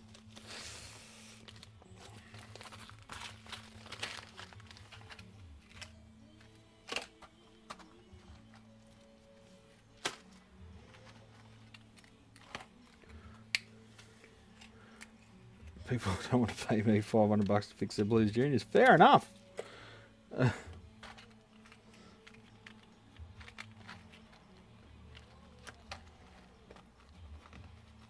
All we can do, Scotty, is give them the price, and they can say yes or no. Eh? Leave it up to them.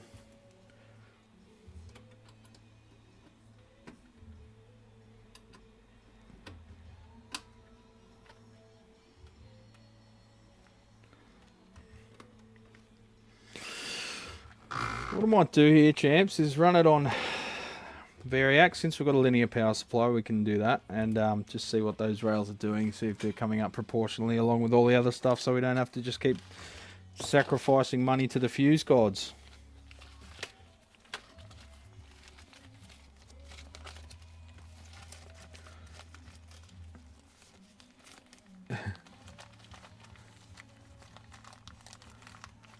Concert medicinals, Coke, booze, repeat as needed.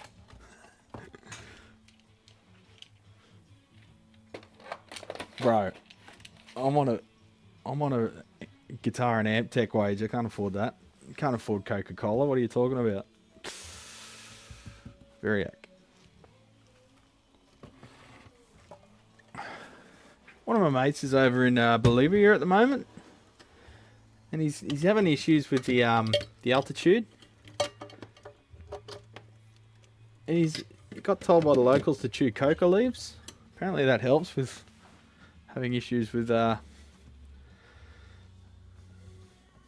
breathing at high altitude. I don't know. First I've heard of that. Don't get you high or anything. They just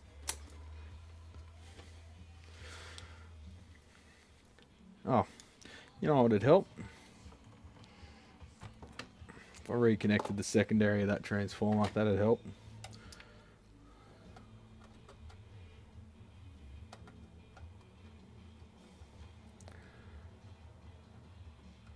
Sean, how you going, mate?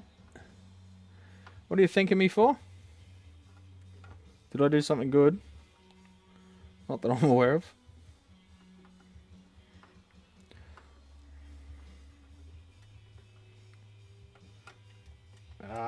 Listen to her wail, the old Mia Dyson. She plays guitars built by her dad. I'm not sure what the deal is there. I don't know if they're on speaking terms or not. I don't know. I heard somewhere that her dad doesn't talk to her, but then she plays these guitars. I could be completely off on that, remembering something else, but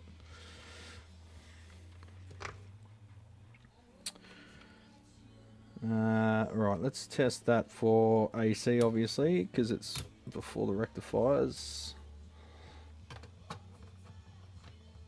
Chew the cocoa when in Rome, you know. Yeah, when in Rome. Oh, they got it in Rome too. 5.8 watts. I'll turn it on first, might be good. 6.3 watts. 10 watts. 12 watts. 15 watts. 16 watts. 17 watts. Alright, what's the AC doing? 12 volts AC. Test it to ground. 5.7. 5.7. Sweet as, bro. Test the rails.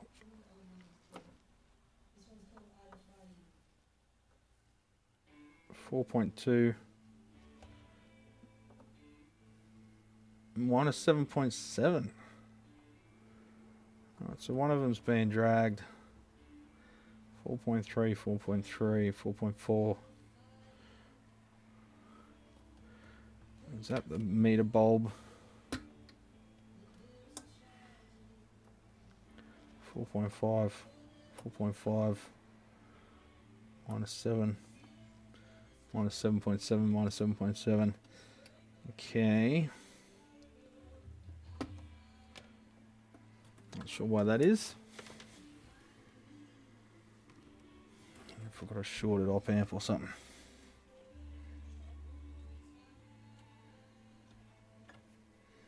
Just touching the op amps with the back of my hand.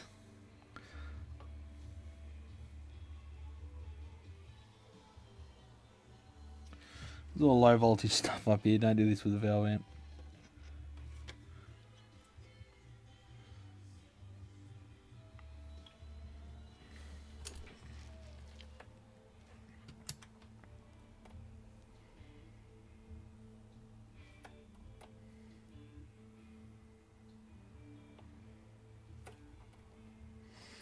Alright, so we're dropping 76 millivolts across one fuse and 77 millivolts across the other.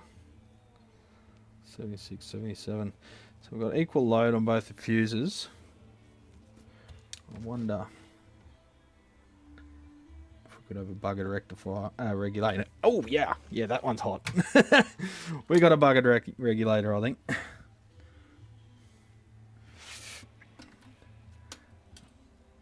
Jesus, that was way hotter than I expected it to be, running at 100 volts. Not even 100, about 80 volts mains. Let's remove that board. Never just one problem, champions. Never just one problem. God, the old reflexes just make you pull away no matter what, eh? That was so hot it felt like a soldering iron. We're only running at 80 volts on the mains. Dead short. Dead short.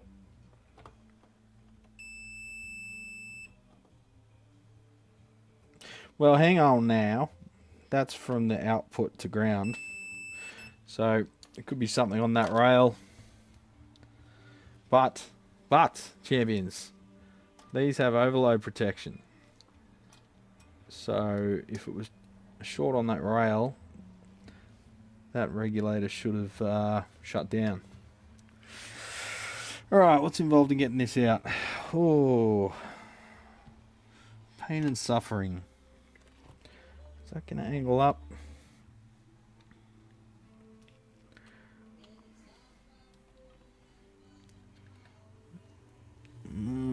This is one of the ones where you got to take the meter out. You got to possibly be able to get it up once we can angle it past, but probably have to loosen off the transformer and move it backwards in order to get out.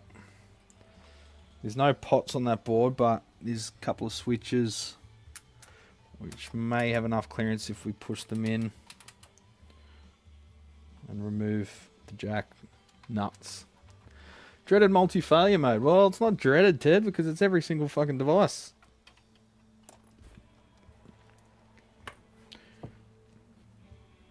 Every single thing comes in here with multiple failure points. Every job. It's very, very rare there's only one. You feel like it's your lucky day. People think you're ripping them off, but it's just the way it is. It's usually unrelated too. It's not like cascading failures. It's just completely unrelated failures and blah.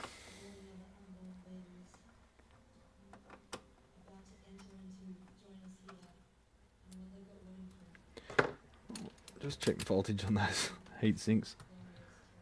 11 volts, 12 volts, should be right.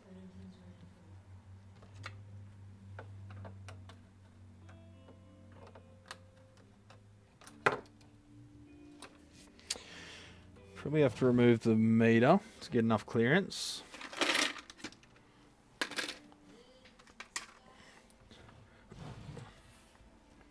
It's probably a case of them expecting a bit much of a 1 amp regulator without a heat sink. If something fails, always try to find what made it fail. Absolutely, Scotty, but sometimes, more often than not, it's design. Ash let down.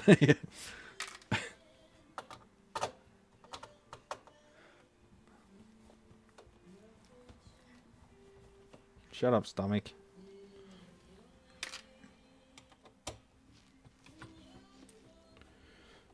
Thought I almost sold an FGN there, but yeah. When they put it back on the guitar stand, when someone's going to buy something, they don't want to let it go once they've played it. So they never put it back on the stand. If someone's not going to buy something, they put it back on the stand. You know you're never going to see them again for that product. I don't know why more people don't like the FGNs. They're so good. run ragged trying to promote them, but FGN's not putting them in the hands of any famous people, so no one wants them. It's shit. It's like they want all us salespeople to do all their marketing for them. And it's like, guys, you got to make your product well known. Like, put some work in, would you? Nah, weird Japanese people that just don't know. Australian market's not seen as valuable, so no one really gives a shit about us because we're a tiny market. So we just get ignored usually.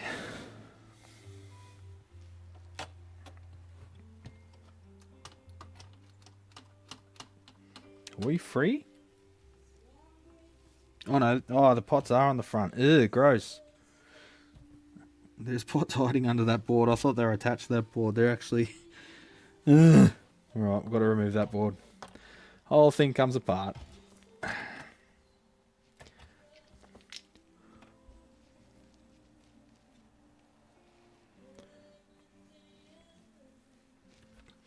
We're talking about drugs here, Seth. I kind of knew you're on something, but didn't want to say anything.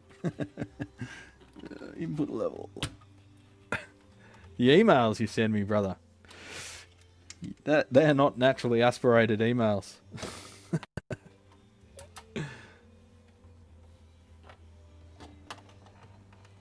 Almost done building a deluxe with some Rob implementations. Yes! Neil Young decided to cancel Chicago. Ah, damn. So I'll rip some riffs my damn self. You in Chicago there, Sean?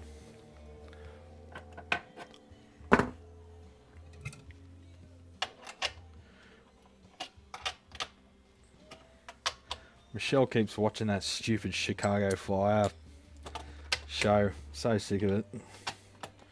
Mouch.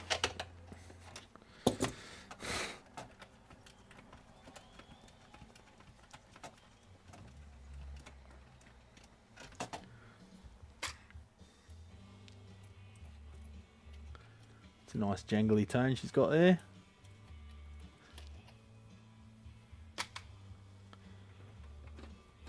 Neil's pushing 80. Yeah, he must be.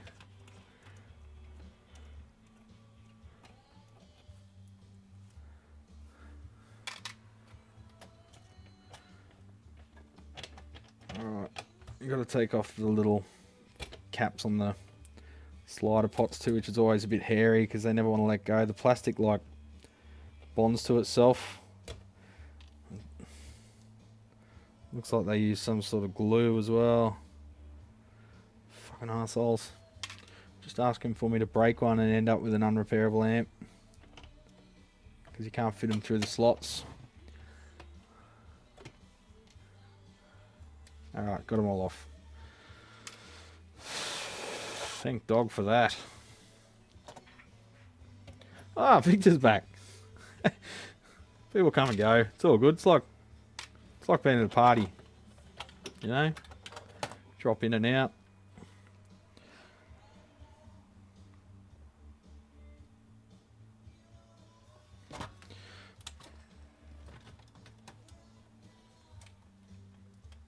Colby. Brad's Guitar Garage. Just bought 5 Fender solid state amps. What do you think? Well, old school solid state Fenders are unbreakable. We'll have them forever. The new ones, where everything's just a computer and a DAAD, ADDA, they're not worth fucking pissing on if they're on fire. Just let them burn. Oh, you fucker!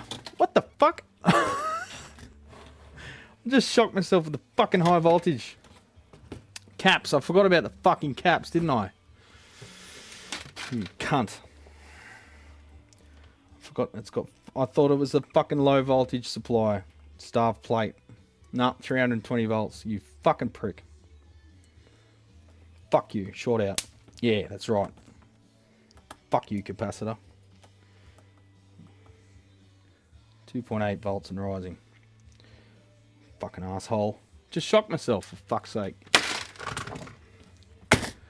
Piece of shit fucking amplifier. No, that's my fault. Alright, someone's touched up a bunch of shit. So that's what it sounds like when you fucking shock yourself. You go, fuck! You don't die, you just get the shits.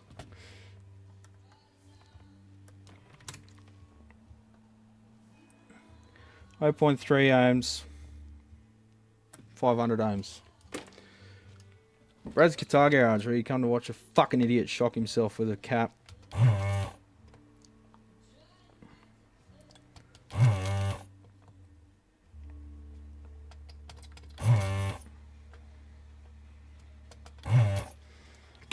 Yeah, I had in my head that this was the staff plate design with the low voltage on the valve, but no, it's got a high voltage. Should have known because it's got a fucking... Right, so this is what I read.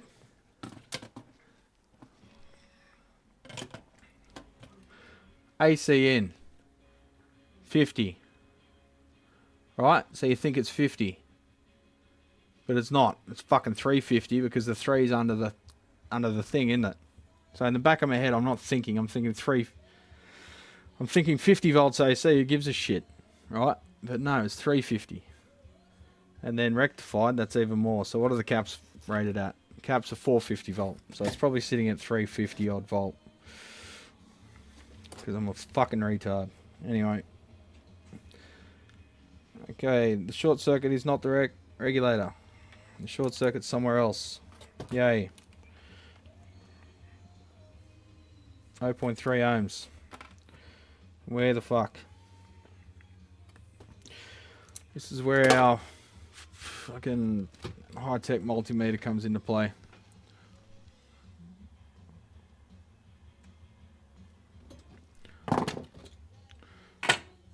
Kitchen area is still not functional. What?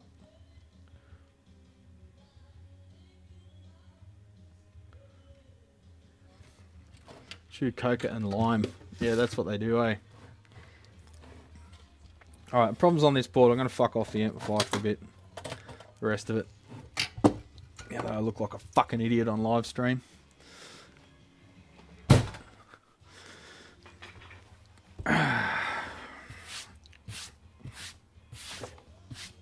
What's new? I am a fucking idiot. Whatever. Alright. Everyone's talking about try and crack. Can we put a curb on that, Seth? Can we not talk about illicit drug use, please? It was all fun and game when we're joking about coke, but now you're talking about try and crack. No, it's time to move on, buddy. You're going to demonetize me. Multimeter.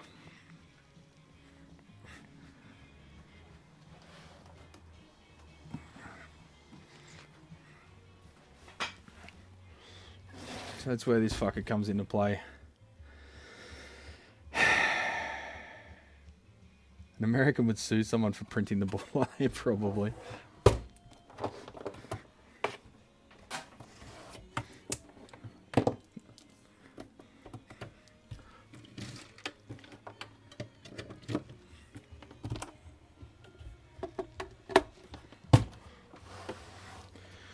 Power on. Isn't it a beautiful thing? Shutter speed's fucking with the display there a bit, but... Alright, grab some leads. Just pull them out of the Fluke.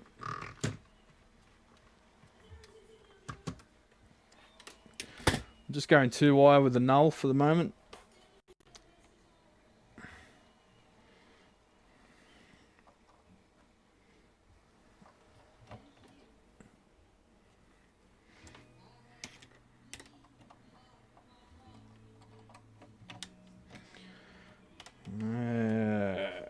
Two-wire.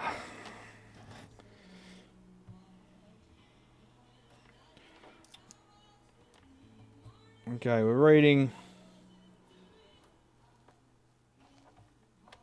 Just want to make sure all our connections are as clean as they can be. Reading 70, about 70.07 ohm. So we'll null that out. Null. Now we're at 0.000.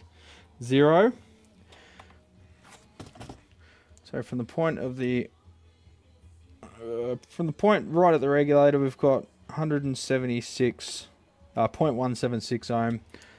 So I'll just put that on the ground bus and we'll try to find the lowest resistance throughout the board on that. 0.219, okay.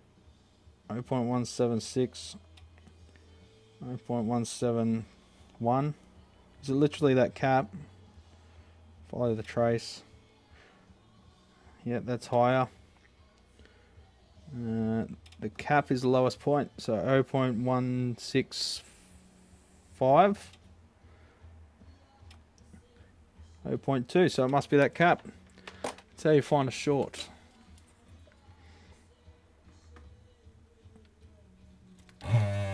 Thanks to a fucking $1,200 meter.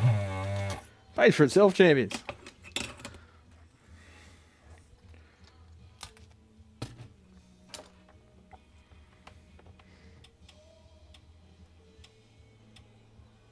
.1617 ohm. Shorter cap, looks fine visually. Jack Heck. I'll change the other one too, because if that one's fucked, the other one's probably not far from it. It's a very sweary stream now that I've got the shits.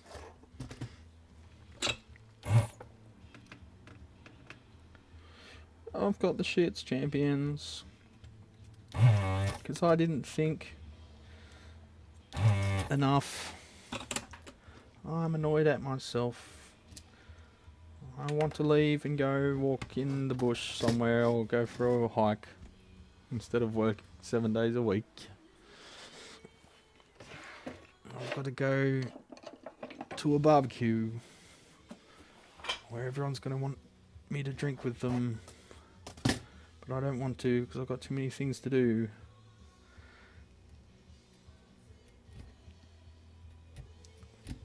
And I'm getting hungry.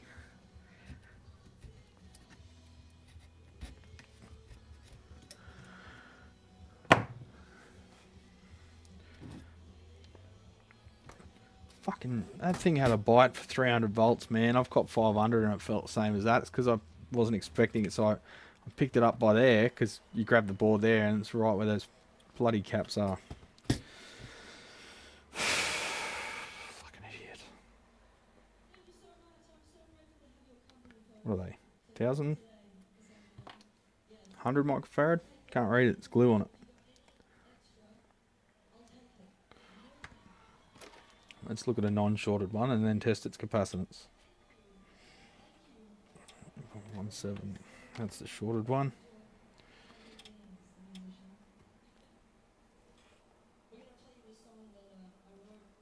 239 mega ohm. Alright, what's the capacitance of that one? Thank you, Hewlett Packard. Afraid you need a break sometimes. Yeah, that was Japan.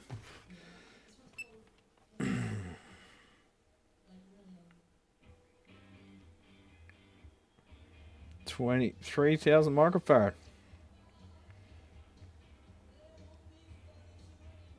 That's heavily out of spec. 38 and rising. 38 and rising.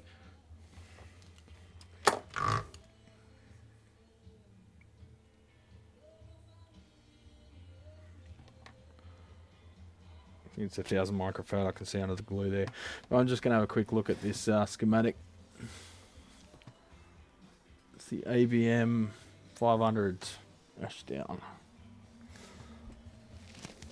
I have two Fluke 8842s. Yeah, they're fantastic. And the 8040, 8045s. What do you need all them for? Those 4 lead Kelvin clips measure down almost micro ohms. Voltage is spot on too. Yeah. They're beautiful bits of kit too. They just fucking look awesome. Just want to go to bed with it. I want to, when Shell's away, I might sleep next to this, I think.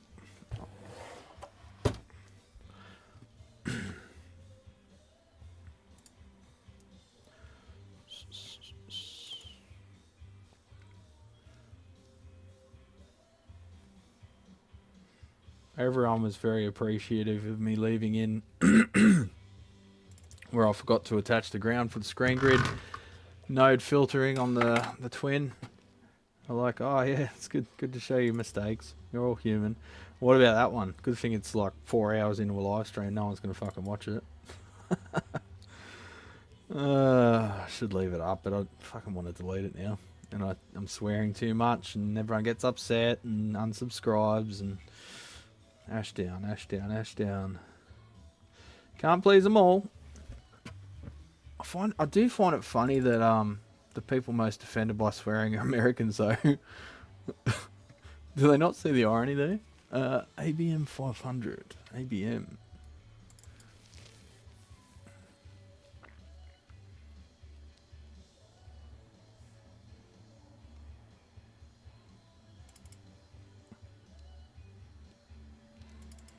I don't know what model it is. ABM Evo 3 Mag 600. I don't know. ABM 500. There we go. Their schematics are stupid too. They've got like code numbers. Like this is the APC-056. So when you look up the ABM 500, it's not the amp. It's like you got to look up the actual board number because they use the same preamp board in multiple different amps. Nope, that's just the transformer. Okay. I think we've got to look up an APC-056. APC-056. Oh, that's a Word document. What the fuck do I want a Word document for? APC...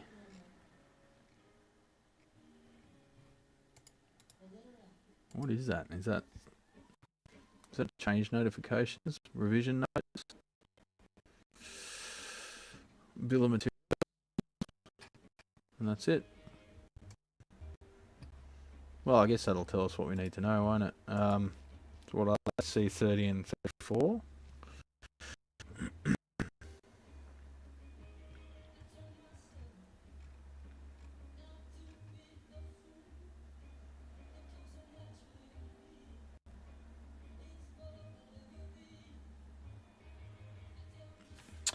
That doesn't make sense either.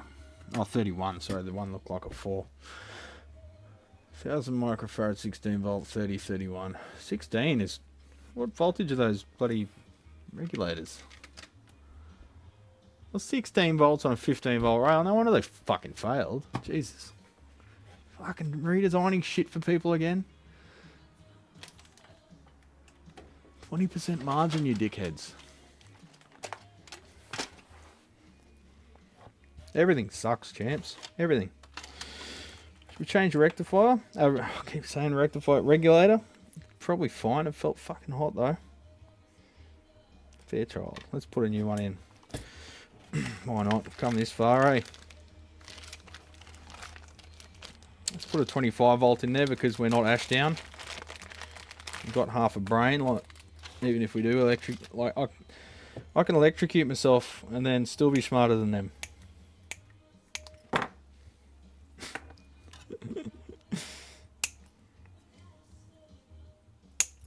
I remember in the golden days of Lewis Rossman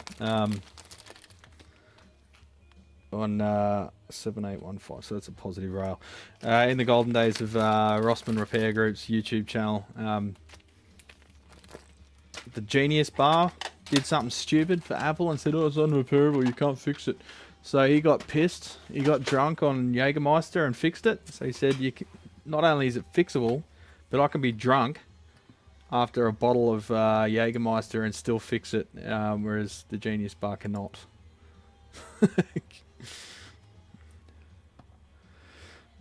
Hey, I got a live one. You just missed me getting electrocuted there. Electrified, not electrocuted because I'm alive. Am I? I don't know. Feel dead inside after that one. Fire Department Chronicles on YouTube does some epic takedowns of TV show firefighters. Yeah, I bet they do. That'd be another... Yeah, field of just absolute bullshit. HP getting long in the tooth. That's my 8042. Yeah, but it's all relative, bro. It's fine, it's good.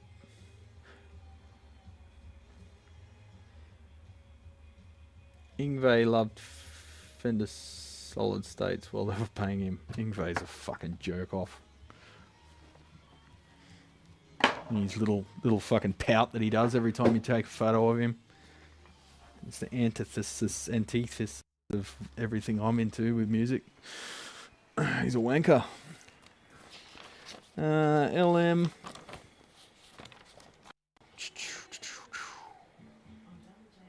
(7815) draw 25A. 25A. There's one. 7815.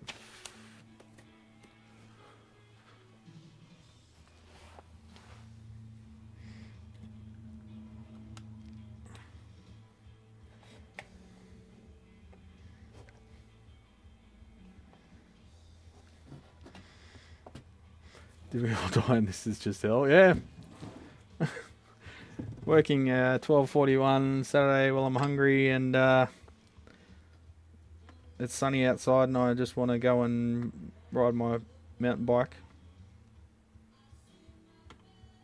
But you need to make money in this day and age. There's such thing as an easy living. You can't make $1 without spending about 3 hours doing so. So let's battle on.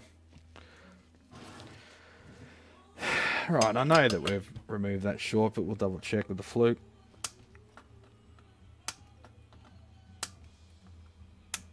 $16-volt cap on a 15-volt rail, you nuffies.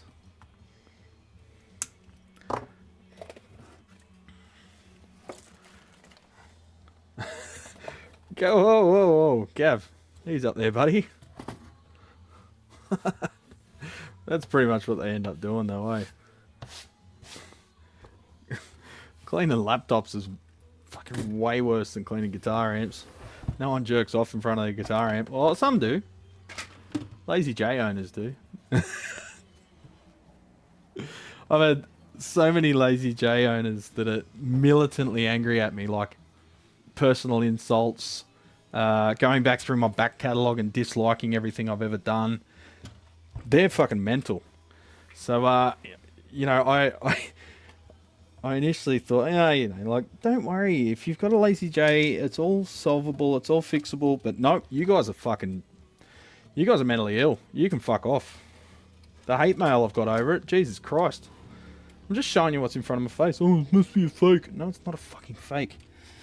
So, yeah, no, I've made my decision on the majority of Lazy J owners. One guy's a local guy, and he sent me an angry email too. It's like, dude, get a hobby. Like, yeah, your hobby is hanging out on Lazy J forums and talking shit about me. Whatever. You do you, man. If it sounds good to you, then sweet.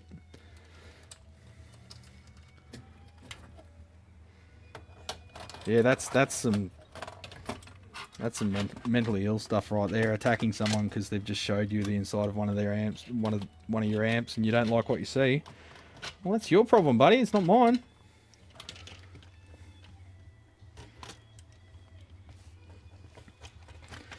All right.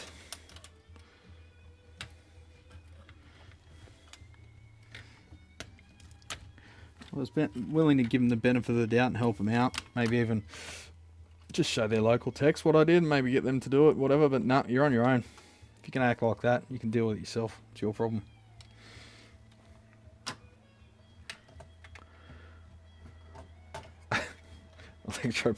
Electro Boom doesn't actually electrocute himself. It's all put on. He's like a nuclear physics major or something. He's a very intelligent guy. It's all the extra boxes that make me question mark, question mark, question mark. Extra boxes? They need my validation. Well, if only they realised that they didn't. The world would be a better place. I don't care what you play through. It's just my job to fix it if it fails. I'm just trying to give you advice on how to make your dollar go further in this day and age. Did I not put the washers back on? No, I didn't. Ah! The jacks have spaces like a messer that grew tentacles. Oh, and the Lazy J, yeah. Yeah, all the extra boxes, yeah. I got you now. So I've made 2 amps in one, and they fit in a 1x12 1x12 cabinet, because you know what I did? Made a PCB, bro. That's the way to go. You can fit heaps in. Instead of massive axial caps and stupid layouts and stuff. Alright, so the challenge with these is getting these washers on without them falling back off again. So I think from memory it's easiest to do it like this, because gravity helps. Lazy J should learn to take the criticism and perhaps improve themselves. They never do, Seth. That's not what they're about. They're about grifting. They're grifters. They don't have any interest in electronics. They don't care about improvement. They just want your money and then leave.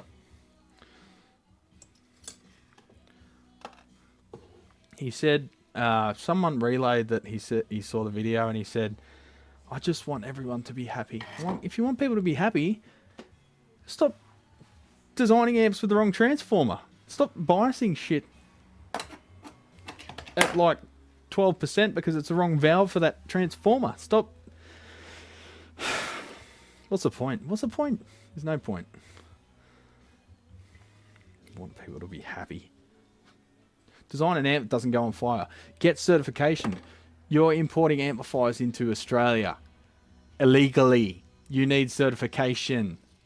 If you're not going to self-certify, at least put the symbol on there. Like, pretend like you're certifying the thing, but you're not even doing that. How did it make it in the country? It's being imported illegally. As far as I know, I might be wrong there, but I'm pretty sure you need certification to import electrical appliances. Whether it be self-certification, in which case you're taking all the risk. That thing went on fire. It could have ended a lot worse than it did. Partially because the transformer was melted and the neutral was fused. What happens then? Active to ground fault.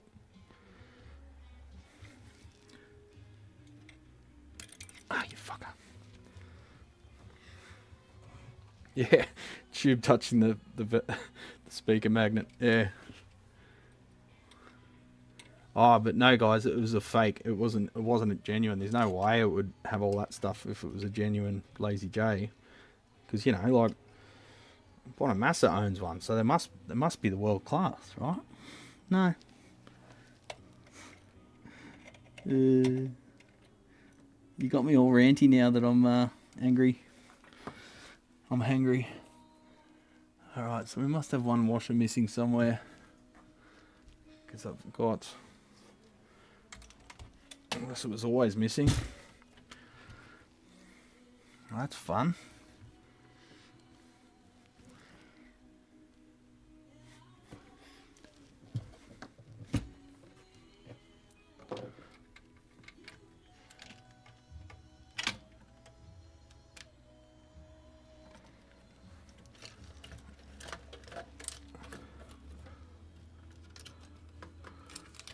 Okay, why have I got a missing washer? Where are you? There it is.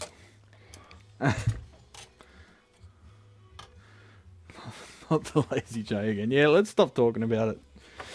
Don't want to know about it. Move on.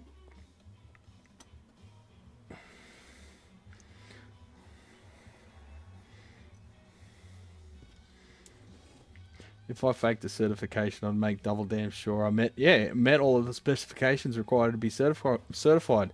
You can do that. It's called self-certification, Seth. But yeah, you've got to make damn sure that you are adhering to that, because if anything goes wrong, it's on you.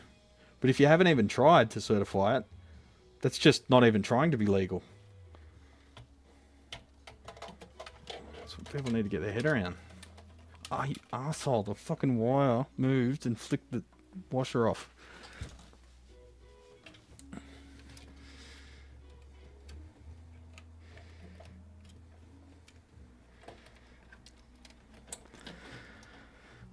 Why am I doing these?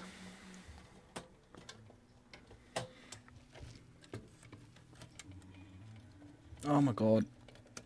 Every time you move a wire, it wants to pull the washers out of position.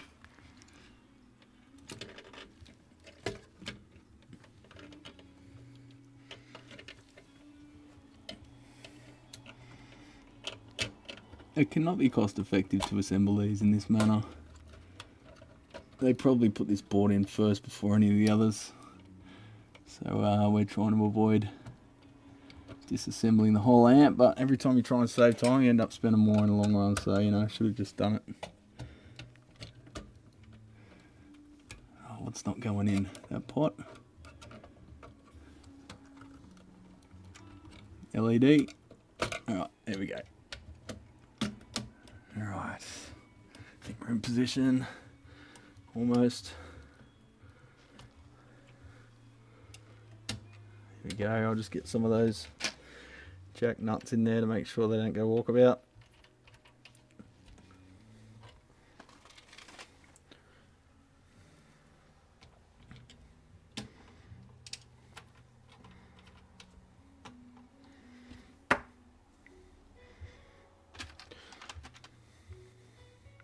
Might make this stream members only once it's done, just because of all the whinging and ranting.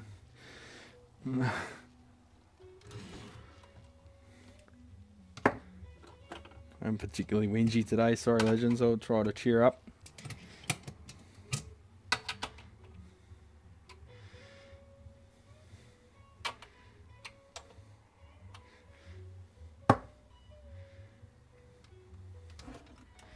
I hear about amp famous players endorse, and yet amps famous players endorse, yet the amps aren't good. Yeah, well, you got to understand, the endorsement means they get money. To think that, oh, this person gets money, so of course they're being honest. Like, this person's getting paid to say this, so it must be true. Like, how does that, how do you reconcile that in your brain? I don't know.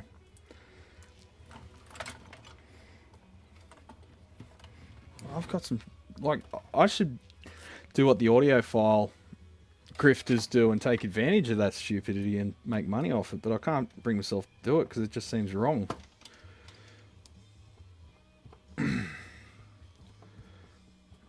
Thanks Lou, that means a lot. It can be a hard slog doing this stuff without being a grifter, but you can sleep at night. You got no one looking over your shoulder. You're not looking over your shoulder all the time for someone that you screwed over, so that's good. Musicians often can't change their own strings. I've got a few people that come here for re-strings. I'm like, bro, watch me do it. They're like, no, you do it. It's alright. I'm like, okay, fine.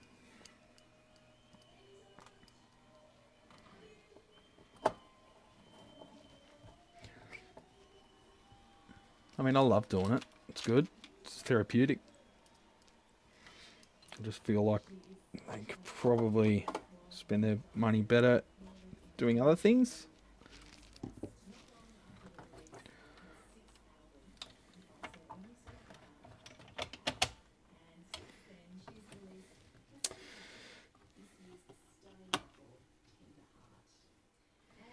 Oh, Mia's got a new album out. Sick, I'll have to get that. I actually do buy albums. Tomastic infield power brights. Yeah, I do Tomastic here. The plectrum strings. The steel strings with the silk. Sort of like silk and steel. A lot of the fingerstyle guys love them because they're nice and mellow. Most endorsees have their actual amp inside the chassis of the endorsed amp. Yeah, not so much that, Gav, but it's been voiced to suit them, so it's nothing like the one off the shelf. They've got their tech to go in it and change values and modify it to their tastes. So it's nothing like the one you're actually buying, which is the base model, like a crappy synth controller and a crappy auto shell. Not quite that extreme, but yeah, I get what you're saying. A few weeks ago, I had a tech almost enter a live 4000 volt MCC bucket instead of the dead one beside it when he realised he nearly fainted. Yeah, you get that rush of hot blood to the head, which apparently they reported, Slogton or whatever his name is, reported when they got irradiated during the Demon Core experiments.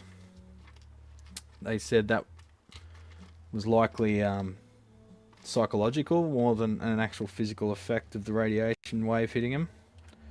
Just the realization of what they've just done. It's like when you get caught doing something as a kid and you get that rush of hot blood to the face. It's just like you instantly flush.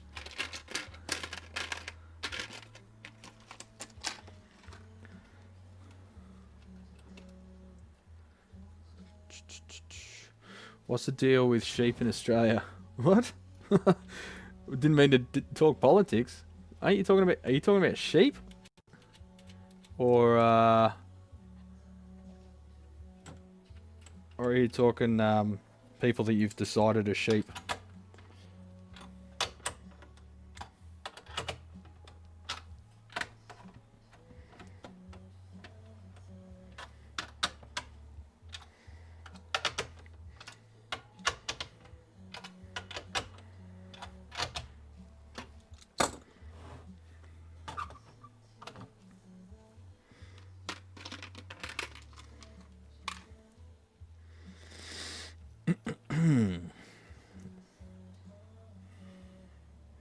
Right, align all the slots horizontally.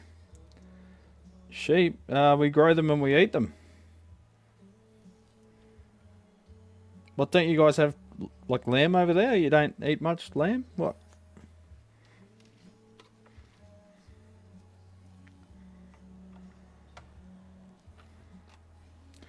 Alright, is everyone ready for the third issue?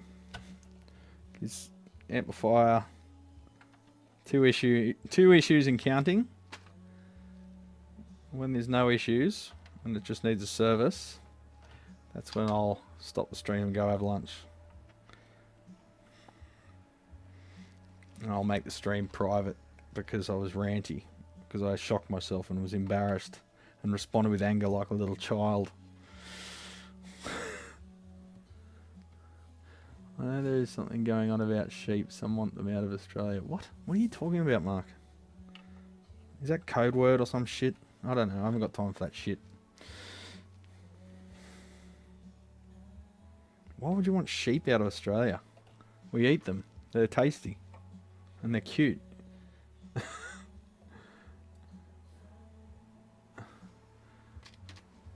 It's good. Like, it gets to be cute its whole life. And we go, aww, when we see one. And then we go, aww, when we see one on the plate. It's great. I am looking at being like vegetarian through the week though. For various reasons. Partially for the culinary reasons. No codes. Okay, yeah. No. I don't know anyone that wants to get rid of sheep. You can feed them rocks and they give you wool and meat. And milk. Like sheep's milk's a bit weird though. You use it for cheese quite often. Goat's milk's great for goat's cheese is awesome.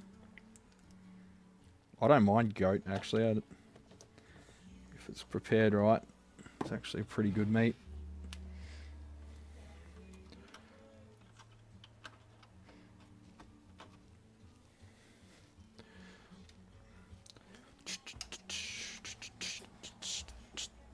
Oh, live export. Yeah, okay, yeah, gotcha. On the level now. Yeah, live export's an issue. It's cheaper to ship it live, but yeah, the treatment of the animals is dog shit. So I guess that's maybe what you're talking about there, Mark. In which case, yeah, I don't think live export's a great idea, but man, it's tough because we're shipping to countries that really need it. And they don't have like refrigerated storage like we do. It's a double-edged sword, eh? Go vegan. Oh, I don't think I could go vegan, Lion Circle.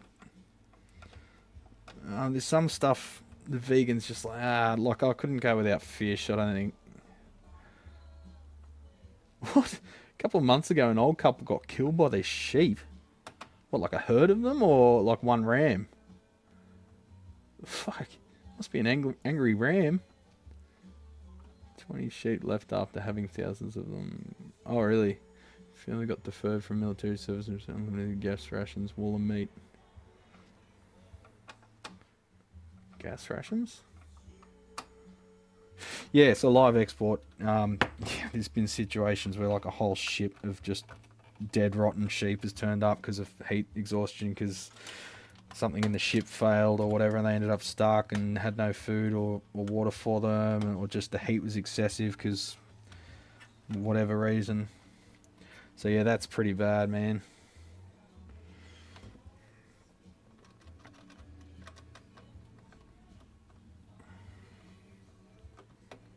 I could be a pescatarian, no problem. Well, I could be vegan if I wanted to. It's just, it's a lot more effort, you know? Being vegan is like, that's a lot of effort. I don't really have that much time in the day as it is. Like, it's hard enough getting everything done being a lazy meat eater, because eating meat allows you to be massively lazy. And just lean on meat for everything. You got a friend in meat.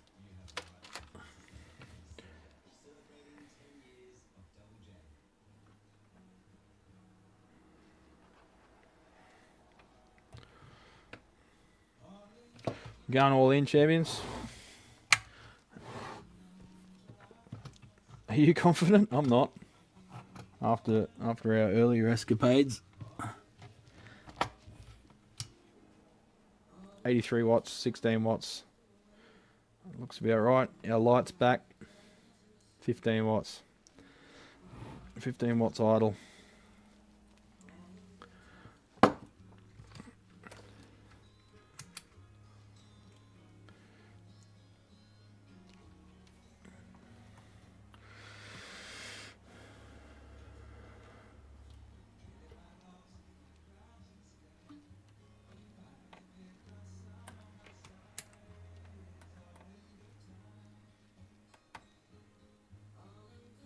And 16 volts AC.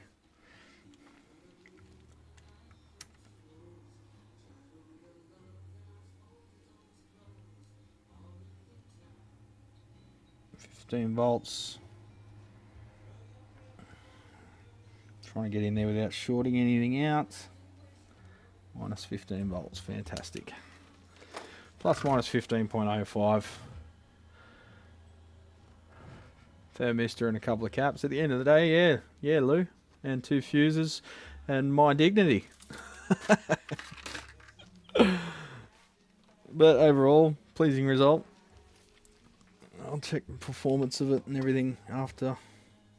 Let's test for DC on that before I go plugging a speaker in. That's the speaker outlets there. Fan bearings sound a little rough. 16 millivolts on the speaker, so that's not going to end us. Just use the guitar.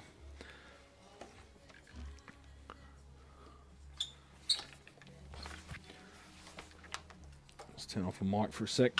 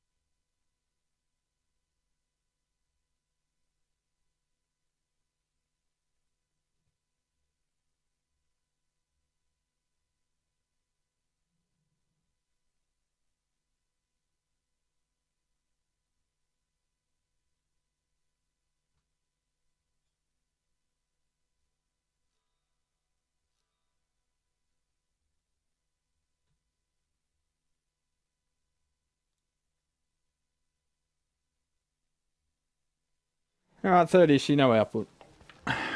No output from the power amp either. So what the fuck's going on? Just check nothing dumb. There's no fan, but the fan kicks in when it gets hot enough.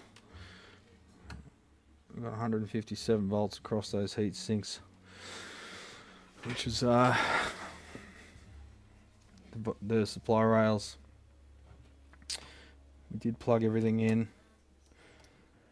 Should be common with the speaker, positive. And it is, so the relay is closed. Why no signal flaw?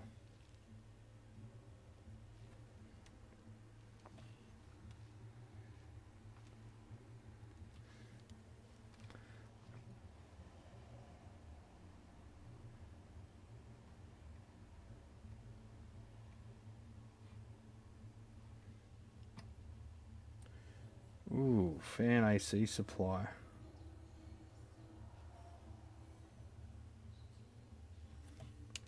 They fused the fan, really? The fuse for the fan's open circuit. Another problem.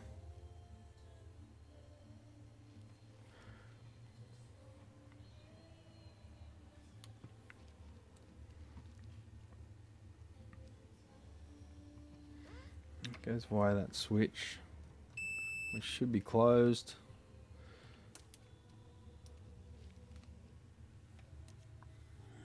Switch 1.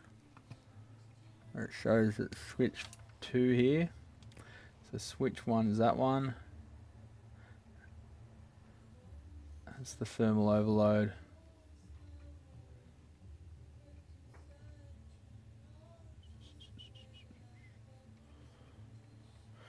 So, third issue, that fuse is open. That wouldn't be why we're not getting signal, because that's got nothing to do with the amp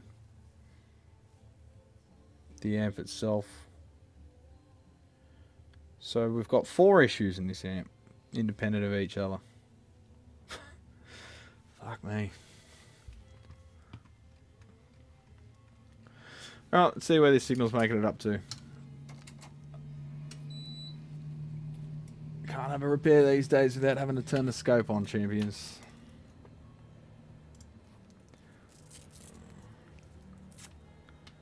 X-ray guys used to calibrate beam with redness on hand. What? Worm meat. What? Horse meat. Not normal for the fan to only turn on when it gets hot. Mine is always on. Some of them are just always on. It depends on the design. Some of them vary in speed. Some of them switch on and off. Some of them do both.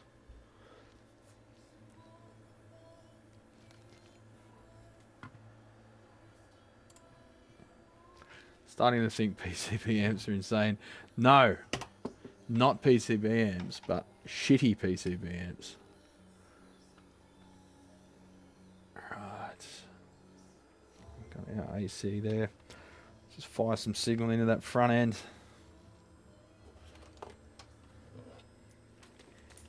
We've got something coming in because the meter's moving. Give it a bit more.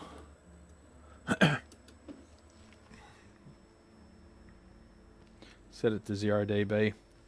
I'll turn the output.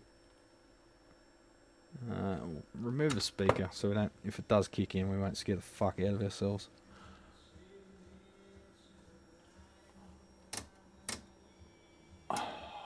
Channel 1 sync. Signal varying. It looks pretty noisy and gross. And very low. What am I set at there? 1 volt, 10 times, yep.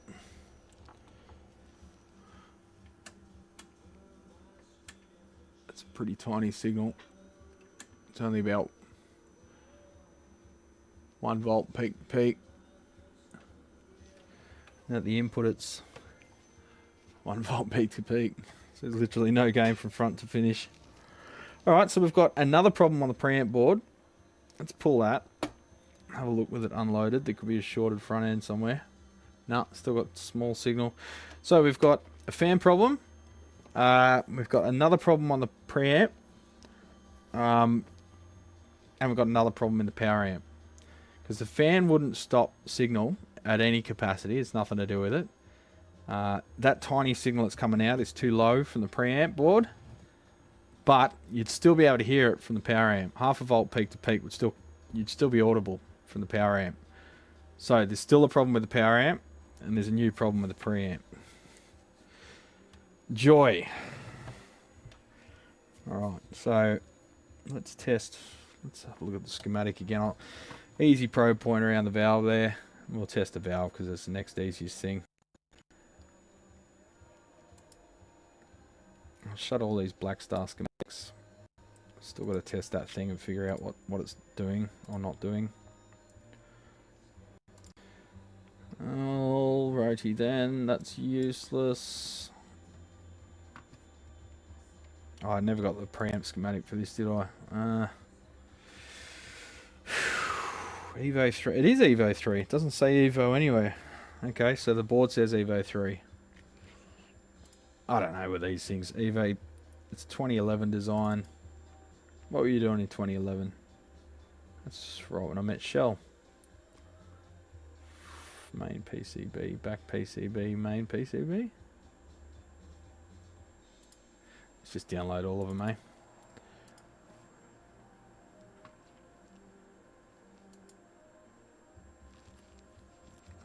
Brad's down on point to point. I pulled the PCB on a fender and I'm putting in a vibro champ point to point circuit instead.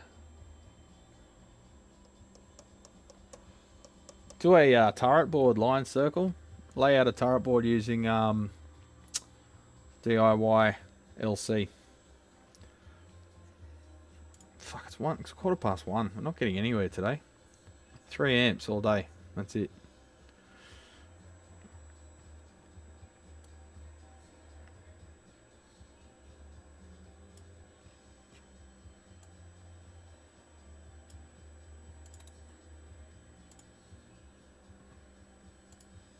I'll just open all those schematics. Where we've got everything open, ready to rock.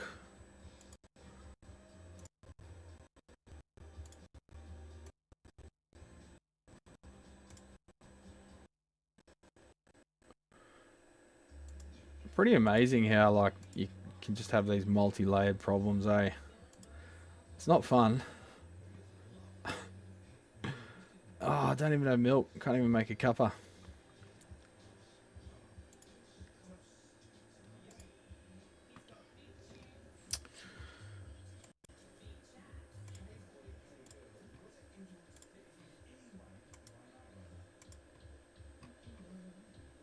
Alright. Where's the valve at? Down here. Grind. Do we have a grind? Yep, we've got a grind button. Okay. So in and out. Does that switch out the valves? What happens when we do that? Fuck all. Looks like the silly sub thing's working. Mute's working.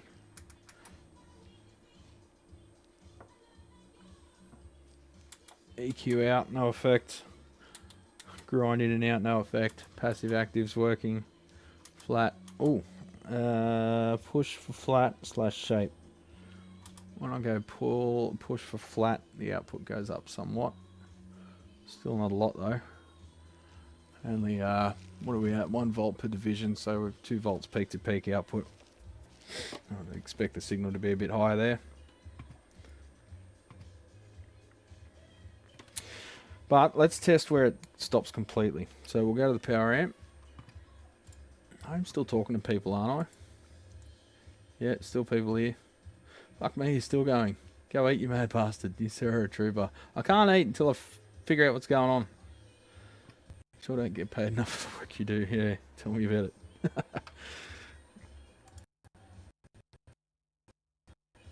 I charge a $125 bench fee. That covers a bit of time for diagnosis. However, sometimes it shoots that. But you'll you'll have an easy run on another one. So, you know, you win some, you lose some. You sort of got to roll with the punches with this shit. R24. Be careful not to touch the heat sinks or I'll shock myself again. With much higher current supply. 2 volt peak to peak.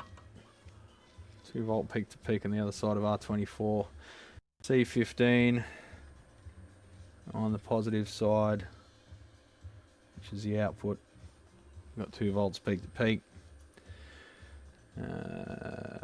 So that'll be the same up to that point. Let's see what we've got on the input of the VAS. The VAS deferens. R5. Where are you? There you are. R5 goes to ground. That looks like a ground bus, so I'll find the other end. That's connected to that link.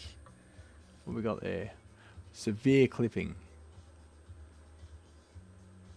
And strange crossover distortion. Okay. That's not right. We should have a clean signal there. So let's check the voltages in that area.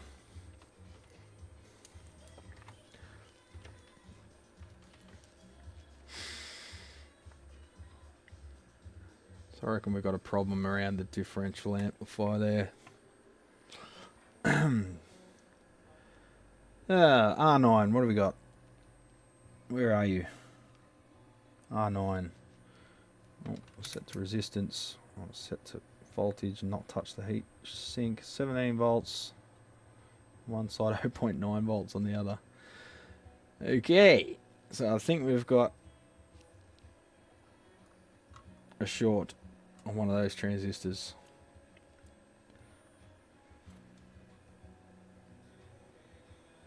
What are we pulling on R15?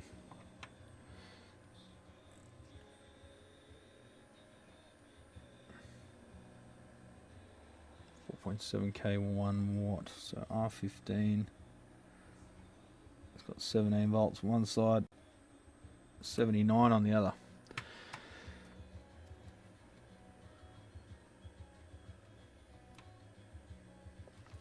So, we've probably got a short in this area here.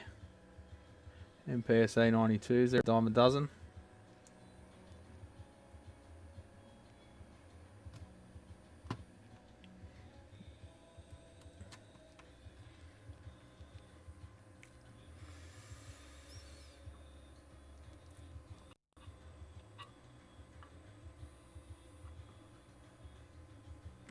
Minus 79, minus 79.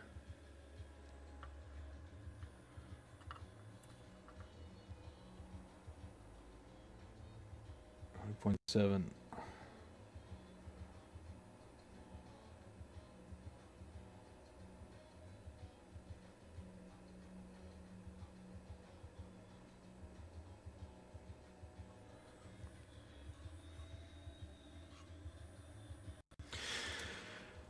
I'm going to remove this board because last time I had funkiness like this, it was just shitty solder joins on the bottom. So I'm going to inspect that and I'm going to passively test them. Have a piece of sushi on me, thanks Scotty. We'll do that. I should have a sandwich though, it's cheaper. Got to take that union break. I wanted to stick by until we got this one working, but I think I'm gonna have to remove the board. But I want to eat something because I'm getting all shaky. So I might leave this one here, champion. Sorry, it was a bit of a cop out on the last one, but the other two were pretty positive.